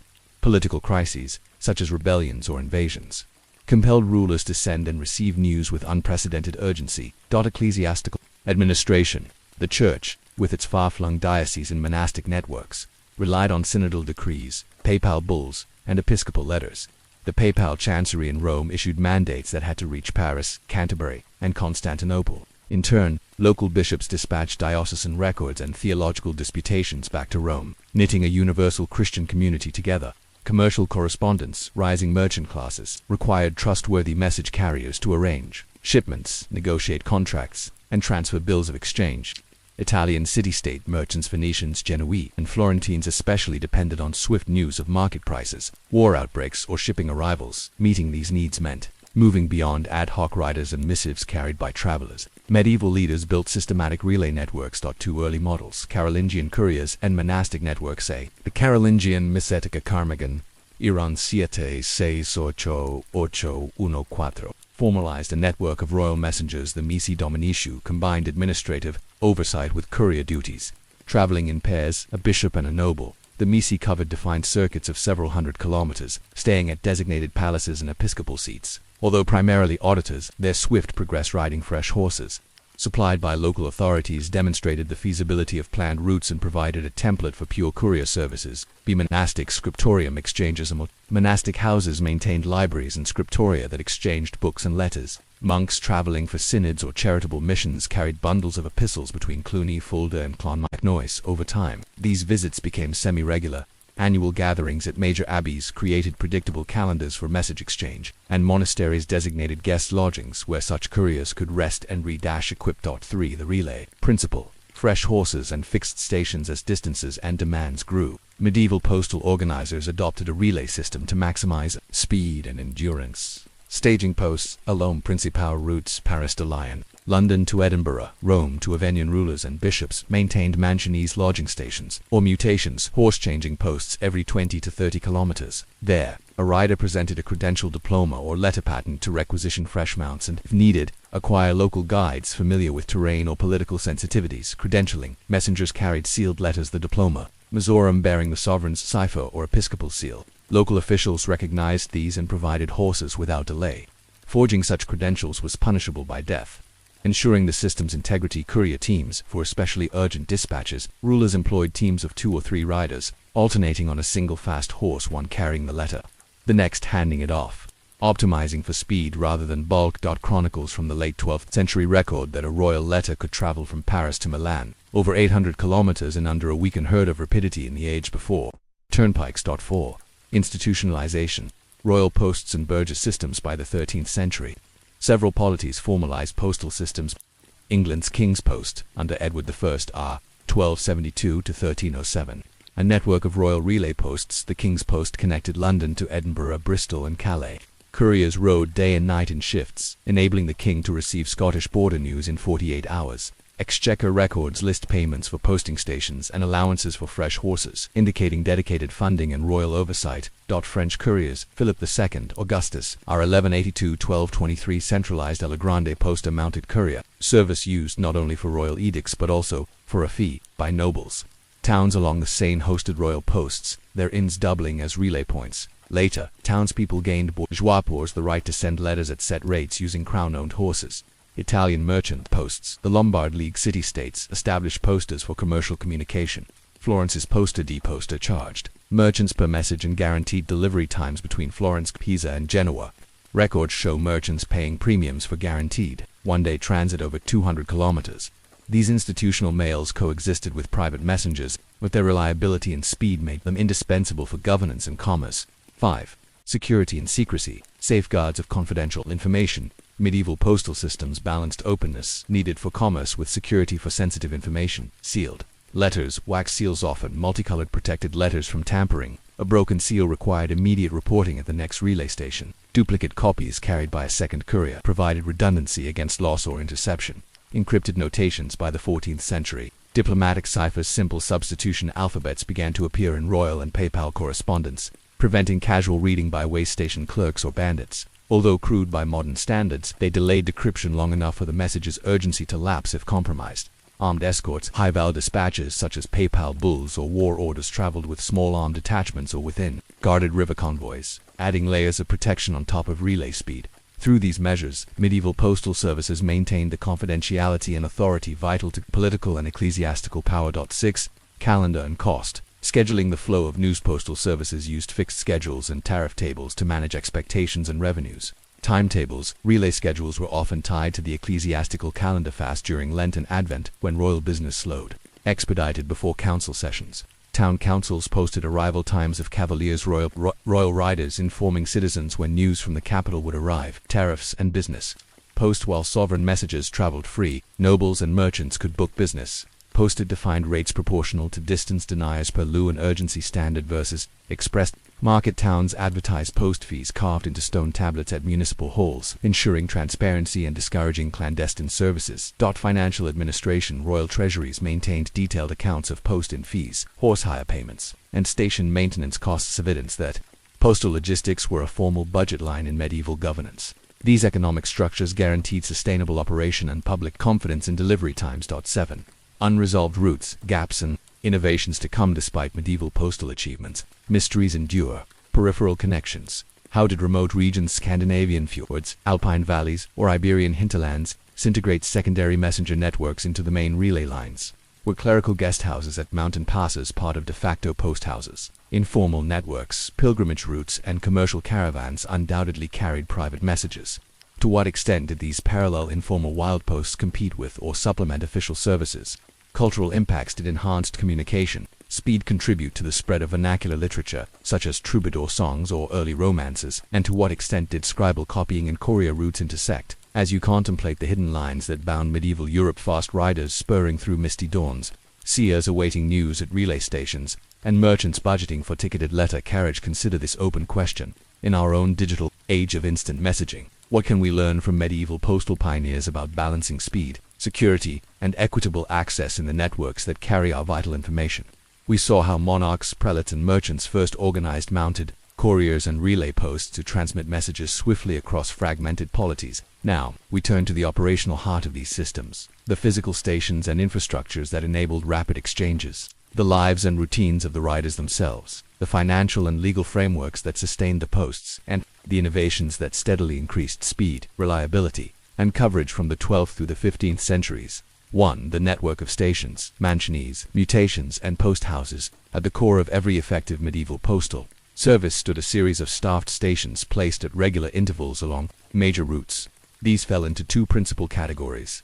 A. Mutations, horse-changing posts, purpose and spacing. Every 10 to 15 Roman miles, approximately 12 to 18 kilometers, a mutatio offered fresh horses for official messengers. Their primary function was rapid turnover of mounts, ensuring that a royal dispatch or private letter could maintain maximum speed without overtaxing any one horse. Facilities and staffing. Mutations were simple enclosures, stables with a caretaker, known as the mutator, a small dwelling for sleeping, and a supply of fodder hay oats stored in granaries. Local villagers, under corvée obligations or paid wages, tended horses and maintained tack. At least one groom and 2 stable hands typically supported each mutator, ensuring horses were rested, shod, and ready for the next rider. Lodging stations, purpose and spacing. Every 20 to 30 Roman miles, 35 to 45 kilometers, a mancio provided full accommodation for messengers and, in some systems, for important travelers and their retinues. These larger complexes acted as relay hubs, handling both horse changes and overnight stays, facilities and staffing. A mancio included individual sleeping rooms with straw mattresses on stone benches, a communal hall where riders could eat dried meats, bread and cheese supplied by the state or local levies, stables for multiple horses, and storage for riders' official credentials. Diploma misorum. A procurator or mansionalis oversaw operations, supported by clerks who recorded arrivals and departures, logged horse usage, and maintained the supply of oats, wine, and water. In some lands, a small chapel served riders' spiritual needs, doubling as a repository for copies of royal proclamations displayed on the walls. See civic and ecclesiastical overlaps. Monasteries, episcopal palaces, and major abbeys often functioned as unscheduled mansionees, providing shelter and fresh horses to couriers en route. Charters sometimes mandated that local ecclesiastical institutions must host royal messengers when official stations were distant, effectively extending the relay network through the church's vast landholdings. 2. The riders' daily routines and risks of medieval couriers. Behind every relay post stood a chorus of couriers skilled, hardy, and entrusted with the realm's secrets. Though records are uneven, chronicles and account rolls allow us to reconstruct their experiences. A recruitment and status sources of couriers. Messengers were drawn from multiple sources: retired soldiers and men-at-arms familiar with weaponry and terrain, mounted foresters skilled in forest routes, or trusted household servants of nobles who owed personal loyalty. Each messenger carried a sealed letter and an official diploma, which granted the right to requisition horses and lodging without payment. Social standing. Couriers occupied an ambiguous social position, on one hand honored for royal service and often exempted from minor tolls and taxes. On the other, they lived on the margins, required to travel at all hours, subject to the hazards of banditry and bad weather, and lacking long-term security except for occasional pensions or grants of land.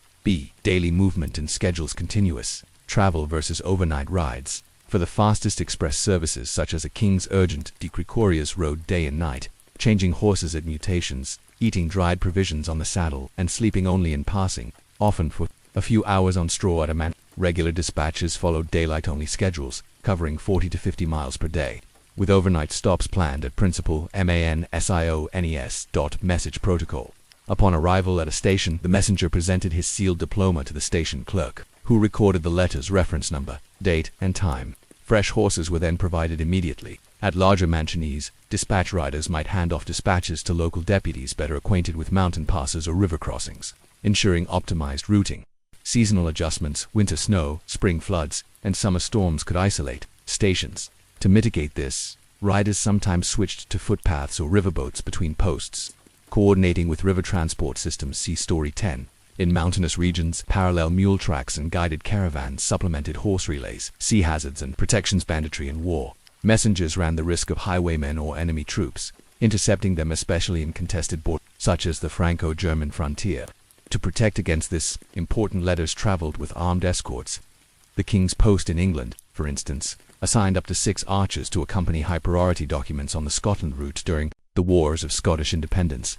Weather and terrain. Couriers braved muddy roads in spring, swollen rivers and treacherous mountain passes. They carried maps or, more commonly, route memoranda written in code detailing fords, safe inns, and known hazards. A rider's kit included oilskin cloaks, spare horseshoes, and emergency rations, a necessity when stations failed to supply due to political turmoil or silted quays. 3. Financing the posts, budgets, fees, and economic incentives. Kingdom-wide postal network demanded clear financial structures mixing state funding, user fees, and local contributions.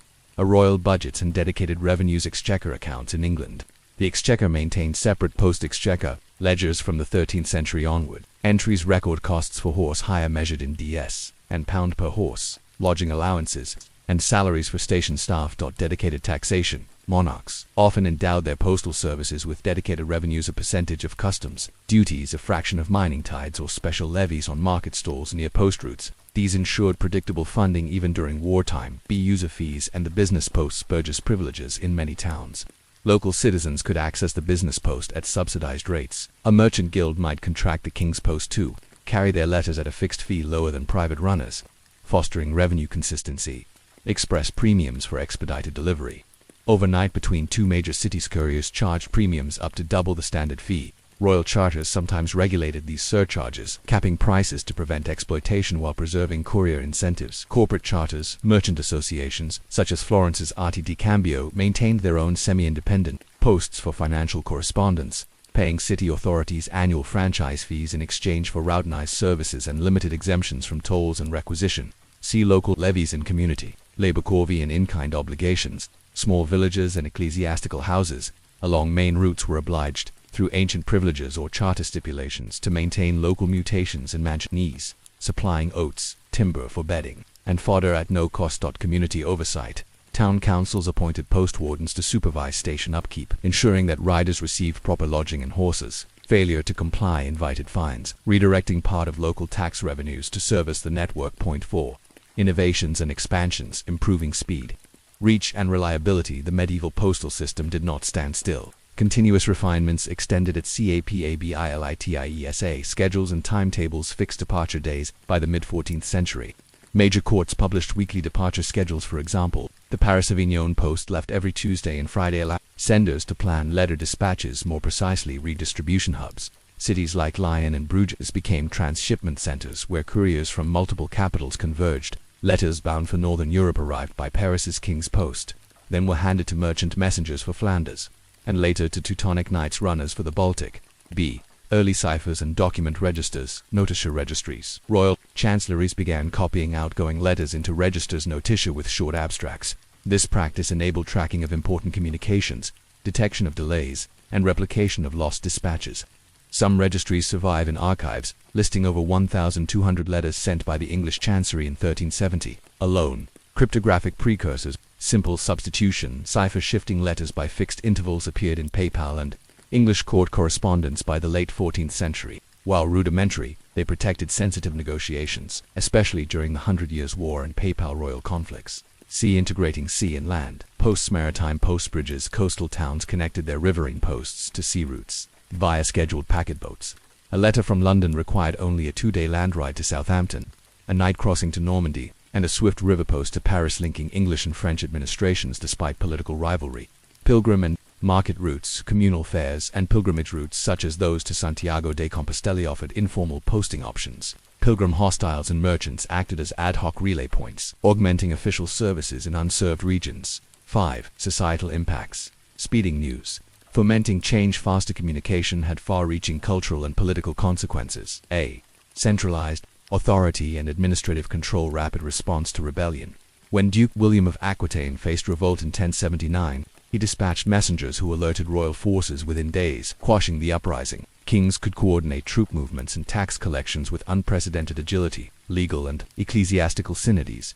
Papal bulls convening ecumenical councils. Lines 1245. VN 1311 arrived swiftly enough that attendees could adjust travel and debate crucial matters in person. The Church's theological unity depended in part on this postal EFFICIENCYB commercial synchronization. Market intelligence. Merchants received price news, commodity shortages and shipping delays faster, enabling hedging strategies. Grain in Burgundy when Italy's drought sent prices soaring, or shifting wine purchases from Bordeaux to Gascony based on yield reports. Credit networks.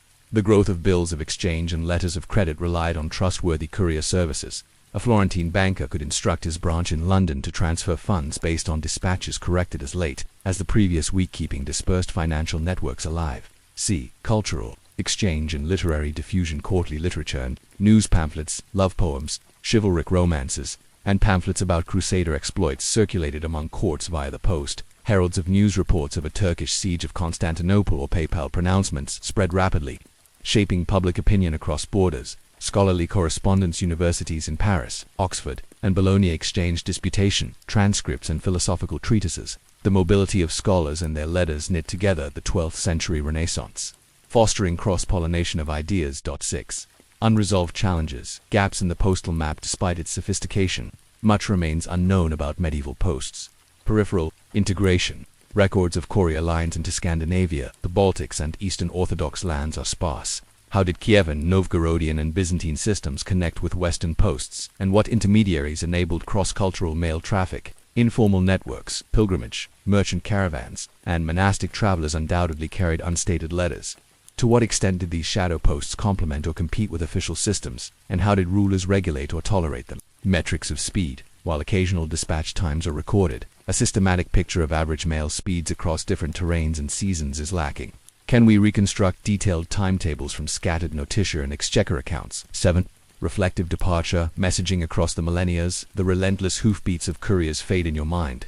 Imagine the manifold relay stations row upon row of mutations and mansionese alive with the flicker of lanterns, the murmur of clerks copying abstracts, and the stamping of seals echoing through stone corridors. Consider this final question before sleep. In our era of instantaneous digital communication, what might we reclaim from medieval postal laureates' relay principles? Its community investment in shared infrastructure, and its balance of speed with securities who build more resilient, equitable networks that honor both the urgency of messages and the human effort that carries them. From horseback to post office transformation and legacy of medieval UV mapped the relay posts and swift riders who carried royal decrees, ecclesiastical mandates and merchant correspondence across medieval Europe.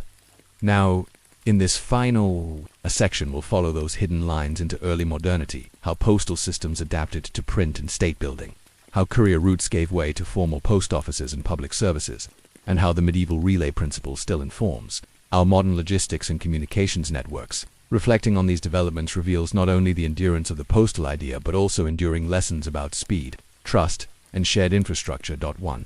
Early modern consolidation from privilege to public service. Say, nationalization of the post in the 16th and 17th centuries. Emerging centralized states transformed privileged courier lines into public postal services. France's royal post turned public 1576. King Henry III issued the Edit Day posts, opening royal relay routes to paying citizens. Towns along major axes, Paris Rouen, Paris Lines or official posts royal stations where any letter-bearing traveler could change horses or leave messages, subject to regulated fees. England's General Post 1635. Charles I granted Thomas Witherings a patent to run a national post. Witherings converted the king's exclusive post into a public system standing offices in major towns. Regular departure days and published rate tables laying groundwork for the General Post Office of later CENTURIESB uniform schedules and routes. Public systems introduced regular postal timetables. Fixed stagecoach lines. By the late 17th century, stagecoach services carried both passengers and mail on set routes and schedules. London to Edinburgh in 48 hours. Paris to Marseille in 5 days, melding road and postal technologies. Post road development. Governments invested in turnpike trusts to improve major postal arteries. London's Great North Road, France's Route Royale, ensuring mail wagons could maintain speed and reliability regardless of season. These innovations democratized access to mail, making communication faster, more predictable, and available to a broader public. 2. Technological shifts from manuscript to print to telegraph. Postal printing informed letters as print culture. Expanded postal services began offering pre-printed forms, standard letters for common inquiries like rent notices or legal summons. This reduced transcribing time and standardized content, echoing medieval pattern books and scriptoria. B. The Pony Express and Rail. Mouth. The 19th century Pony Express in the United States revived the relay principle. Stations every 10 miles. Riders changing horses, achieving California, Missouri delivery in 10 days. Soon after, railways supplanted both road and river posts, offering mail trains that crossed continents overnight. Yet even these innovations relied on the foundational concept of staged, high-speed transfer of packages and letters. See the telegraph. And beyond, Samuel Morse's telegraph 1844 first fulfilled the medieval dream of instantaneous communication. However, the telegraph network itself depended on relay stations, substations where messages were copied onto new wires, and on the postal network to deliver printed telegrams to recipients' doors, blending old and new infrastructures. 3. Archaeology of the post, rediscovering medieval stations. Unearthing relay sites. Archaeologists have begun locating and excavating medieval mutations and mansionese. England's Roman road overlays. Study of Roman roadside mansionese has occasionally revealed later medieval adaptations. Stone foundations, reused tiles, and pottery shards indicating continuity of hospitality and mail staging. Belgian post houses. Dendrochronology on timber beams from village inns in Flanders has dated structures to the late 13th century, aligning with charters granting post relay status, and showing physical footprints of postal history still beneath town. CENTERSB archival. Recoveries surviving notitia and chancery accounts once considered fragmentary are being digitized and reconstructing medieval courier schedules and allowing historians to model average mail speeds, station workloads, and rider rotations. 4. The postal ethos, trust, security. and community investment reflecting on medieval mail offers insights for modern networked societies, a building trust in transit medieval reliance on seals. Duplicate dispatches and armed escorts underscores that technological speed must be paired with institutional trust credentials, accountability, and safeguards to ensure secure transmission. Modern cybersecurity echoes these principles in digital form, encryption, redundant servers, and authenticated gateways.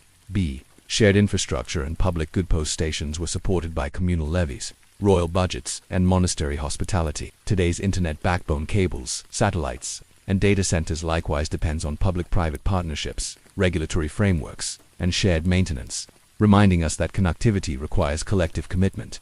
C. Balancing. Speed and equity. Medieval systems offered express services at premiums, alongside standard rates paralleling modern tiered internet service plans. The challenge remains to balance fast-track options with universal baseline access, ensuring communication networks serve both urgent needs and broad civic engagement. 5. Final reflection. Letters across time. As you imagine a medieval courier arriving at dawn, handing a sealed missive to a sleepy innkeeper and galloping off on a fresh steed, consider this question. In an age when instant messaging has disconnected us from the material journey of a letter, how might we honor the human scales of care, trust, and shared responsibility embedded in medieval postal networks, ensuring that our digital communications remain both rapid and resilient, secure and inclusive? Harnessing the tides origins of medieval coastal milling. Tonight, we shift our gaze to the meeting place of land and sea, where medieval ingenuity turned the ceaseless rise and fall of tides into a dependable source of mechanical power. Tidal mills, first documented in Western Europe in the late 7th century, used simple sluices and mill ponds to trap seawater, then released it through undershot wheels at ebb tide to grind grain, full cloth, and drive saws. In this first section, we'll explore how coastal communities recognized tidal potential, organized construction of mills on estuaries and inlets, and managed the rhythms of saltwater power, laying the groundwork for an energy system that prefigured later hydro-industrial revolutions. 1.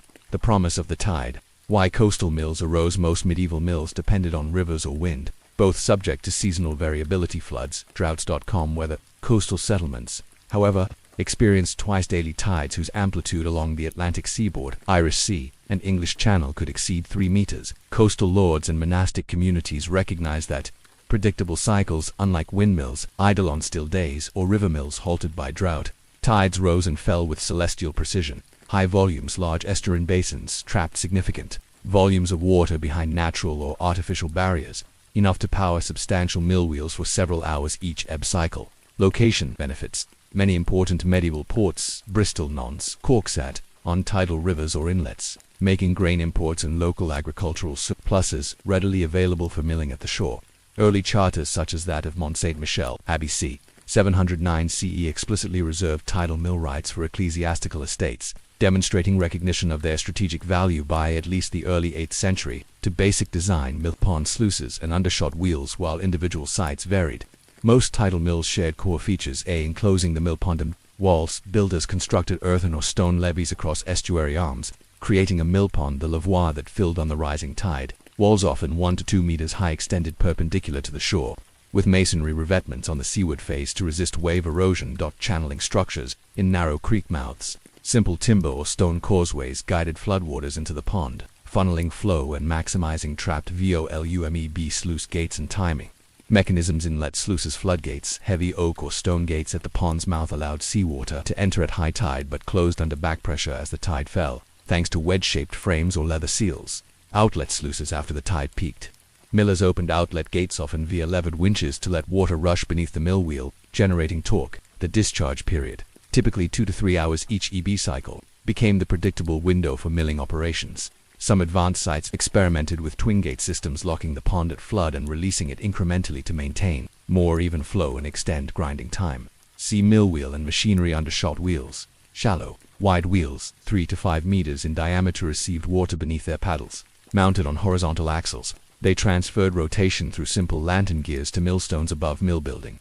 A stone or timber structure housed the wheel pit at ground level, with a raised floor holding 1 or more millstones joining. Sheds stored grain and bagging and provided shelter for millers during inclement weather. At Richborough, Kent, and near Clonmacnoise Island, archaeological remains show mill wheel pits carved into bedrock, lined with dressed stones, indicating durable construction intended to last generations. 3. Site selection and environmental constraints. Building a tidal mill required careful attention to estuarine dynamics and local ecology. a tidal range and pond capacity. Millwrights measured spring tide amplitudes by marking vegetation lines and rock pools.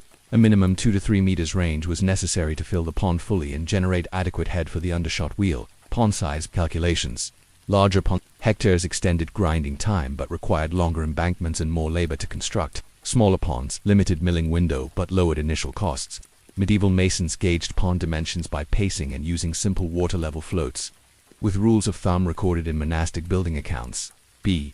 Siltation and maintenance. Deposition. Estuaries naturally deposited sand and silt in low-flow ponds. Annual or biennial dredging by local corvée teams or paid crews was mandatory to maintain depth. Records from 13th century Belfast indicate weekly scouring of channels during busy milling seasons. Saltwater corrosion, timber sluices, and iron fittings suffered rapid degradation in saline conditions. Millwrights used oak treated with tar and pitched seams, replacing worn components every 5 to 10 years. Maintenance schedules documented in Abbott's expense ledgers at Winchelsea, Sussex. Point 4.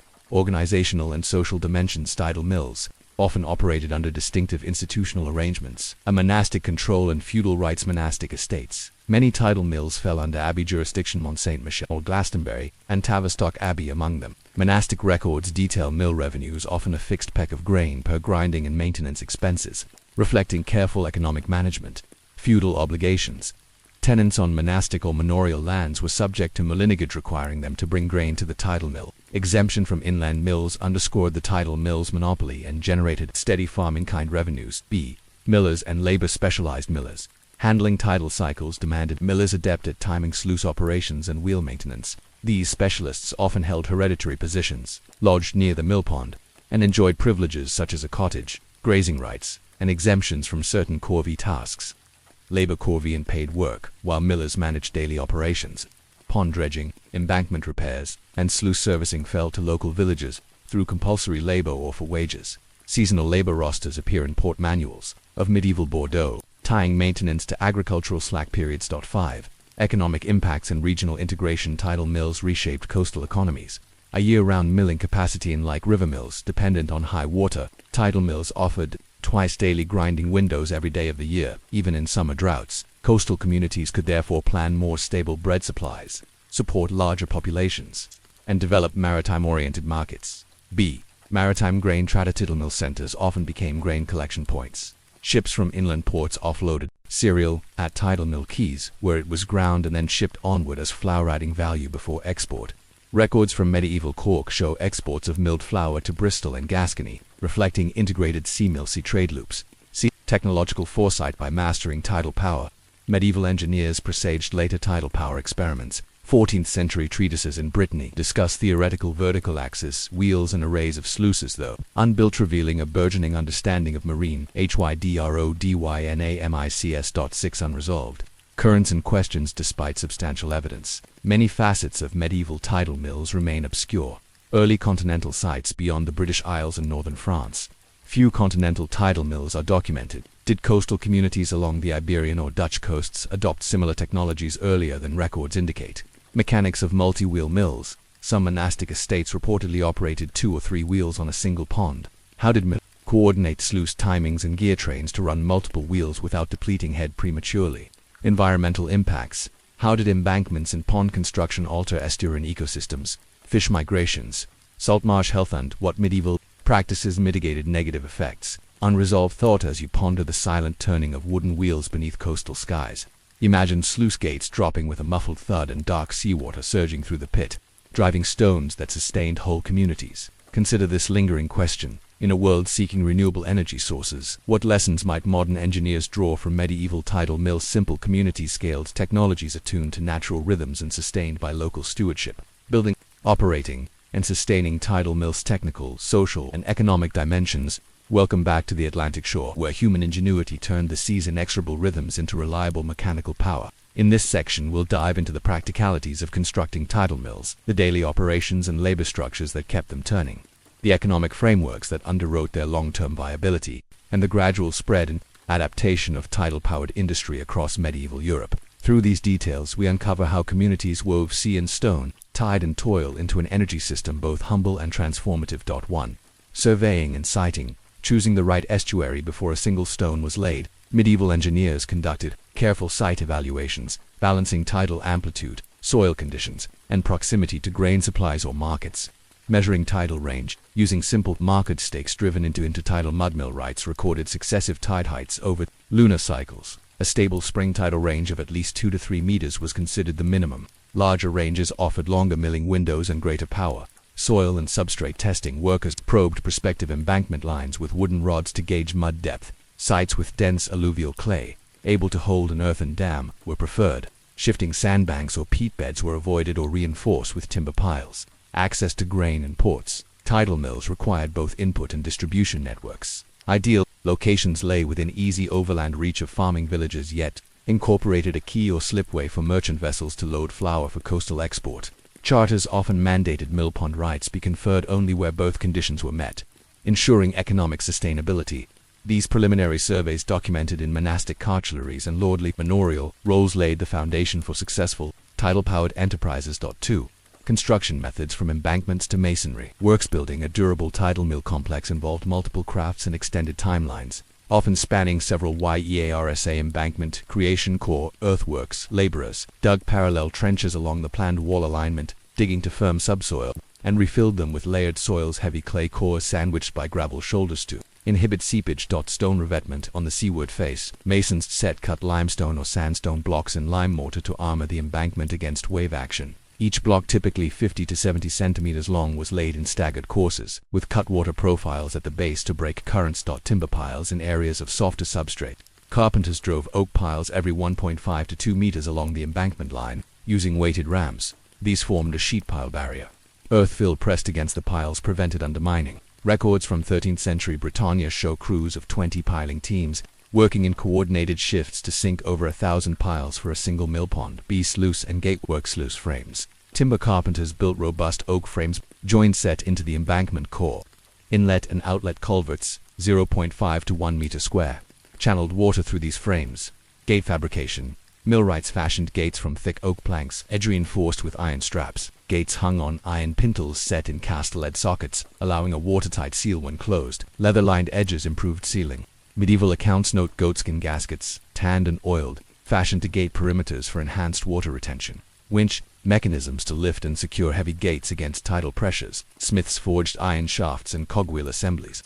Carpenters installed winch houses atop the embankment. A single laborer could operate a capstan wheel, using wooden handles inserted into iron cogs to hoist gates in minutes. Such integrated earth timberstone works required close collaboration among masons, carpenters, and smiths, coordinated by a master millwrightofen, a lay brother in monastic contexts. 3. Operating the mill, timing, labor, and maintenance. Once constructed, the tidal mill's prosperity hinged on effective operations synchronizing human labor with the sea's clockwork. A tide-driven work cycle's flood phase. As the tide rose, millers closed the outlet gates and opened the inlet sluice. Water rushed into the pond for 3 to 4 hours, filling to capacity. During this time, the wheel rested in maintenance tasks. Cleaning wheel pits, sharpening millstones were performed. EB phase. At peak tide, millers shut the inlet and opened outlet gates. The sluicing water drove the undershot wheel for up to 3 hours, grinding grain at speeds of 80 to 100 revolutions per minute. Millers oversaw grain feeding, lifting sacks onto the hopper, monitoring the flow rate to maintain consistent stone dress patterns and flour quality. Slack water after the tide receded. Both gates closed and the wheel stood idle or was sluiced. For drainage, millers used this interval to store flour, rest machinery, and prepare for the next cycle 2 hours hence when the tide reversed. B. The mill team. A typical tidal mill employed a small, specialized workforce. Chief miller more responsible for overall operation, gate timing, grain quality, and record keeping. Often a hereditary position with modest housing near the mill pond. Assistant millers, adjunct 1 or 2 journeyman millers helped manage the hopper, oversee apprentices, and perform minor tool repairs. Apprentices, discipuli youths learning the craft, cleaned chutes, swept the floor, and lugged grain sacks. Apprenticeships in tidal milling lasting up to 7 years trained the next generation in gate operation, stone dressing, and engine maintenance. Maintenance labor local villagers organized as corvée teams for annual dredging, embankment repairs, and gatewood work rosters mandated in manorial court. Roles ensured a rotating share of labor without overburdening any single household. Strong institutional support charters granting millers authority to levy grain tolls, tithes boosting repair budgets, and community obligations maintained consistent staffing and upkeep. 4. Economic model tolls, trade and fiscal arrangements. To Dell, mills operated under financial regimes that balanced monopoly rights with public obligations, emoulinage rights, and fees in kind tolls. Tenants brought their grain to the tidal mill under mullinage arrangements. A typical toll was 1/12 of the milled flowick, collected in kind and sold by the miller or manorial steward. Merchant milling. Coastal merchants could contract the tidal mill for batch milling of imported grain. Fees were paid in coin or local salt, a scarce commodity, expanding the mill's customer base beyond manorial tenants. Private exemptions, high-status tenants' knights or abbey chapters sometimes negotiated fixed-fee agreements, either cash payments or fixed toll quantities, providing predictable revenues for mill operations. B. Regional trade links. Flour exports. Tidal milled flour dryer and free from freshwater silt was prized in urban markets. Warehouses built adjacent to the mill pond stored sacks for merchant ships, which carried flour to markets in Bristol, Bordeaux, and Normandy. Secondary products. Mills often diversified operations. Press cakes from oil mills built next to tidal grain mills, fulling stocks powered by adjacent wheels, and with technical adaptations. Early sawmills cutting local timber for shipbuilding, a synergy of coastal industries.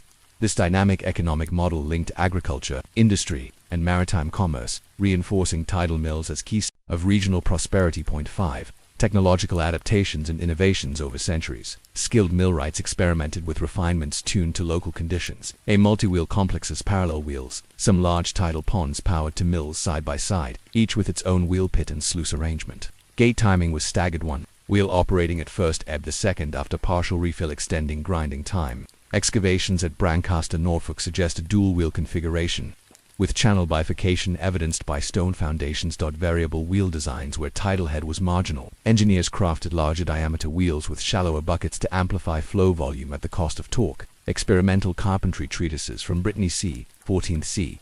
illustrate wheels up to 6.5 meters in diameter designed for low head, high volume CONDITIONSB, saltwater resilient materials, stone seals, masonry. Sluice slots used marine-grade limes in calcite for its resistance to saltwater crystallization. Metal alloys, bronze gate hinges and dog bolts replaced iron in key pivot points to minimize corrosion, an innovation recorded in 15th century Cornish manorial accounts. These incremental innovations demonstrate medieval millwrights' empirical mastery of materials science centuries before formal metallurgy.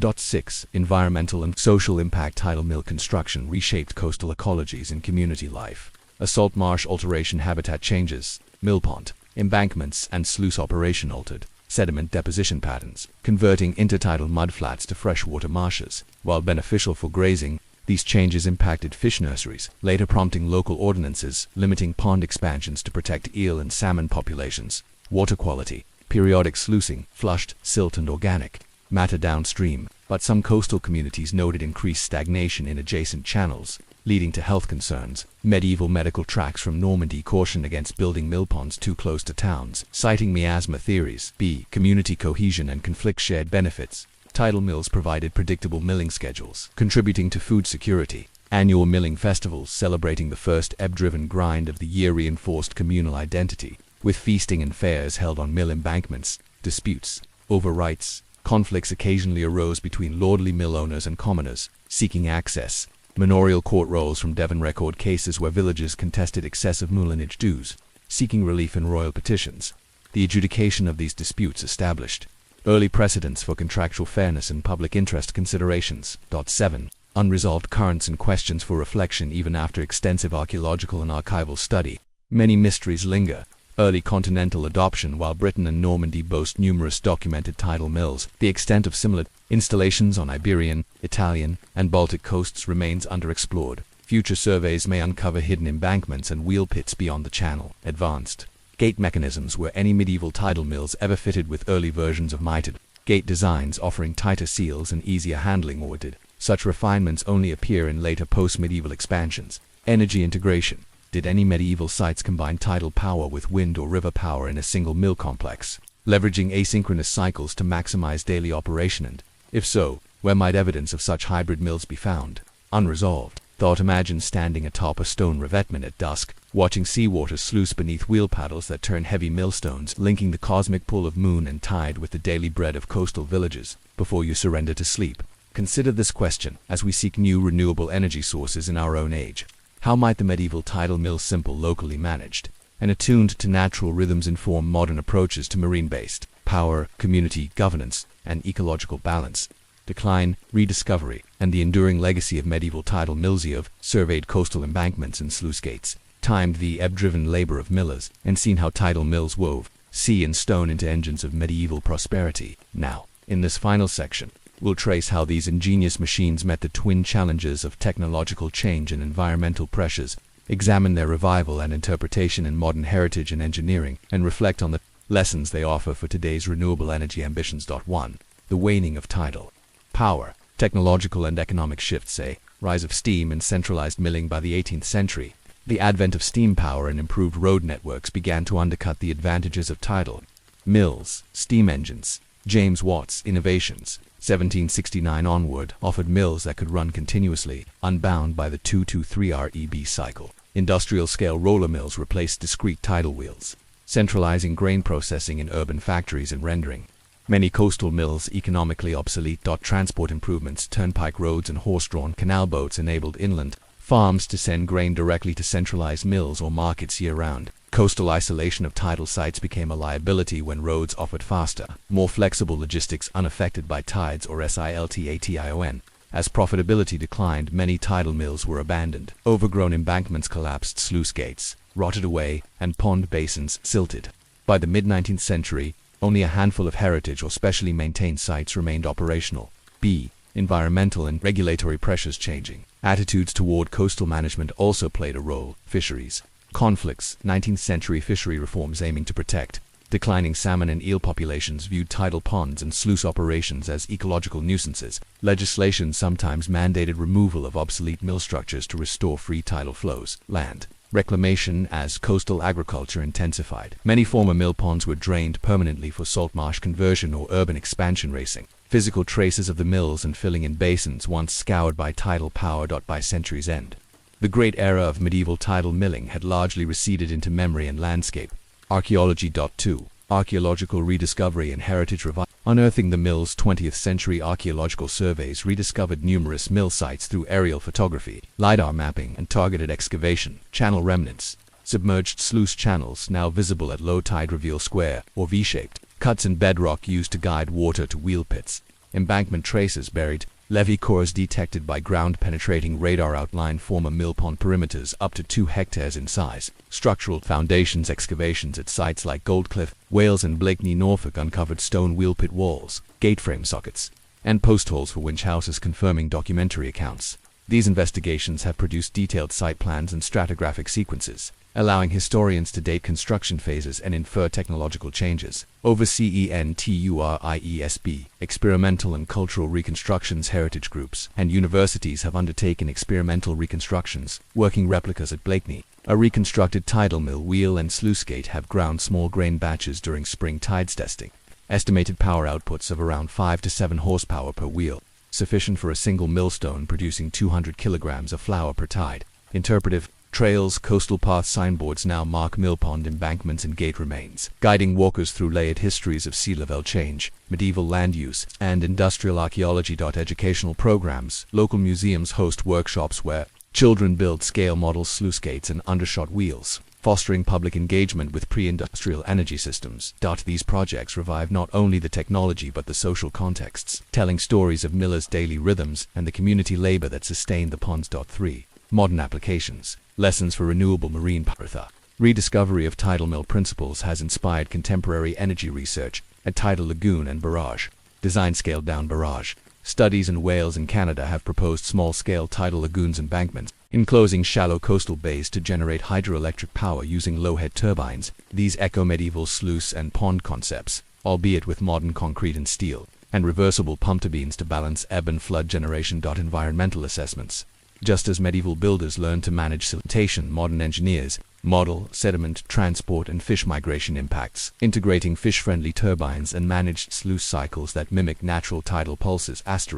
B. Community scale. Microtidal turbines. Microhydro projects. Coastal villages have trialed submersible tidal turbines in sluice channels of restored ponds, producing up to 50 kilowatts, enough to power local pumps or community centers. These initiatives apply medieval insights, leveraging predictable tidal timing and existing channels within a low-impact footprint.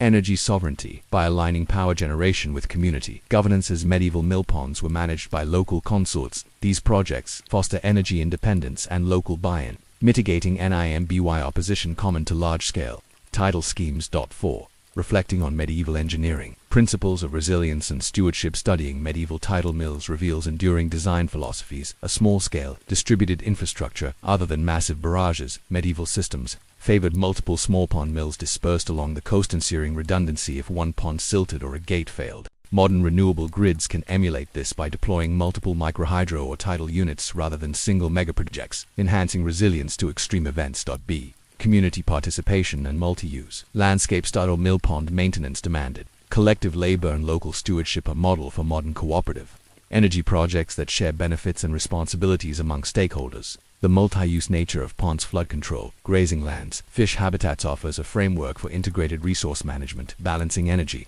ecology, and agriculture. See alignment with natural rhythms. Medieval millers worked with tidal cycles, accepting ebb and flow rather than forcing continuous operation. Modern energy systems increasingly recognize the value of matching demand to supply, using storage or demand response strategies to accommodate renewable variability. 5. Final reflection. Power from the depths. As you imagine sluice gates creaking open at dusk's last light, seawater surging to spin a wooden wheel and grind grain for the next day's bread. Ponder this question. In seeking a transition to renewable energy, might we look back not only to grand dams and towering turbines, but to the humble tidal mills of medieval coasts, where human scale, communal governance, and design in harmony with nature combined to harvest power from the tide with elegant simplicity. May the silent wheels of medieval tidal mills turn again in our collective memory, inspiring sustainable solutions that carry forward their legacy of ingenuity, adaptability, and respect for the rhythms of the natural world.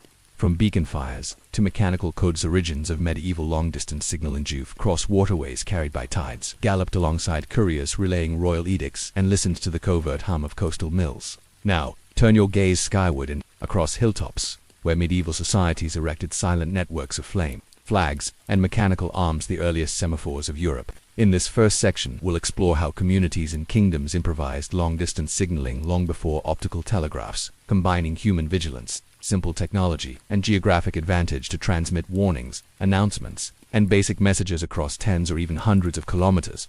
1. The communication imperative. War, trade, and ritual. Long before pamphlets and mail coaches, medieval rulers and merchants faced a perennial dilemma: how to move news faster than the rider. 3 pressing needs drove the invention and refinement of signaling systems.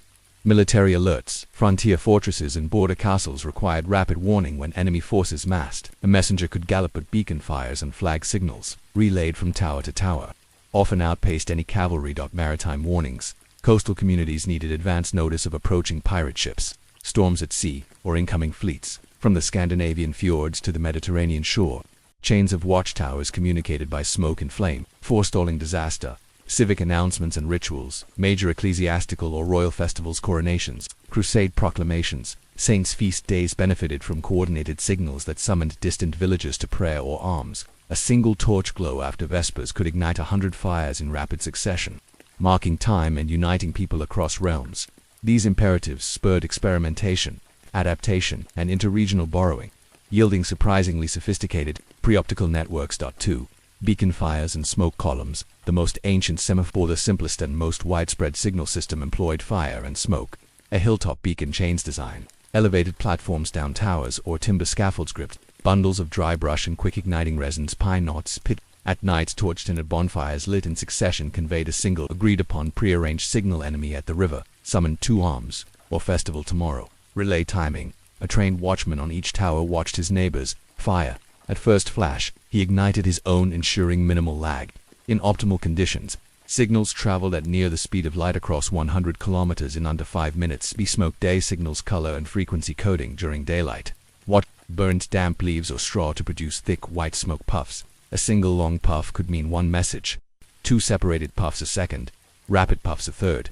Some networks assigned different fuel types: solid brush, oak leaves, or aromatic herbs to produce gray, white, or black smoke, encoding basic categories. Geographic constraints. Smoke signals worked best in dry, wind-protected valleys. Torrid winds dispersed columns, and rain-dampened fuels. To compensate, daytime signals typically lent themselves to broad alerts, all safe or danger, rather than fine-grained codes. Records from 12th century Catalonia describe a line of watchtowers along the Pyrenean passes that signaled Muslim raiding parties' approach, enabling villagers on the plains to take refuge before mounted raiders emerged from the mountains. 3 flag. Semaphores and dayboards toward mechanical differentiation. Beacon fires lacked the capacity for multi-word messages to expand signal vocabulary. Medieval engineers devised mechanical semaphores, a banner and flag signals basic system. Standard-sized rectangular banners mounted on poles or atop towers. Signalmen manipulated flags in prescribed positions, vertical, diagonal to represent letters or prearranged phrases. Manuals from late 14th century Italy describe a 7-position scheme.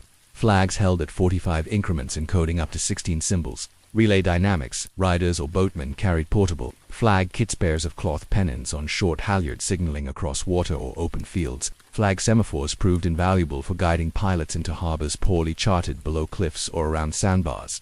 B. Fixed A-boards and mechanical arms D-board towers. Some frontier castles erected wooden frames holding pivoting boards, each board hinged at its center and painted 2 contrasting colors, red on one side, white on the other. Boards swung to prearranged orientations: face up, face down, face left, face right, each representing a simple instruction. Mechanical arms, inspired by guild clockwork. A few princely courts experimented with liver-porated arms mounted atop towers. By attaching weights and pulleys, a single operator could remotely set multiple arms on a tower to distinct positions, creating multi-symbol messages like all clear, hold, position, or advance, although rare and confined to well-resourced realms such as Burgundy or southern France.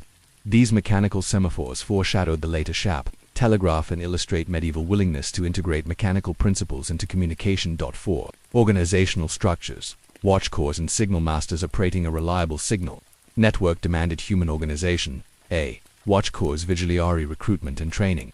Military orders, Templars, Hospitallers, and royal fortresses maintained. Permanent watch corps recruited from veteran soldiers. These men stood shifts of several hours scanning for signals, maintaining fuels or flag sets, and logging message times. Procedures and logs. Upon seeing a signal, watchers noted the time, literal message phrase, and visual conditions in signal. Logs. These logs informed later chronicle entries, night epistles, sometimes reference checking the silver smoke column at DAWNB. Signal masters. Magistry signarum, master's role. In larger systems, a signal master oversaw multiple towers. He coordinated codebooks, trained personnel, and maintained signal instructions. Sumptuary regulations often clothed signal masters in distinctive livery, emerald green coats or silver-trimmed tabards, so neighboring watchmen could identify them at a distance. Confidentiality and secrecy. Masters maintained codebooks, handwritten manuals listing symbol-to-phrase correspondences.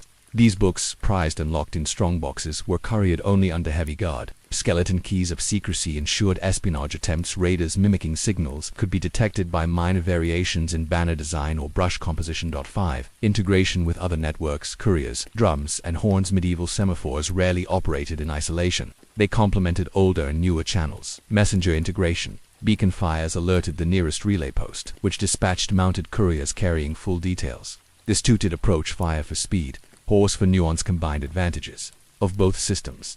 Auditory signals. In densely forested or mountainous inland regions where visual lines were obstructed, signal towers used drums, trumpets, or horns in rhythmic patterns. Drum beats across valley walls could carry messages like summon militia or fire at will, with standard cadences assigned to specific commands. Maritime flags and semaphore at sea. Coastal fleets adopted naval flag code square flags in numbered positions to communicate between ships. Over time, land and sea codebooks influenced each other, with port cities like Venice developing comprehensive flag alphabets by the mid-14th century. 6. Limitations and adaptations. Medieval semaphores had inherent constraints, line-of-sight requirements. Only routes with uninterrupted visual paths, mountain ridges, open plains, or coastal cliffs were suitable. Dense woodland, heavy fog, and urban sprawl hindered vision. Adaptations involved raising watch platforms on wooden scaffolds or placing mirrors behind fires to increase detectability. Weather dependence, rain, gale, gusts, and heavy mist could nullify semaphore function. Signal masters maintained secondary coded horn or drum signals, often at lower elevations, to ensure communication under poor visibility. Message complexity. Most systems limited messages to a dozen or so prearranged phrases, summons, alerts, or status reports. For longer dispatches, semaphores indicated urgent courier required, after which a mounted messenger delivered full instructions. Despite these limitations, medieval semaphores provided unmatched speed for simple, high-priority messages, and in times of crisis, their lightning-fast reach could make the difference between defense and disaster. 7. Unresolved innovations and questions. While scholars have reconstructed many medieval signal practices, significant mysteries remain. Cross-cultural borrowing. Did travelers along the Crusader roads bring Middle Eastern fire and mirror signaling techniques to Europe, influencing semaphore design? Archaeological digs near Antioch and Acre hint at tower remains but lack clear documentation. Mechanical projects were any full-scale mechanical arm semaphores beyond the handful in Burgundy ever built in Iberia or the Holy Roman Empire. A 1420 sketch in a Munich codex suggests a 6-arm prototype, though no physical trace survives. Integration with early printing. As print culture grew, did seigneurs use semaphores to signal the availability of new edicts or pamphlets for public reading, creating a medieval news alert system? Unresolved thought as you picture torchlit towers blinking in sequence across a moonlit ridge, like stars flickering on an earthly constellation. Consider this question. In an age of instant digital alerts, how might we recapture the medieval semaphore's blend of simplicity, local stewardship, and networked collaboration to build communication systems that are not only fast, but resilient, transparent, and grounded in human trust? Stations, codes, and the economics of medieval signaling. Welcome back to the high towers and cliff-edge scaffolds where medieval semaphores turned hillside into a living message board. In Section 1, we surveyed the origins of beacon fires, smoke columns, and early flag and mechanical arm systems.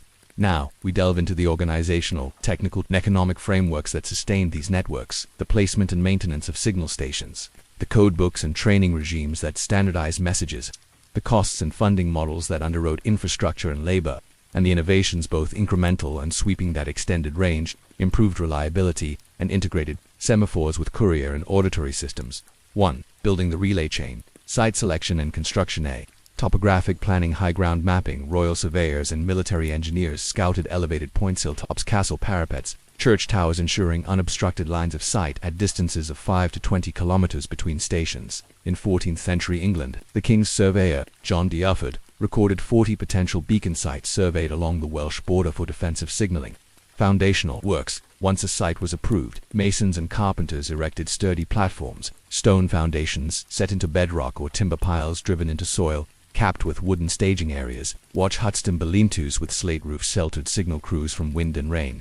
Construction costs were logged in royal exchequer rolls, typically running to £5, £10 per station for materials and labor, a significant outlay by medieval standards. Be sighting for maximum coverage. Triangle networks. Effective semaphore systems often formed triangular grids, minimizing vulnerable blind spots. For example, Catalonia's 12th century maritime signal chain between Barcelona, Montjuïc, and Mataró formed an equilateral triangle, enabling redundancy if one station failed. Distance and curvature. Signal masters accounted for Earth's curvature and atmospheric refraction. Practical relay distances hovered around 15 kilometers. Beyond that, dual elevation platforms were sometimes built, one high tower and a lower hill if needed. To codebooks and training, ensuring clarity and security. A. Development of standardized codespectrographic sequences. Early codebooks contained simple pictographs. Fire, sword, dove, each assigned to common alerts. Watchmen memorized sequences of 2 or 3 icons to convey up to dozens of messages. An early Burgundian code, c. 1360, lists 24 symbols and 72 to symbol permutations for standardized military instructions. Positional flag. Codes manuals from Siena 1375 prescribe a 16-position flag system, a single square flag held at compass points N, N, E, etc. for 8 messages: all clear, attack, rally, retreat, harbor safe, storm warning, etc., and 2 flags in combined positions for additional signals. Codebooks detailed exact flag dimensions: 1.2 meters square, pole lengths 3 meters, and cloth colors: crimson and white linen. B. Training. Regiment's apprenticeship for watchmen. Young recruits, often sons of veterans, served a 2-year apprenticeship under a majestic. They practiced recognition of signals at range, learned to judge atmospheric distortions, and drilled in code memorization using clay tokens inscribed with symbols. Periodic exercises. Signal networks held scheduled drills quarterly for tests at Donware. A test message festival tomorrow was relayed through every station. Performance metrics. Time elapsed. Errors were recorded in logbooks. Driving, retraining, or station redesign. 3. Labor and economics. Funding the fires and flags. A. Royal and municipal funding. Central treasury allocations. Kings like Edward III allocated annual budgets for semaphore upkeep: £200 per year for beacon maintenance across the Scottish marsh, covering coal, brushwood, and staff stipends. Town contributions in free cities, for example, Lubeck, Florence, guilds and council. Treasuries jointly funded semaphore arrays that doubled as civic announcements. Florence's great signoria levied a modest signal tax on merchant warehouses to underwrite 10 coastal watchtowers. B. Toll and market leverage trade privileges in exchange for labor. Coastal towns granted merchants duty exemptions or wharfage rebates in return for provisioning signal stations and providing seasonal crews for smoke pile construction. These in-kind contributions, timber, charcoal, sales offset direct cash outlays and cemented merchant authority cooperation. Emergency fee levies during wartime. Extraordinary levies on salt and grain warehouses often signaled by semaphores temporarily funded expanded signaling needs, ensuring stations remain staffed and supplied under duress. 4. Maintenance and reliability, keeping signals alive. Fuel and material stocks cache management. Each station stockpiled a month's worth of fuel, charcoal, pitch wood, resin and replacement flagcloth. Local convents often stored additional supplies under mutual aid agreements, safeguarding against sieges or supply interruptions. Inspection schedules. Station masters performed bi-weekly inspections of platforms, sluice barrels for smoke, flag halyards and mirror polish. Inspection reports, signed and sealed, were sent by courier to central postmasters. Failures prompted immediate resupply or station closure. Redundancy and failsafes mirror backups. In foggy conditions, signalers uncovered polished bronze mirrors to catch sun glints, a primitive helograph coded by shutters, occluding segments of the reflective surface. Lower-level acoustic signals. When visual lines failed, adjacent stations relayed messages via drum or horn blasts, following auditory codes for the nearest few kilometers, ensuring local message propagation until sunlight returned. 5. Technological evolution toward greater complexity. Semaphores. Burgundian mechanical arms. Duke Philip the Bold, R. 1364 a 1404, funded experiments at Dijon towers fitted with 4 pivoting wooden arms controlled by interior winches. Each arm's orientation encoded a letter, allowing literal text spelling for short words. A surviving Dijon tower sketch, c. 1390, demonstrates a 4-4 grid of arm positions. 256 possible symbols, though practical use likely fewer. Clockwork synchronization. Some mechanical semaphores integrated weight-driven clockwork to rotate arms at fixed intervals, automating periodic announcements, an early step toward automated telegraphs. B. Cross-network integration. Postal linkages. Semaphores signaling urgent. Courier seamlessly integrated with a king's post. Once a beacon fired, a designated rider was dispatched from the nearest post station, combining optical and mounted systems and hybrid networks. Naval signaling extensions. Coastal towers communicated with naval flagships offshore. Officers aboard ships used mast-mounted lanterns or flags to relay orders back to land stations, creating two-way channels decades before formal naval flag codes stabilized. 6. Strengths, limitations, and adaptations. A speed versus complexity. Simple alerts. For binary or limited messages, enemy inbound, semaphores outpaced any courier. But the more complex the code, the greater risk of misinterpretation under stress. Medieval codebooks limited symbol sets to balance speed with clarity. Environmental constraints. Fog, heavy rain, or lunar eclipse darkened nights halted visibility. Signal networks acknowledged this, maintaining audible backups and clear station logs to identify temporary outages. B. Political control and secrecy. Station jurisdiction. Ownership and staffing often reflected political geography. Border beacons under direct crown control.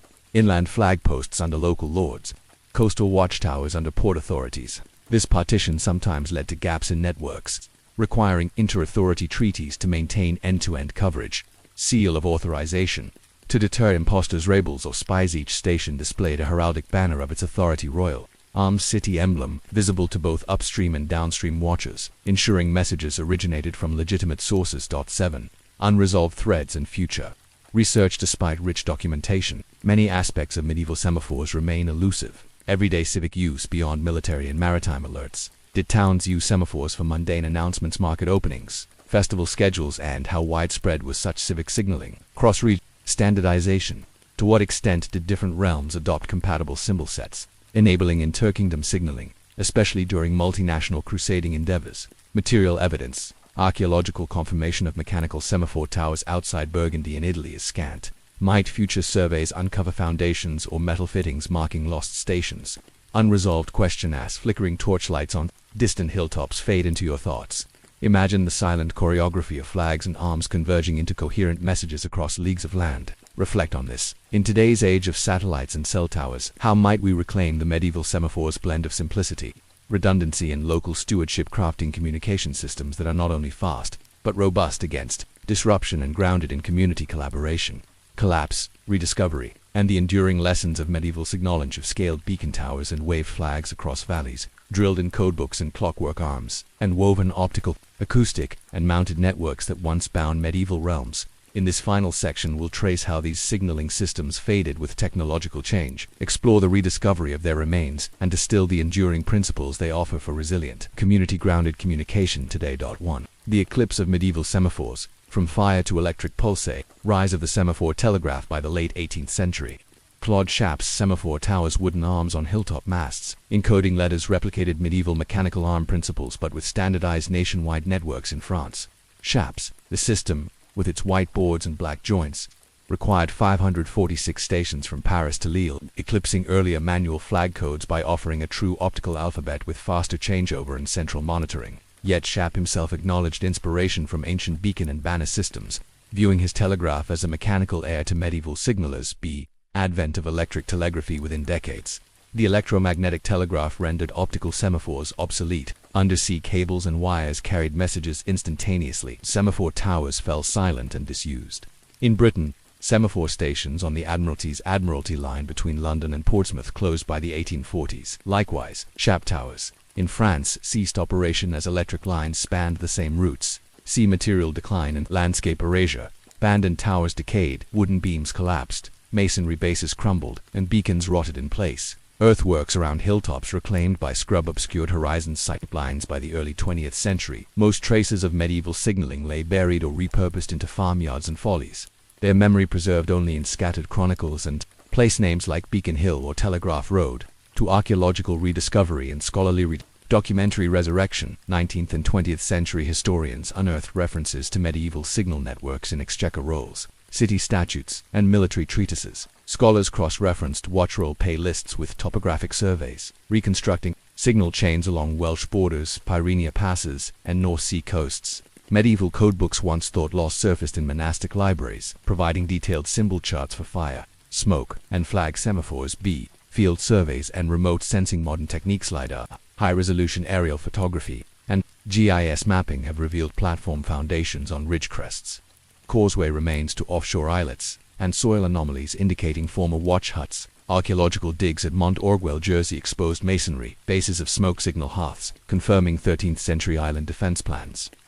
Experimental recreation. Living history societies and university teams have rebuilt small semaphore stations, erecting wooden signal frames and practicing authentic medieval codes. Recreation projects test line-of-sight distances, code transmission speeds, and message error rates, demonstrating that, under clear conditions, simple flag positions could convey a dozen standardized alerts at up to 2 kilometers per minute, rivaling early optical telegraph performance. 3 Principles for modern resilience. Trust, redundancy, and community ownership. Medieval semaphores were more than relics. They embodied enduring design tenets for robust communication systems. A redundancy through multimodal channels. Medieval networks layered optical signals, beacons, flags with acoustic backups, drums, horns, and rapid response couriers. Today's critical infrastructure planners echo this approach by integrating fiber optic lines with wireless mesh networks and satellite links, ensuring that if one channel fails, others maintain connectivity. Local stewardship and shared responsibility. Stations were funded and serviced by local communities via corvée, merchant levies, or ecclesiastical support, and crewed by trained,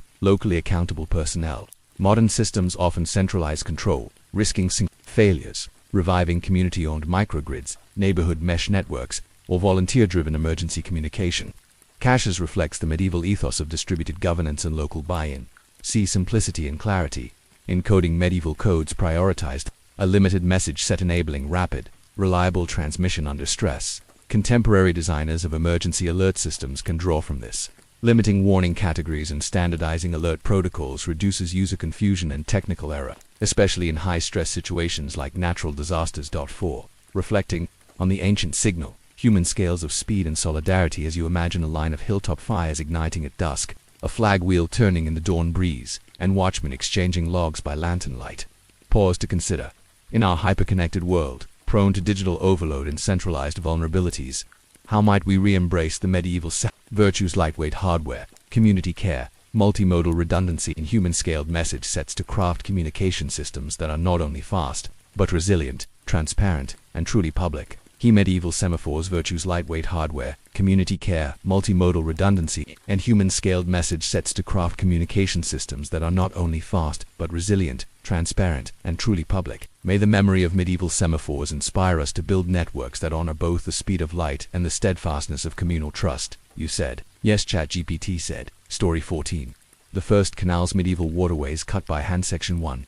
Dreams of a nets of water erosions of medieval canal building. A world of rivers, tidal currents, and seaborne barges offered medieval Europe its first water highways. Yet intrepid engineers and visionary rulers also envisaged entirely artificial waterways, canals that would link disparate basins, overcome rapids, and shorten journeys by cutting across watershed divides. In this opening section, we'll follow the earliest medieval canal projects, ambitious feats born of pressing commercial, military, and agricultural incentives, and see how communities marshaled planning, labor, and rudimentary surveying to turn dreams of navigable channels into reality. Point 1.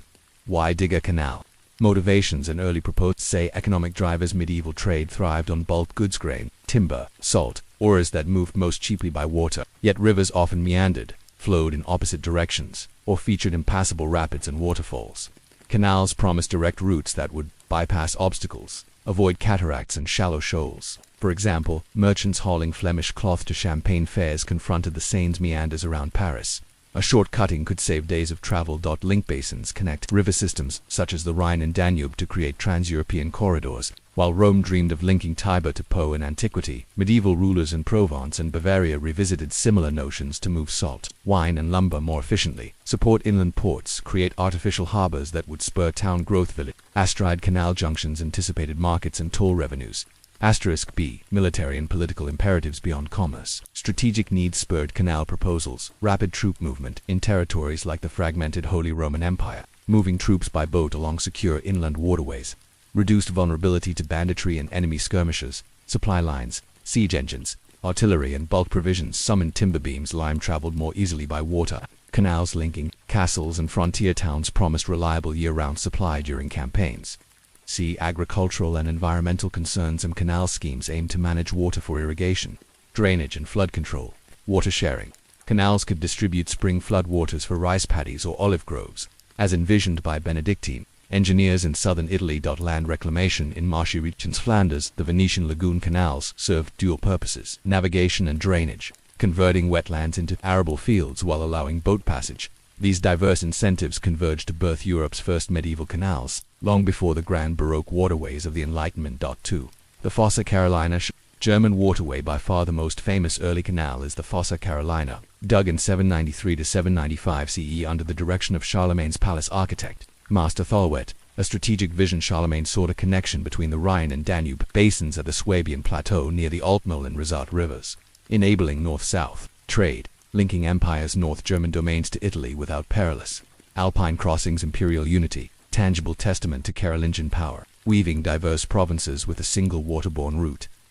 Survey and designing an age before accurate leveling instruments. Thalwet and his team improvised cross-drainage leveling. They used water in trough tests, bog oak channels filled with water to find nearly horizontal alignments, transferring benchmarks across sites. Pole and line sighting.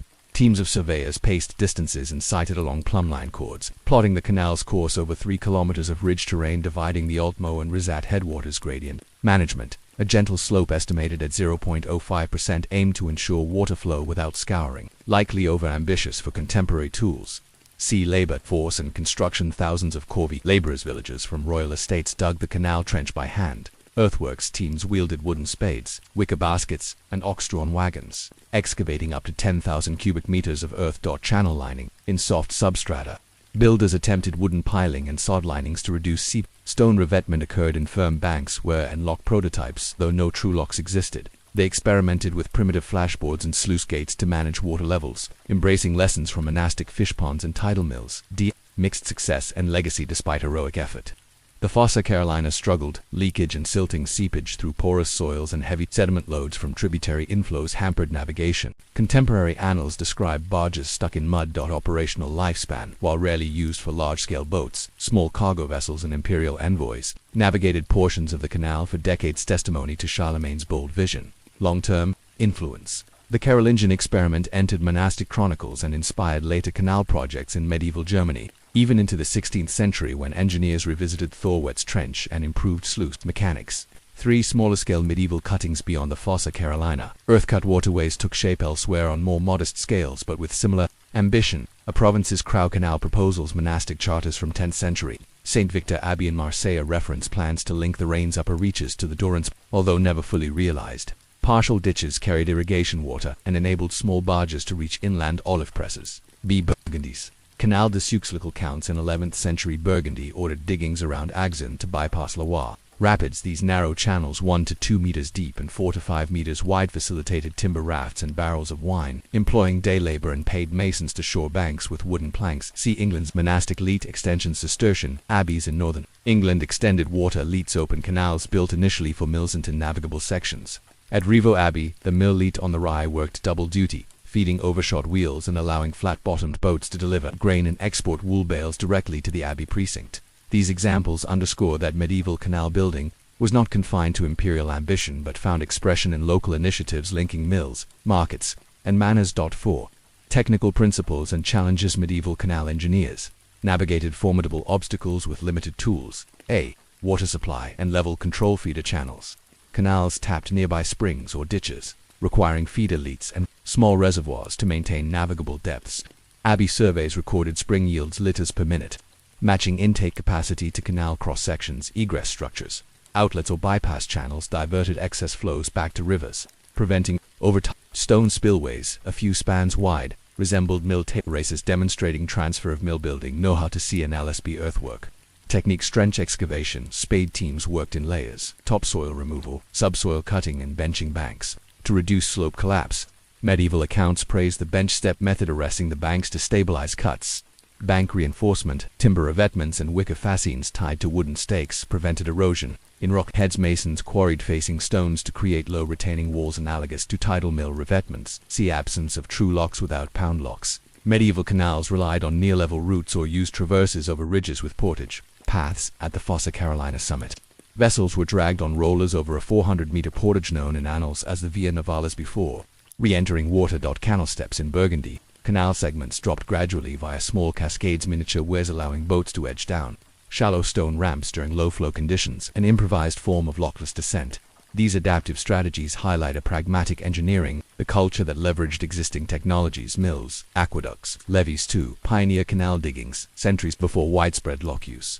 5. Social and economic organization. Building and maintaining canals required institutions as much as engineering, patronage and financing. Royal foundations. Charlemagne's empire funded the Fossa Carolina with crown revenues. Counts and dukes funded regional cuttings from toll collections on local bridges and markets. Monastic capital. Ambitious abbeys, vasillae, fountains. Cluny underwrote canal extensions for their estates, pooling tithes, domain grain, and income. From wine sales to finance, earthworks and sluice installations. B. Labor. Mobilization corps vs. wage labor. Villagers owed canal digging as a feudal duty, supplemented by paid masons, carpenters, and blacksmiths for specialized tasks. Gate construction, timber framing, iron fitting. Guild participation. In towns like Osaka, masons and carpenters guilds contributed skilled labor at preferential rates, in exchange for canal toll exemptions and commissions to build adjacent warehouses. See governance and regulation charters and statutes. Canal charters defined rights-of-way, water draws, and maintenance responsibilities. Statutes stipulated annual clearing of silt, bank repairs, and repair of gates. Non-compliance brought fines. Toll systems. Canals collected peage tolls per tonnage or boat length to fund canal upkeep. Toll rates appeared in town statutes and were carefully calibrated to cover maintenance without stifling trade. Such institutional frameworks, melding seigneurial, ecclesiastical, and communal interests, sustained medieval canal projects against financial and environmental uncertainties. 6. Unresolved currents and questions. Despite substantial evidence, major gaps persist. Wider distribution beyond the Rhine-Danube divide and select regional projects. Did similar canal diggings occur in Eastern Europe, Iberia, or Scandinavia? Archaeological surveys of lowland Poland hinted early canal traces awaiting confirmation. Efficacy of flow controls without locks. How evenly did water distribute along canal lengths? Was navigability patchy, requiring careful scheduling of boat convoys? Medieval logs seldom record waiting times or transport delays. Integration with later canals. To what degree did post-medieval engineers repurpose medieval canal routes such as the Road Canal in France, incorporating parts of the Burgundy cuttings? What remains of those early alignments in modern waterways? Unresolved thought. Visualize peasants and masons hand-cutting a trench across a watershed divide. Sluice gates clicking shut behind floodwaters harnessed for laden barges as you drift toward sleep. Consider this question. In our era of megadams and high-tech waterways, what might we learn from medieval canals, small-scale, labor-integrated, and tied to local needs, about crafting distributed, adaptable water infrastructure that serves both commerce and community in harmony with the land? Surveying, digging, and operating medieval canals. Welcome back to the trench edges and sluice gates of Europe's earliest canals. In Section 1, we laid out the grand ambitions linking rivers, bypassing rapids, and powering drove medieval rulers and monasteries to dig artificial waterways across watersheds. Now we dive into the practical art and science of medieval canal building, how surveyors mapped routes without modern instruments, how thousands of hands labored to carve channels by spade and basket, how water was measured, channeled, and controlled, and how these canals were managed day to day to sustain navigation, irrigation, and trade. 1. Mapping the course. Medieval surveying and leveling before a spade pierced the earth. Engineers needed a reliable route, one that maintained near elevation while minimizing earthworks. Without theodolites or lasers, medieval surveyors relied on ingenious low-tech methods. A. Water in trough leveling principle. A long wooden trough made of elm or oak planks, sealed with pitch, was filled with water because water always seeks a level. The water's surface in two separated trough ends would be at the same elevation. Procedure. Survey teams set up a series of these troughs along the proposed canal line. Trough A's water level marked on a vertical staff, then trough B placed downstream until its water matched A's mark. By repeating this process often in relay stages of 100 to 200 meter, surveyors traced a horizontal datum. Documents from the Fossa Carolina project note teams of 10 water levelers performing these measurements under master direction, accuracy while accurate to within plus or minus 5 centimeters over several hundred meters. Water in trough leveling was labor-intensive and weather-sensitive. Wind or rain disrupted surfaces, limiting line lengths between resetups. B-rod and line sighting side poles. Pairs of wooden poles painted with evenly spaced rings were used to establish straight alignments. An observer at point A held a pole with rings. A partner at point B raised their pole until a specific ring on A's pole lined up with one on B's, indicating distance. Gradient gauges. By combining the pole and line method with watermarks on a staff, surveyors could estimate small slopes.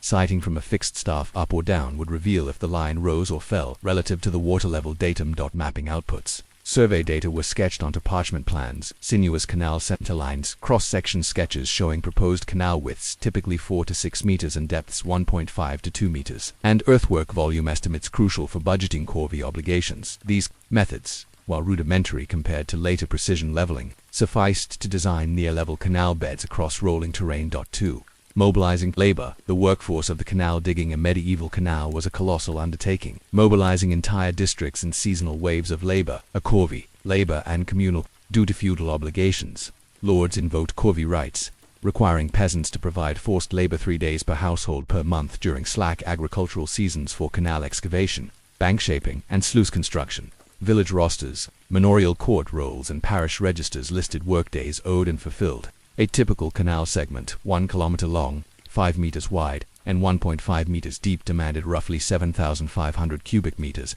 of earth, equivalent to 300 peasant days of digging and basket hauling. Be hired specialist master masons and carpenters. Skilled artisans built sluice gates, revetment walls, and timber lining. Guild records from magazines show masons charging 1 denier per stone course for bank armoring, while carpenters billed per timber foot for frames and winches. Blacksmiths forged iron fittings, hinges, bolts, and sluice mechanisms critical for gate durability. Monastic accounts at Saint-Germain-des-Prés record blacksmith invoices for cannula shafts and gear. Teeth used in canals. Sluice winches. Engineers magistri fistularum, often monastic or ecclesiastical laborers with experience in aqueducts or mills. These overseers organized work gangs, ensured quality of bank shaping to prevent collapse, and managed water supply feeder works. See logistics and support. Material transport. Earth removed by spade was loaded into wicker baskets carried by oxen-drawn carts to spoil heaps. Proximity to quarries determined cast stone availability for lining. Local forests supplied timber for revetments and gate frames. Camp provisioning. Temporary work. Camps. Rows of huts or tents housed laborers near the canal front. Abbots' ledgers detailed provisions, daily rations of bread, salted pork, cheese, and small beer, plus winter clothing allowances. This blended workforce of coerced peasant labor and paid specialists executed canal construction over spans, often pausing during harvest seasons or wartime crises. 3. Water management. Supplying and controlling the flow. Canals' true purpose navigation, irrigation, or definition depended on precise water management. A feeder leads and reservoirs. Source leads. Small feeder channels diverted flow from springs, streams, or river weirs into the canal head. Leats were lined with clay or timber to minimize seepage. Their gradients mirrored canal beds to feed water gently. Holding ponds, where feeder supply varied seasonally. Medieval builders dammed small tributaries to create reservoirs. Stone-faced weirs impounded water behind ponds, which released regulated flow via gated sluices. At Vézelay, monastic records mention a great pond built in 1132 to feed the local canal during dry summers. B. Sluice gates and spillways. Designs oak gates, often 1 meter wide and 1.5 meters high, were fitted in masonry slots lined with bronze or lead plates to resist wear. Iron dog bolts and leather gaskets sealed edges. Operating mechanisms, teams used large wooden winches with iron cogs much like tidal mill gate, hoist to raise and lower sluice gates. The speed of operation was crucial to maintain water levels, especially when multiple gates controlled feeding and waste flows, spillways to protect banks from overtopping during floods or heavy rains. Elevated stone spillways channeled excess water away. Spillways often doubled as weirs, maintaining canal depth while allowing controlled release into natural drainage. These hydraulic controls required ongoing maintenance. Inspectors checked for leaks. Silt traps were cleared monthly, and oak gate timbers were replaced under 10-year cycles, as noted in canal maintenance manuals of the 14th century for operating the canal navigation. Scheduling and towpath use. Once open, canals demanded daily oversight to facilitate traffic and prevent standstills. A lockless navigation summertime operation. Without locks, vessels navigated near level stretches when water depth met minimum thresholds. Canal masters issued notices pinned at mill houses and village squares listing the days and hours when water levels permitted navigation, based on feeder and spillway settings. Portage practices, where shallow summits separated cuts, goods, were offloaded onto wheeled carriages or slid on wooden rollers across portage tracks. Canal communities maintained portage yards with wooden rollers and draft animals, charging tolls per ton-kilometer of overland haul. Towpaths and haulage paths. Mud-surfaced towpaths, 2 meters wide, ran alongside canals, used by horses, oxen, and men hauling boats with tolines. Town ordinances mandated path upkeep, weekend labor levies to clear brush and fill potholes. Team haulage. A pair of horses or a team of up to 6 men hauled a single narrowboat about 20 meters long at speeds of 2 to 3 kilometers per hour. Cavernous stables for tow animals and cottages for path wardens lined major cuts, reflecting the path's critical role. C. Traffic regulation. On-way windows. Canal masters scheduled one-way navigation windows. Upstream traffic Monday, Wednesday. Downstream Thursday, Saturday. Consolidating flow and reducing collisions. Toll stations at canal entrances and junctions. Toll houses recorded boat tonnage and cargo type, collecting fees to fund maintenance. Toll collectors used wooden gauges to verify boat dimensions. Against charter regulations. These operational protocols evolving through trial and error kept canals commercially viable despite technical constraints. 5. Maintenance and repair. Ensuring longevity. Long-term canal survival hinged on organized upkeep. A. Annual inspections. Survey walks. Engineers conducted spring and autumn walks along the entire canal length, inspecting banks for erosion, checking sluice gates for tight seals, and noting silt accumulation in bends. Findings were entered into maintenance ledgers, with prioritized tasks marked. Silt dredging campaigns. Silted sections indicated by shallow draft. Readings were dredged by barge-mounted scoops and men with long-handled hose, depositing spoil on adjacent lands. Dredging teams operated under corvée or 4HIRE, completing sections in week-long shifts. B. Bank repairs and revetment. Renewal. Bank erosion control. Collapsing banks were rebenched, rest with fresh clay cores and stone revetments replaced. Monastic accounts detail 500 meters of bank repairs at Argeiphontes in 1220.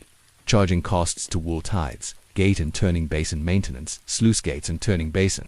Curbs required periodic reset and timber replacement. Carpenters crafted new oak piles and framed sluice slots. Blacksmiths supplied iron fittings. This cycle of planning, inspection, and repair mirrored aqueduct and tidal mill maintenance regimes, demonstrating cross-application of waterworks governance principles across medieval infrastructure. 6. Economic and social impact. Canals in daily medieval life. Though small compared to modern canal networks, medieval cuts reshaped local economies and social landscapes. A market and settlement. Growth. Canal towns. Villages along cuttings on Rivaux and diocesan canal heads in southern France evolved into market towns, hosting weekly fairs where grain, timber, and salt traded. Merchants built warehouses and living quarters near canal banks, and guilds formed around canal crafts. Boat builders, lockkeepers, and canal masons. Specialized trades. Canal dredging, towpath maintenance, and gate repair spawned ancillary occupations. Dredgers, path wardens, and sluice gate artisans. These roles offered social mobility for skilled laborers beyond traditional agrarian hierarchies. B. Environmental transformation. Hydrological rebalancing. Canals diverted water for irrigation, and mills altering local water tables. In dry summers, feed elites provided stock watering, while spillway flows supported fish ponds. Early integrated water use systems. Landscape. Aesthetics. Canals carved straight lines through medieval field systems. Gallery landscapes of embanked cuts with pollarded willows and towpaths fringed by meadow grasses, a heritage still visible in some surviving lowland cuts. See fiscal returns and toll economies. Toll revenues. Canal PGS funded annual maintenance and occasionally enriched local lordships. Records from Burgundy indicate canal tolls contributed up to 10% of ducal seigneury income in prosperous years. Monastic borrowing abbeys leveraged future toll revenues to raise loans from merchant bankers, financing additional construction, an early form of infrastructure bond financing. These economic dynamics show how modest medieval canals, when well managed, could offer tangible returns, shape regional trade, and integrate water infrastructure into social and financial webs. 7. Unresolved questions and future inquiries. Despite the depth of surviving records, many mysteries remain. Aggregate extent: how many small medieval canals existed beyond well-known cuts? Rural archival surveys may yet reveal dozens of narrow leats adapted for navigation rather than pure milling. Navigation practices: detailed logs of canal travel voyage journals, cargo manifests are rare. Recovering even fragmentary travel diaries would vastly enhance understanding of canal use patterns, delays, and community interactions. Technological diffusion: how did canal building knowledge, surveying, sluice design spread between monastic orders and secular lords? And to what degree did cross-channel contacts, for example, England-Normandy ties, accelerate improvements? Unresolved thought: as you imagine the steady echo of spade blows in a newly dug trench and the first flotilla of grain-laden barges gliding through wooden sluice slots. Reflect on this question. In our modern quest for sustainable, small-scale water infrastructure, urban waterways, ecological restoration canals, and community irrigation schemes, what can we learn from medieval canals' blend of low-tech surveying, labor-intensive construction, and integrated economic governance? To design adaptable, resilient water networks for the 21st century, we surveyed the bold ambitions and painstaking labors that produced Europe's earliest canals. Rulers and abbots marshalling corvée and skilled guild labor to carve navigable trenches, erect sluice gates, and manage seasonal river basins, bypassing rapids, and fostering new market towns. Now, in this final section of Story 14, we trace the fortunes of these medieval waterways across the centuries, their decline under technological and economic change, their rediscovery and incorporation into later canal networks, and the enduring insights they offer for today's water infrastructure, where small-scale, community-anchored, low-tech solutions can still provide resilience, sustainability, and local value. 1. Decline and abandonment: forces that silenced the canal's technological supersession. Rise of poundlock canals from the late 16th century onward. Engineers perfected poundlocks, enabling boats to ascend and descend steep gradients without portage. Canals like the Canal du Midi 1667 to 1681 used continuous lock flights to cross watersheds far more effectively than medieval lockless cuts. Steam propulsion and railroads: industrial-age steamboats and railways offered faster, year-round transport, untethered from feeder flows and manual towing. Small medieval cuts, with limited capacity and seasonal constraints, could not compete on speed, capacity, or reliability, and gradually fell into disuse. B. Economic shifts centralized milling in factories, as mills congregated in industrial centers powered by steam or large river dams. Monastic and manorial canal leats converted back wholly into mill races or drained for agriculture. The dual navigation irrigation systems that sustained abbey economies lost their integrated raison d'etre. Changing trade routes: overland roads improved dramatically under turnpike trusts.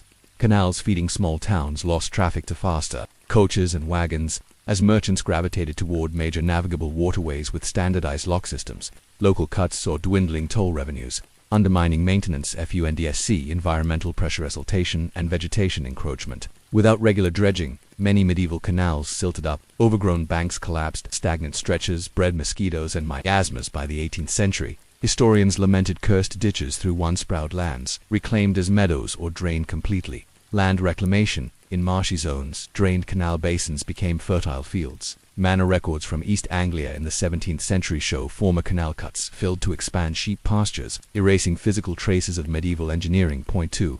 Rediscovery and reinvention: medieval cuts in later canal lore.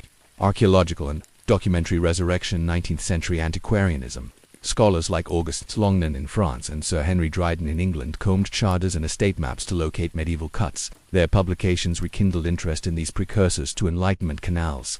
Field surveys and aerial photography: modern LiDAR scans have revealed hidden earthworks, linear embankments, spoil heaps, sluice pit depressions beneath fields and forests. Geocheological coring identifies medieval canal silts beneath centuries of alluvial deposits. B. Integration into post-medieval waterways: road canal and Burgundy routes during 17th-18th century canal mania. Engineers occasionally reused medieval alignments. Parts of old Burgundy cuts underlie today's Canal du Centre, and traces of the Fossa Carolina route inform modern road and rail corridors across the Danube-Rhine divide. Heritage restorations: in Germany's Franconia, volunteers have partially reinstated medieval canal headworks, installing replica sluices and dredging small navigable stretches for blending public history with leisure boating. 3. Principles for contemporary water infrastructure. Reflecting on medieval canal experience yields several guiding principles that resonate with today's sustainability challenges. A. Scalable community projects. Medieval cuts were small enough to be financed, built, and maintained by local entities, manors, abbeys, and towns, ensuring stakeholder buy-in and adaptive governance. Modern water management can emulate this by empowering watershed communities to design and steward microcanals for irrigation, ecological corridors, or rural transport, avoiding the pitfalls of mega infrastructure that displaces local voices. B. Low-tech resilience and redundancy without locks or steel. Medieval engineers used near-level alignments, portage zones, and simple weirs to maintain service. Today, low-head hydropower projects and gravity-fed supply channels in rural areas can draw on similar designs, prioritizing redundancy, multiple feeder streams, and modularity, discrete canal segments. To withstand climate variability. C. Waterways. Abbey canals served navigation, milling, irrigation, and aquaculture in a single network. Contemporary water projects often silo functions: drinking water, flood control, power production. Reintegration of multiple uses such as canals that both attenuate floods and support recreation or habitat can maximize social and ecological returns on infrastructure investment. 4. Final reflection. Digging into the future. As you imagine teams of medieval laborers hand-digging a narrow trench, sluicing life into a lifeless line of mud, and barges juddering through sluice gates under oak timbers, pause to consider, in an era of climate change and community awakening, how might we build water infrastructures that combine the medieval canals, humility, local ownership, and attentiveness to natural gradients, crafting adaptive networks that nourish agriculture, transport goods, enhance ecosystems, and bind communities together once more. May the silent cuts of medieval waterways inspire modern visions where small hands, shared purpose, and respect for the land co-create resilient channels flowing into a more sustainable tomorrow. Turning coin into credit. Origins of medieval banking. We step inside the vaulted halls and candlelit counting houses, where merchants and money changers transformed lumps of gold and silver into promises of payment, pioneering the financial instruments that underpin our modern economy. In this first a section of Story 15, we'll trace how medieval Europe shifted from bullion and coinage toward deposits, letters of credit, and bills of exchange. We'll follow Genoese, Florentine, and Lombard bankers as they devised the rudiments of checks, remittance networks, and double-entry bookkeeping, innovations born of pressing commercial needs and enabled by evolving trust mechanisms. 1. The limits of metal, coin scarcity, and the need for credit throughout the early Middle Ages. Trade in basic commodities. Wool, salt, grain relied on bulky coins, silver deniers, Venetian grossi, or Islamic dirhams, but burgeoning long-distance trade across Europe and the Mediterranean ran headlong into precious metal constraints. Coin shortages, mines yielded limited new silver, monarchs debased currency or hoarded mints. In 12th century England, royal mints produced fewer than 100,000 silver pennies a year, insufficient for growing trade. Transport risk. Shipping heavy coin caravans invited banditry and shipwreck. Merchant convoys sometimes traveled armed or in multi-hull convoys, yet losses remained high, up to 10% of cargo value. These pressures drove merchants to seek alternatives, trusting third-party bankers to move value via credit instruments rather than metal. 2. Money changers and deposit banking. The earliest protobanks were money changers, merchant bankers, in urban centers who accepted deposits. Traders left coins in secure chests at fairs in Champagne, Genoa, and Brut. Depositors received a written tally and informal deposit note redeemable at the same or sister branch, overcoming mint variations by weighing disparate coins, English, Spanish, Islamic, against local standards. Money changers provided consistent exchange rates, charging a small commission, the cambium, for the service. Extending loans accumulated deposits, financed short-term loans to merchants or towns, with interest census often limited by church prohibitions on usury, leading bankers to disguise charges as service fees. Florentine merchants documented deposit ledgers in Latin and Italian, marking entries with red rubrica for credits and black for debits and ascent. Double-entry approach. 3. Bills of exchange. The first remittance networks by the 13th century, merchants formalized the bill of exchange, cambium literis, to move funds without shipping coin issuance. A merchant in Genoa needing to pay a supplier in London deposited silver with a local banker and received a written bill promising payment of a specified sum to a named payee at the London branch. Transmission. The bill sealed and signed by courier along merchant routes, accompanied by a list of voucher transactions, memorial redemption at the London branch. The partner banker paid the beneficiary in local currency, debiting the Genoa account, often settled later in kind, wine, or remittance of bullion. This mechanism reduced metal movement, localized currency risk, and enabled complex triangular trades. Florentine cloth sold in Bruges, financed spice imports from Alexandria, for bookkeeping and the language of finance. Keeping these transactions straight demanded rigorous records, memorial and registro daybooks. Memorial listed individual transactions, ledger books, registro or quaderno, summarized balances by account. Ferdinand of Spain's 14C merchant manual outlines copying daily memorial into weekly registro, ensuring cross-checks. Trial balance precursors by reconciling deposits, loans, and bills of exchange entries. Bankers detected errors in Frodin, an early form of trial balance centuries before. Pacioli's formalization in 1494. Use of abbreviations, Latin shorthand for example, DD, for debitum datum sped writing. Standardized account names, Argenteri scriptoria, has facilitated multilingual branches across Europe. These evolving ledgers formed the cognitive scaffolding of modern accounting, allowing bankers to scale far-flung networks with confidence. 5. Trust, regulation, and the church. Financial innovation clashed with religious injunctions. Usury prohibitions. Canon law forbade explicit interest. Bankers skirted this by charging a guillot or commission on currency exchange and by structuring bill of exchange fees that approximated interest under another name. Papal dispensations and merchant clergy. Alliances often legitimized practices essential for commerce. Guilds and statutes. Merchant and moneylenders formed confraternities like the Lombard bankers, Gabella in Lyon, that set standards, mediated disputes, and petitioned local authorities for legal recognition. These bodies prefigured modern banking associations. State charters, kings granted banking families Medici Bardi, Perizzi monopoly privileges in exchange for loans to the crown, entwining finance and politics. Default by monarchs, for example. Edward III's defaults in the 1340s triggered cascading crises, revealing the fragility of early credit networks. Unresolved thought as you imagine dimly lit counting halls with clerks, tallying ledgers by candlelight, and couriers ferrying sealed parchment through mountain passes. Reflect on this question. In an age of digital payments and algorithmic trading, what lessons might we draw from medieval bankers' reliance on personal trust, transparent record-keeping, and shared regulatory frameworks to build financial systems that balance innovation with stability and public confidence? Expanding the ledger branch networks, risk management, and the anatomy of medieval credit. Welcome back to the vaulted counting houses and manuscript-lined offices where medieval bankers wove ever more intricate webs of credit, risk, and reputation. In Section 1, we saw how bullion, scarcity, money changing, and the first bills of exchange laid the groundwork for deposit banking and rudimentary accounting. Now, we deepen that narrative by tracing the rise of international branch networks, the development of insurance and risk-sharing practices, the evolution of contractual and legal instruments underpinning credit, and the ways in which bankers coped with defaults, political upheavals, and moral constraints. Through these innovations, medieval finance began to resemble the global banking systems of today, albeit governed by quill and parchment rather than code and silicon. 1. From fair stall to counting house, institutionalizing bank branches. The Champagne fairs as banking hubs, the great trading fairs of Champagne, Provence, Logny in 12th-13th centuries provided the crucible for banking expansion. Merchants, English wool exporters, Italian spice traders, German metal dealers, every 6 weeks, bringing bullion, goods, and bills of exchange to facilitate rapid settlement. Permanent merchant houses, banking, families like the Bardi and Perizzi of Florence established permanent offices adjacent to fair grounds, renting chambers in merchant hostels and beginning daybooks of deposits, loans, and bill endorsements. Interbranch correspondence. Letters of credit issued in Tours could be redeemed in London, Genoa, or Barcelona, as each branch maintained accounts with one another. Couriers carried duplicate bills or certificates, ensuring redemption options if one copy were lost or intercepted. Ledger.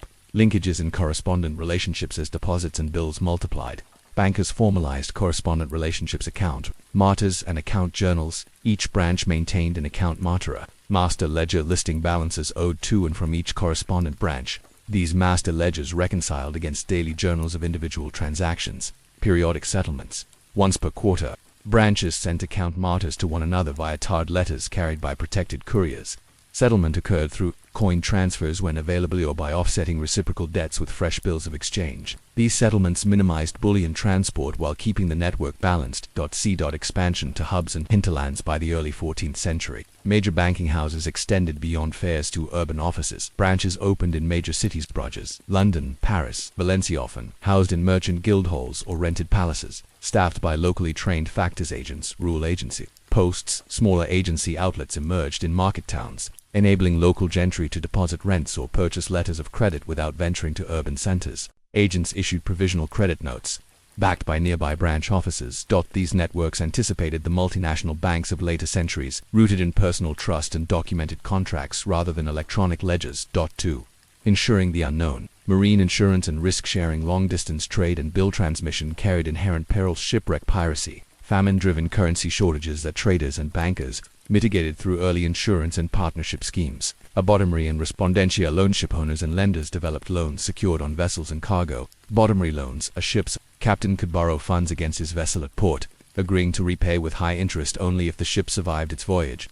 Failure, ship loss, absolved the borrower. These loans, registered in port records, transformed maritime risk into quantifiable credit costs. Respondentia loans. Similar loans used cargo rather than hull as collateral, allowing merchants to finance goods to distant markets. Local bankers at destination ports repaid lenders upon safe cargo arrival, charging fees commensurate with voyage risk. B. Communal risk pools. Merchant confraternities in guild-like insurance pools. Merchants shared voyages risks. Confraternities of merchants, groups of 10 to 30 traders, each contributed a share to communal funds. When a member's ship was lost, the pool disbursed compensation proportional to the pooled contributions. Records from 14th century Barcelona's Consulado del Mar show payout ratios of 70 to 90% of declared cargo value, preserving merchant creditworthiness. Premium setting based on historical loss. Rates gleaned from port records. Confraternities set premiums, typically 5 to 8% of cargo value for Italian routes, rising to 15% for Eastern Mediterranean voyages.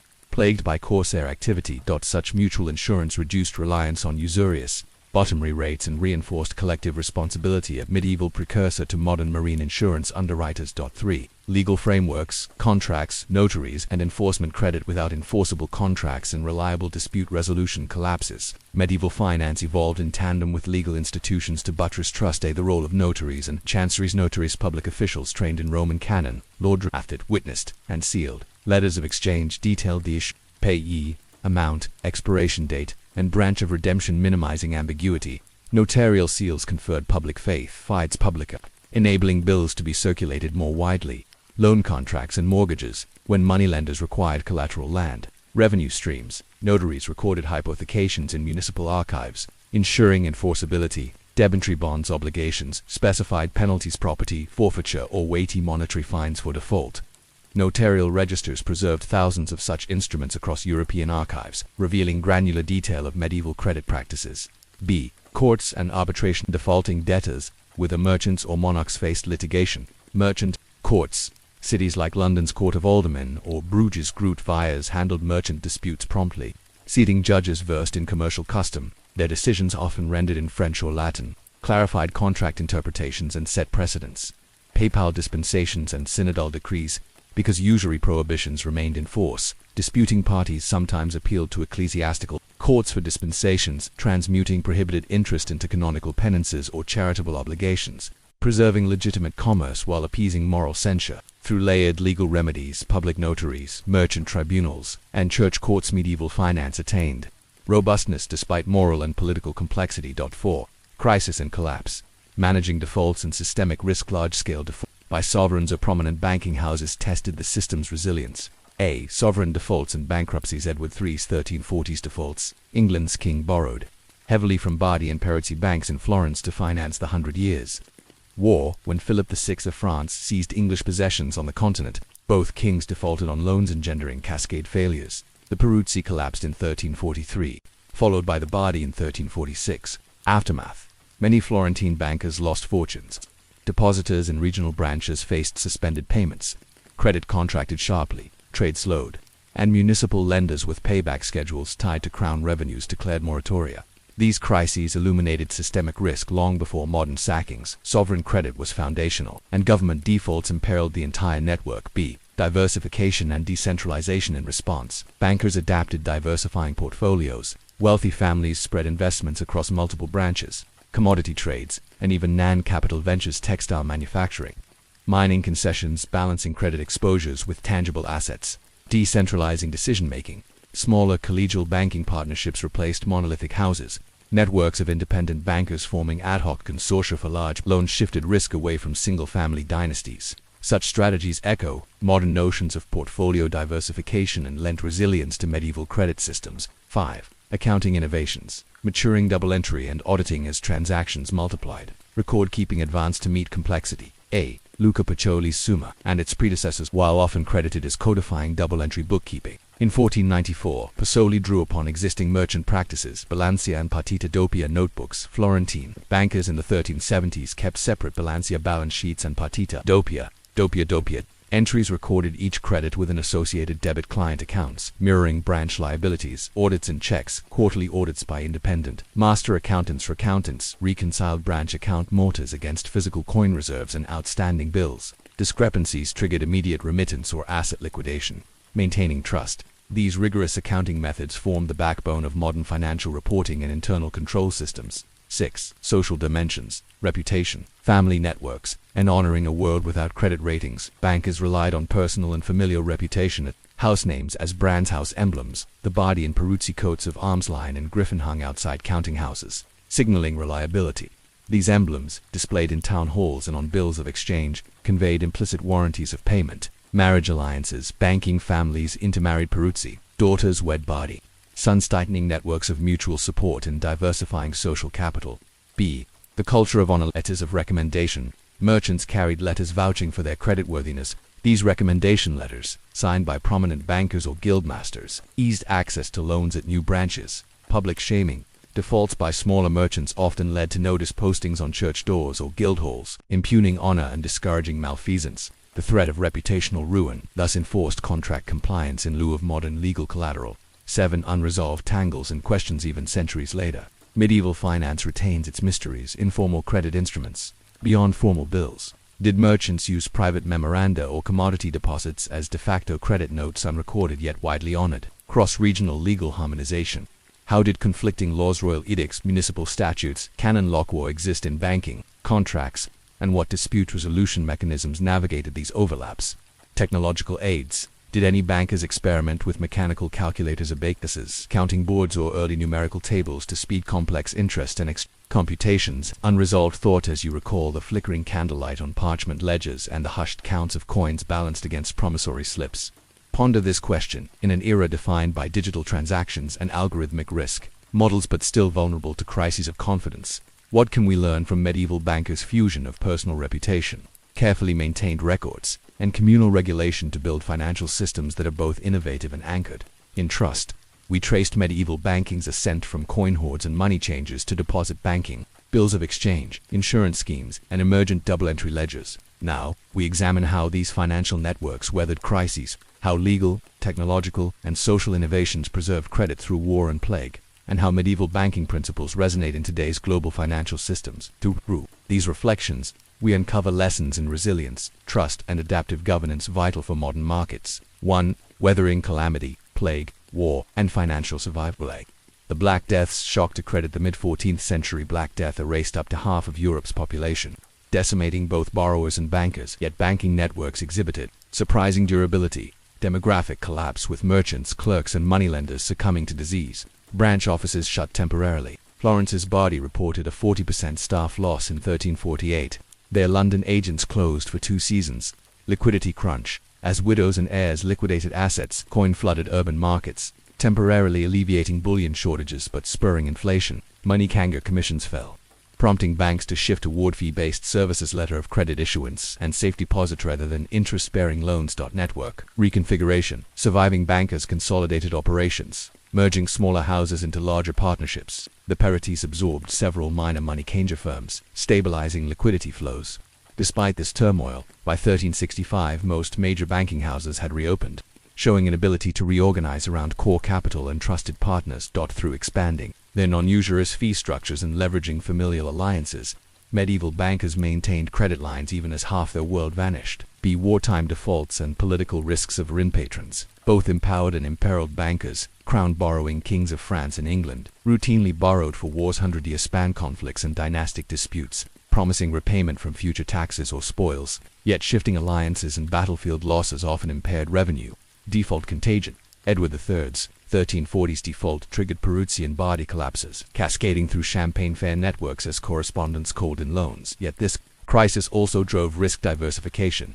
Surviving bankers limited future sovereign loans to smaller tranches and required collateral in merchant goods, land, or church benefices, creating structured credit checks analogous to modern collateralized lending. By imposing stricter collateral requirements and splitting large loans into smaller, independently repaid segments, bankers contained future defaults and preserved core liquidity. 2. Institutional evolution from guilds to early central banks, incorporation and limited liability. By the late 15th century, leading banking families sought legal forms to protect personal assets. Public partnerships, Venetian Publici, Habiti, and Florentine Company introduced shared capital subscriptions, with fixed shares and limited liability clause as precursors to joint stock companies. Investors knew their maximum loss equaled their contribution, encouraging broader participation beyond kinship networks.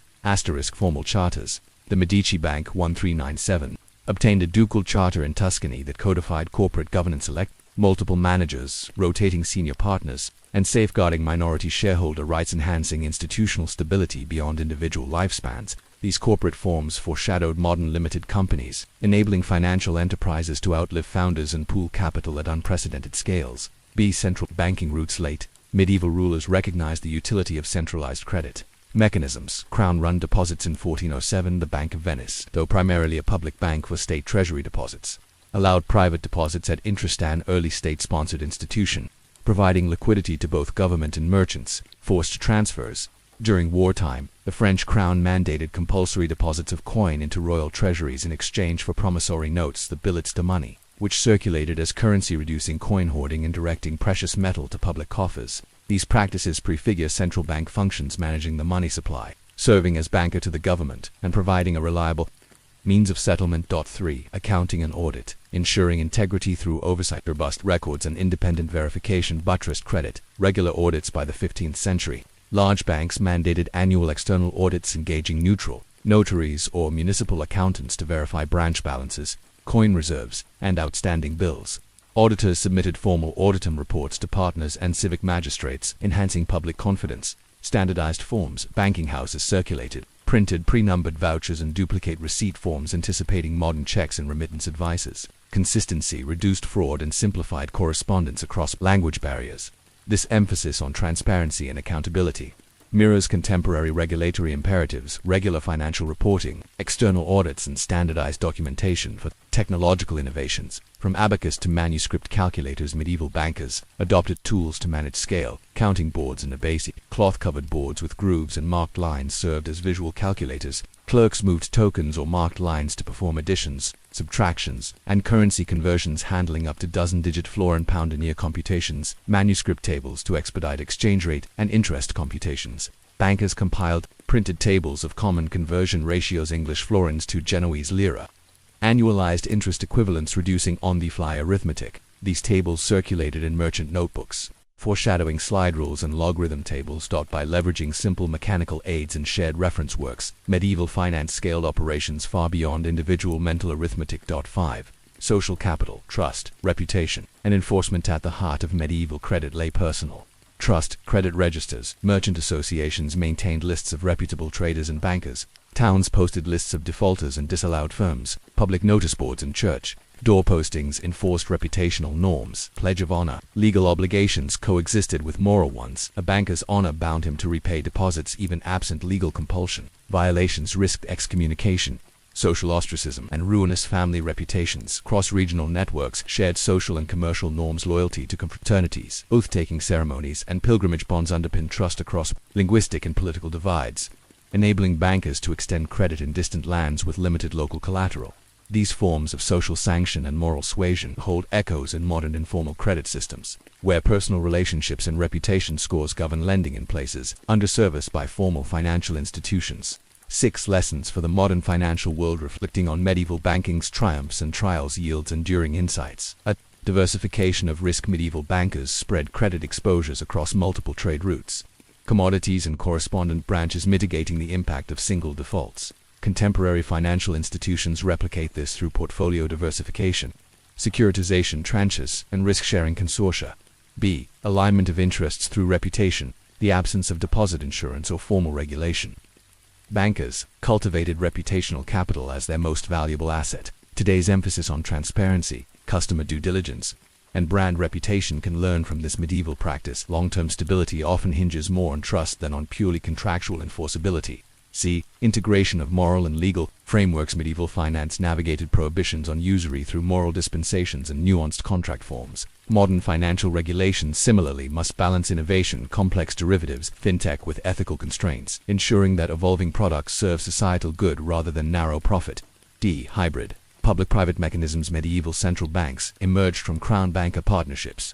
Today's central banks and multilateral institutions could deepen collaboration with private financial networks to enhance liquidity provision, crisis resolution, and inclusive credit access without undermining public mandate. 7. Final reflection. Counting the cost and the covenant. As you imagine the hushed hush of the counting house lamplight reflecting off brass scales, quills scratching across parchment ledgers, couriers bearing sealed promissory notes across mountain passes, ponder this question. In an age when digital systems can move vast sums in milliseconds, how might we preserve the medieval banker's art of personal trust, transparent accounting, and community-anchored regulation, ensuring that finance remains a covenant of mutual confidence rather than a black box of algorithmic risk? May the medieval secret ledgers whisper into our present, reminding us that at its best, finance is not merely numbers and screens but a shared promise that value entrusted today will stand secure tomorrow. From coast to table. Origins of salt, production, and the birth of the silver rhodonite, we turn from ledgers and canals to the silent white gold that preserved meat, flavored bread, and underpinned entire economies. Salt,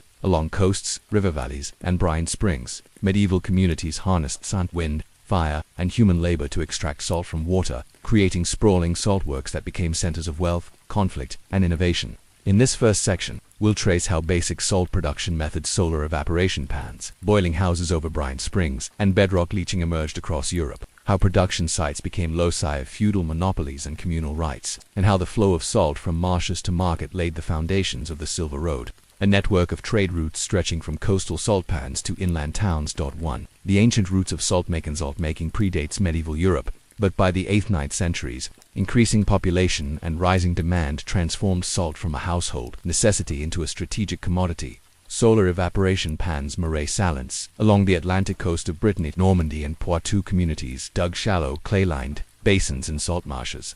Seawater flooded these pans at high tide. Sunlight and wind gradually evaporated water, concentrating salinity until salt crystallized. Skilled salt workers, sauniers, manipulated a cascade of pans, less vasiers, less clays, less tables to optimize evaporation across variable weather. Brine spring boiling salines. In inland regions like Lupo the Meuse or Upper Rhine, natural brine springs emerged from Permian rock formations. Villagers piped brine via wooden conduits to hillside boiling houses. Their wood-fired hearths, sometimes coal-fired near forests, boiled brine in large lead or iron pans, yielding coarse salt once water boiled away.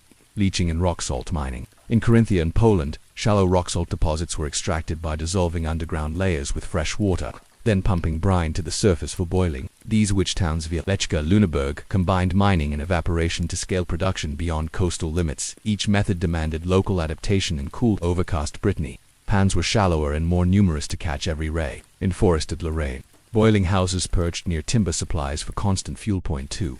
Organization and rights. Who made the salt work spur distinctive legal and social regimes, reflecting salt's economic and symbolic importance, a feudal monopolies and seigneurial rights. Seigneurial privileges. Lords often claimed droit de gabelle exclusive rights to control salt works, set production levels, and fix prices. Peasant tenants living on salt-rich marshes owed annual salt levies, paid in kind or coin, to the lord's granary. Gabelle taxes. By the 13th century in France, gabelle salt tax became a major royal revenue. The crown subdivided territory into pays de grande gabelle, high gabelle, and pays de petite gabelle, low, dictating where salt could be bought, sold, or smuggled, laying groundwork for conflicts in the 16th-18th century. Communal salt rights and cooperatives. Common salt works in some marsh communities like the Gironde Peninsula. Salt pans remained communal property, managed by elected martyrs. Village assemblies determined pan rotations, labor schedules, and distribution of harvest rights among families. Seasonal labor rotations. Harvesting salt recovered from solar pans required months of careful raking and piling. Local statutes mandated that every household contributes labor during peak months, June-September, with exemptions for widows, monks, and infirm, sharing the burden and benefits communally. These overlapping regimes, private monopoly, royal taxation, and communal labor, created complex incentives, often leading to smuggling along hinterland roads, clandestine brine boiling, and periodic salt worker revolts against price hikes. 3. Techniques of extraction. From pan to grain. Medieval salt workers refined extraction to produce consistent, marketable salt. A pan construction and maintenance. Earthen basins. Solar pans began as simple clay-lined pits. Over time, salt workers reinforced walls with stone curbs, leveled bottoms precisely to 1 to 2 centimeters tolerance, and installed wooden sluice gates to regulate seawater inflows. Pan cascades. Master salt workers engineered a series of about 5 pans at decreasing elevations. Seawater first entered the largest false pan where silt settled, then became progressively concentrated as it flowed into smaller work pans, and finally the bread pan, where salt crystallized. Raking and skimming. As crystals formed, workers used wooden rakes to free grains, collecting them on drying platforms. Fine salt was dried further by spreading on clay tables, while coarser salt remained to fuel boiling or salting vats. Brine boiling methods. Boiling houses. Inland salients featured long barns with rows of hearths. Each hearth supported a trough of wooden or lead pans, often heated from below by multiple fires. Chimneys and vents controlled draft for efficient combustion. Fuel management. Wood consumption soared up to 15 kilograms of wood per kilogram of salt. Salt princes regulated local woodcutting. In Lüneburg, forest overseers arranged communal coppicing rotations every 15 to 20 years to sustain production. Pan reuse and maintenance. Lead pans required regular repairs, patched with molten lead and resin, while iron pans were replaced every decade. Boiling houses had dedicated blacksmith shops for pan rim forging and hearth grate maintenance. Quality control and grading. Salt grades. Coastal pans yielded whiter, purer salt with a trace of brine minerals. Inland boiled salt often contained sulfates and required additional rinsing. Merchants graded salt by size: sell thin, sell grease, gross sell affecting price. Fine salt for household use fetched higher rates. Coarse salt for livestock and leather. Tanning sold cheaply. Washing and recrystallization. Some producers washed coarse crystals in brine to remove impurities and then recrystallized them, an early form of salt refining, yielding more uniform grains prized in urban markets. Through meticulous pan design, fuel, logistics, and grading, medieval saltworks balanced scale with product quality, meeting diverse demands from peasant tables to royal treasuries. 4. The Silver Road, trade routes and economic impact. Salt's value earned it the nickname white gold, and salt's trade routes draped in silver currency flows became arteries of medieval Europe. Coastal shipping and river barges. Maritime exports. Breton and Norman salt ships, equires laden with up to 200 tons of salt, plied the English Channel and North Sea. Ports like Southampton, Rotterdam, and Bergen developed specialized salt warehouses, re-exporting salt to inland river towns. Inland barges, river networks. Seine, Loire, Rhine, Danube carried casks or sacks of salt upstream. Salt tolls at river bridges and city gates funded infrastructure and enriched merchant guilds. The overland caravans and wagon roads. Salt roads. From Lüneburg to Lübeck, from Wieliczka to Krakow, salt wagons traversed mountain passes on mules or ox-drawn carts. Roads, hardened with gravel and wooden puncheons, served heavy salt freights. Inns with salt quotas supplied travelers and regulated caravans. Market fairs and staple rights. Towns enforced staple laws requiring salt caravans to unload and offer goods for local purchase, ensuring townsfolk access and securing toll revenue. Champagne fairs witnessed massive salt trading, with contracts settled via bills of exchange backed by salt deliveries. Economic and social consequences. Urban growth. Salt towns Garant, Lüneburg and Salins Lesbos prospered into regional centers, building guild halls, churches, and market squares financed by salt royalties. Dietary and demographic effects. Reliable salt supplies improved food preservation, reducing famine risk and enabling population growth. Salt curing of pork and fish became major rural industries in parts of Scandinavia and the Baltic. Conflict and smuggling. Monopoly and high gabelle duties spurred smuggling rings. Coastal smuggling of Breton's salt into Britain's taxed interior. Inland clandestine brine boilers supplying deprived villages. Enforcement by salt inspectors and gabelle officers led to local unrest and occasional riots. The Silver Road thus reshaped both macroeconomies, linking regions through salt flows, and microcultures, embedding salt into cuisine, health, and ritual. Blessing salt at Easter, offering salt at weddings for hospitality. 5. Institutional frameworks, monopolies, charters, and regulation to manage salt's strategic value. Authorities developed complex legal and administrative structures. A royal gabelle offices tax farming. French crown leased gabelle revenues to fermiers generaux who collected salt taxes and paid fixed sums to the treasury. These farmers built salt depots, enforced price controls, and invested in marsh drainage and pan improvements to boost yields. Price fixing. Royal edicts set maximum and minimum salt prices, balancing revenue with public necessity. By a listen above fixed price incurred heavy fines and potential saltworks closures. Guild regulation and quality. Standard Sonia's corporations, coastal guilds established apprenticeship systems, defined quality standards, grain size, moisture content, and disciplined members for adulteration, mixing sand or brine mud. Boiler. Brotherhoods. Inland salines formed brotherhoods that regulated boil days, fuel usage and pan maintenance, ensuring consistent output and preventing over-extraction of wood resources. These multi-tiered institutions, royal, communal, and guild, ensured salt's production, quality, and distribution aligned with economic, fiscal, and environmental goals. 6. Unresolved currents and questions. Despite abundant records and surviving salt, scholars still debate. Early inland salt sites, emerging excavations in Transylvania and Slovenia, hint at previously unknown brine springs exploited in the 10th–11th centuries. Were these independent salt economies, or extensions of coastal trade networks? Technological diffusion. How did techniques for Mediterranean salt pans, ceramic pans, crystal washing spread northward to Atlantic coasts? And what role did monastic orders like the Knights Templar play in this transmission? Climate impacts. Medieval climatic fluctuations. The medieval warm period affected evaporation rates. How did wet versus dry decades alter production volumes, salt prices, and social stability in salt-dependent regions? Unresolved thought. Imagine standing on a low dike at dawn, a fine mist rising from the brine-laden pans, the air tasting faintly of salt. Pile after pile of white crystals gleams under pale sunlight, waiting to journey inland in barrels and sacks. As you drift towards sleep, contemplate this question. In our modern world of ubiquitous refrigeration and global trade, how might we honor the medieval salt workers' deep relationship with land, water, and labor, crafting sustainable, community-centered food preservation and seasoning traditions that connect us to the rhythms of nature and the labor of our ancestors? Harvesting, handling, and trading salt, technical processes, labor organization, and economic networks. Welcome back to the brine-soaked flats and hearth-lit salines where medieval salt, the linchpin of preservation and seasoning, was extracted, processed, and sent along the Silver Road. In Section 1, we surveyed the origins of coastal pans, brine spring boiling, and the legal frameworks shaping salt's production and monopoly. Now, we delve into the daily mechanics and social organization that turn simple brine and seawater into a global commodity, the construction and operation of salt, the skilled labor and communal rituals sustaining harvests, the logistics of storage, transport, and trade, and the financing and risk management practices that underpinned medieval salt economies. 1. Operating coastal salt marshes from flood to flood. Seasonal cycle of the Marais Salon spring preparations, March-May dikes and canals. Sauniers repaired tidal dikes and sluice gates, ouvertures, ensuring controlled inundation of the Vassiers, settling ponds. They cleared silt from feeder canals and reinforced clay embankments with fresh marshloam pan.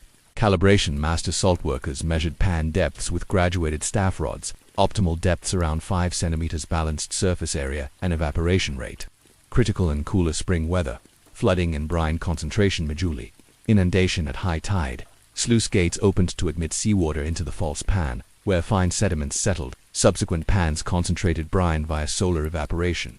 Brine testing. Sauniers gauged brine strength using primitive hydrometers, wooden floats marked at known saline densities, or by tasting. Only brine above 25% salinity moved to pans. Salt crystallization and harvest. July-September raking as crystals formed. Workers used flat wooden rakes to sweep them toward collection zones. Master sauniers judged the optimal moment to harvest. Too early yielded small wet crystals. Too late risked crust collapse under weight. Drying. Harvested salt piled on clay tables. Raised beds facilitated drainage and air drying. Villagers visited nightly to break crusts, preventing clumping and trapping moisture. Pan maintenance and winter rest. October-February. Deep cleaning after harvest. Pans drained. Workers scraped residual salt and biofilms. Embankments received fresh clay linings to seal cracks developed during dry months. Equipment overhaul. Wooden sluices were top-corded. Tools, rakes, shovels repaired by local blacksmiths. Community feasts marked the end of the season, reinforcing solidarity among Saunier families. Labor organization and social rituals. Guild-like kinships, although not formal guilds. Sauniers organized into hereditary families overseeing contiguous pan zones. Each family held droit de panadrites to specific pans documented in parish rolls. Collective work rotations. Villages held tour de sel schedules, each household providing workers on designated days, balanced to prevent agricultural neglect. Exemptions applied for clergy, monks, and the elderly. Rite of the first slice. The opening rake of the season, when the first salt crystals were cut, became a communal event. Town notables and lords were invited to witness and purchase inaugural loads, reinforcing patronage ties. This intricate interplay of technical expertise, family networks, and communal obligations sustained high yields, often 100 to 150 kilograms of salt per pan per season in well-managed marshes. 2. Inland brine springs and boiling houses. Fire-driven smelter brine gathering and conveyance well construction. Brine wells along karstic valleys. Salt workers dug wells 3 to 5 meters deep into fissured limestone, Tapping subsurface brine wells lined with split oak staves bound by iron hoops prevented collapse. Conduit networks. Brine flowed through a system of wooden pipes doubly made from turned logs with bored central grooves. Gravity-fed, these conduits delivered brine over distances up to 1 kilometer to boiling sites. Quality assessment. Impurity removal. Brine often carried iron or sulfur compounds. Salt workers settled brine in lead or ceramics vats, skimming off flocculent impurities before boiling. This pretreatment yielded whiter, more marketable salt. Boiling house design and operation. Hearth layout. Multiple furnace bays. Long barn salteria contained rows of clay-lined hearths. Each hearth held an iron pan approximately 1 square meter raised on brick supports to allow airflow. Chimney drafts. Tall chimney vents approximately 6 meters created strong drafts, improving combustion efficiency. Some sites added hooded vents over pans to direct smoke away without robbing heat. Fuel logistics. Wood and coal sourcing. In forested regions, coppice rotations supplied wood. In coal areas northeast France, early coal provided steadier heat. Seasonal contracts with charcoal burners ensured year-round operations. Fuel efficiency. Skilled stokers managed fire layers, small kindling topped by larger logs to sustain near constant high heat. Approximately 120 degrees Celsius underpans without flame lapses that could crack pans.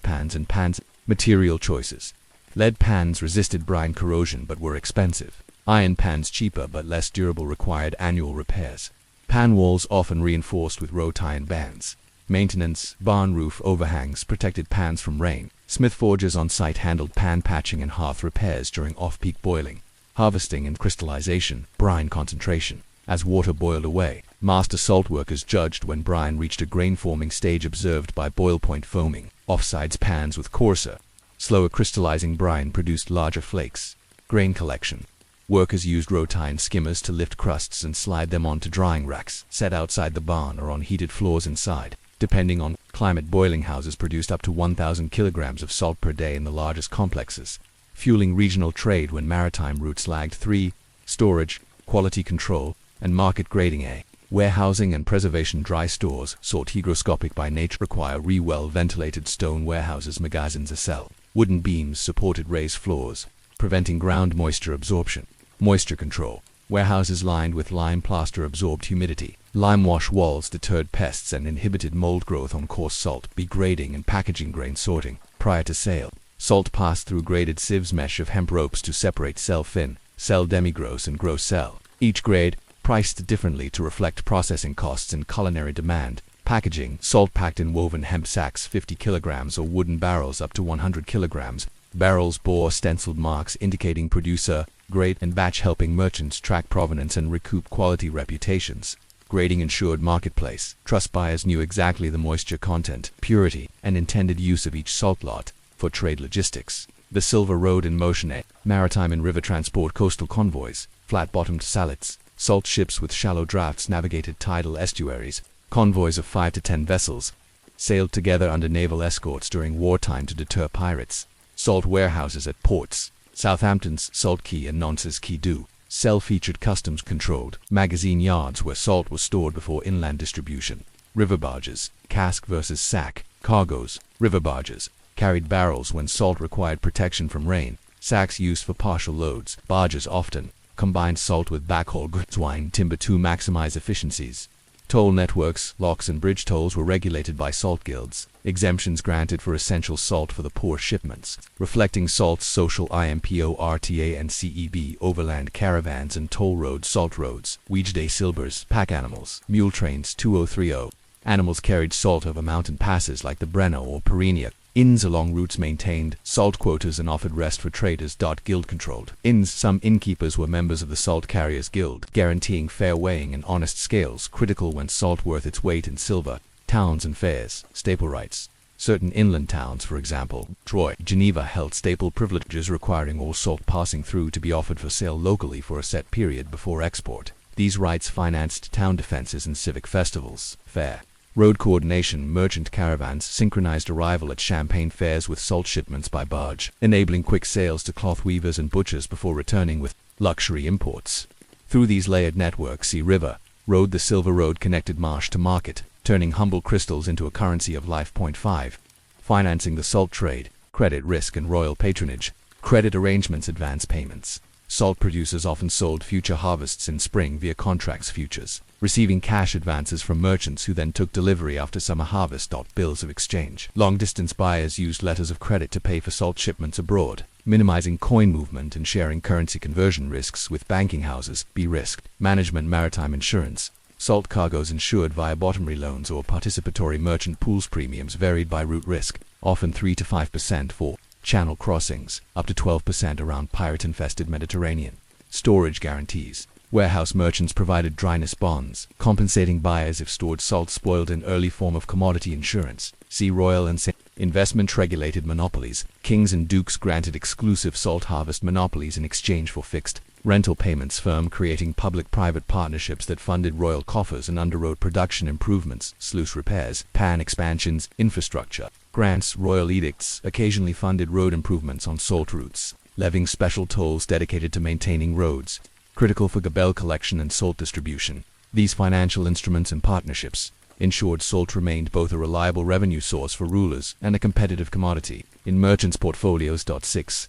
Environmental and social legacies. Landscape transformations. Old marsh heritage. Historic marais salants remain visible today as patchwork basins edged by earthen dikes and lined by tamarisk hedges. Cultural landscapes preserved for both production and tourism. Deforestation and fuel demands. Inland salines. Voracious wood consumption reshaped forest management, leading to early forestry regulations. Royal edicts mandating coppice rotations and penalizing illegal logging near saltworks.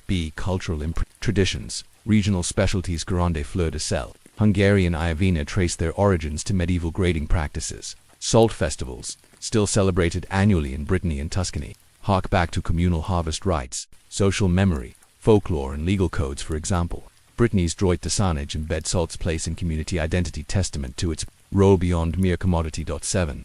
Unresolved currents and questions. Despite comprehensive studies, important mysteries persist. Climate variability impacts. How did the Little Ice Age, c. 1300 to 1850, shift salt yields? Did colder, wetter decades depress solar salt output, forcing greater reliance on fuel-intensive boiling? Technological blends.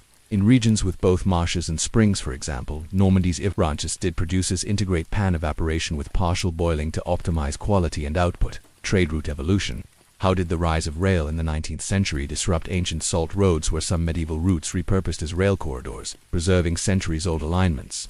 Unresolved thought. As you drift to sleep, picture pyramids of gleaming salt mounds against the horizon, the hush of marsh winds carrying the faint, briny tang of labor and trade. Reflect on this question.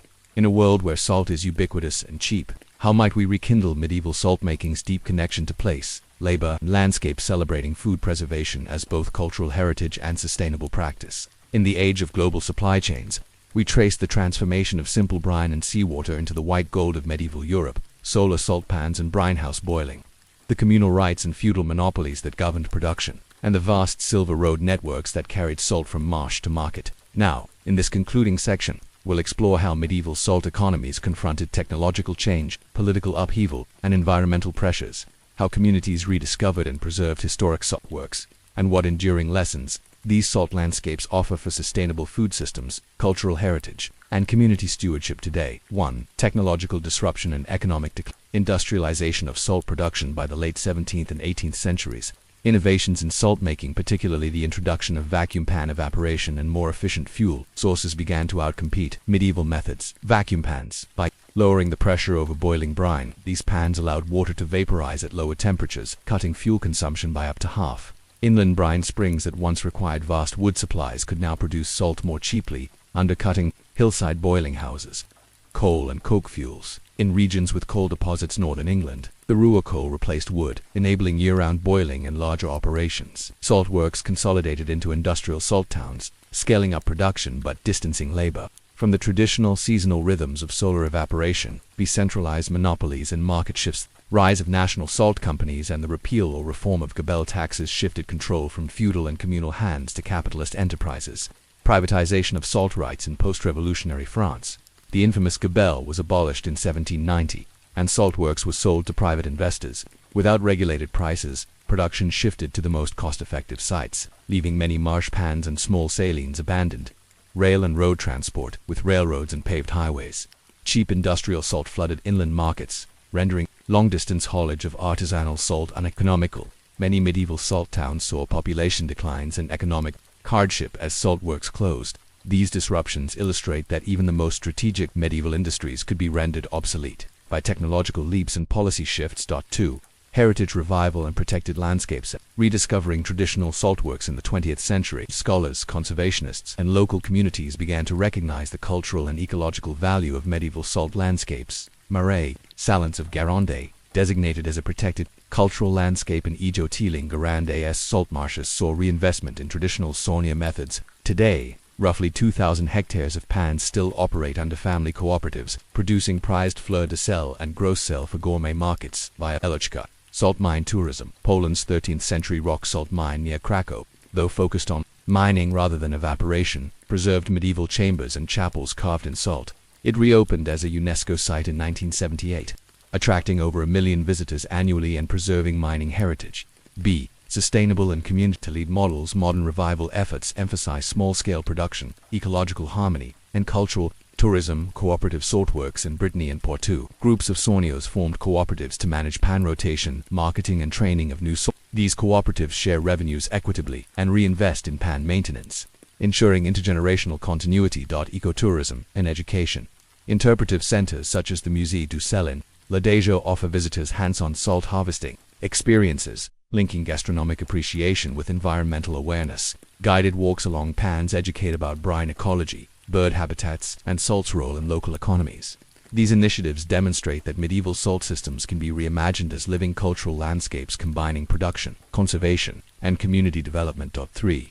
Environmental lessons from medieval salt ecology. Integrated wetland management. Salt marsh pans, when maintained in traditional cycles, created mosaic habitats that support diverse flora and fauna. Bird sanctuaries. Periodic inundation and shallow water depth attract wading birds of East. Sand turning salt works into important stopovers on migratory routes. In Guérande, salt pans are designated Natura 2000 sites for bird conservation. Salt-tolerant vegetation. Embankments and sluice edges host halophytic plants, the cornea sea lavender, that stabilize soils and filter runoff, illustrating medieval engineers' unintentional role as ecosystem gardeners. Adopting similar mosaic flooding regimes in modern wetland restoration can enhance biodiversity while maintaining human ESB climate adaptation. Medieval Sauniers faced shifting weather patterns. Wetter decades slowed evaporation. Drier spells increased yield, yet adapted via pan design, harvest timing, and supplemental boiling. Flexible infrastructure. Pans of varying sizes and orientations allowed Sauniers to pivot between larger, deeper pans in cool seasons and shallow, sun-exposed pans during heat waves.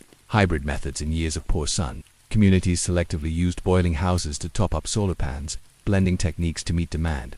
These adaptive strategies offer models for modern food systems confronting climate variability, combining low-tech resilience with diversified production methods. 4. Culinary and cultural continuators. Salt in regional cuisines. Artisalters and artisan. Salts, once a marker of place, continue to define local gastronomies. Fleur de sel of Brittany. Hand-skimming the delicate salt crust yields moist, flaky crystals prized by chefs and sold at premium prices. How medieval microgradations endure in modern flavor culture. Hungarian rock salt. Blocks of Vielichka salt used historically in curing meats still undergird regional charcuterie traditions, connecting contemporary tables to medieval salt routes. Rituals and festivals. Annual salt festivals celebrating the first harvest, honoring Saunier patron saints, and auctioning inaugural salt lots preserve communal bonds and historical memory.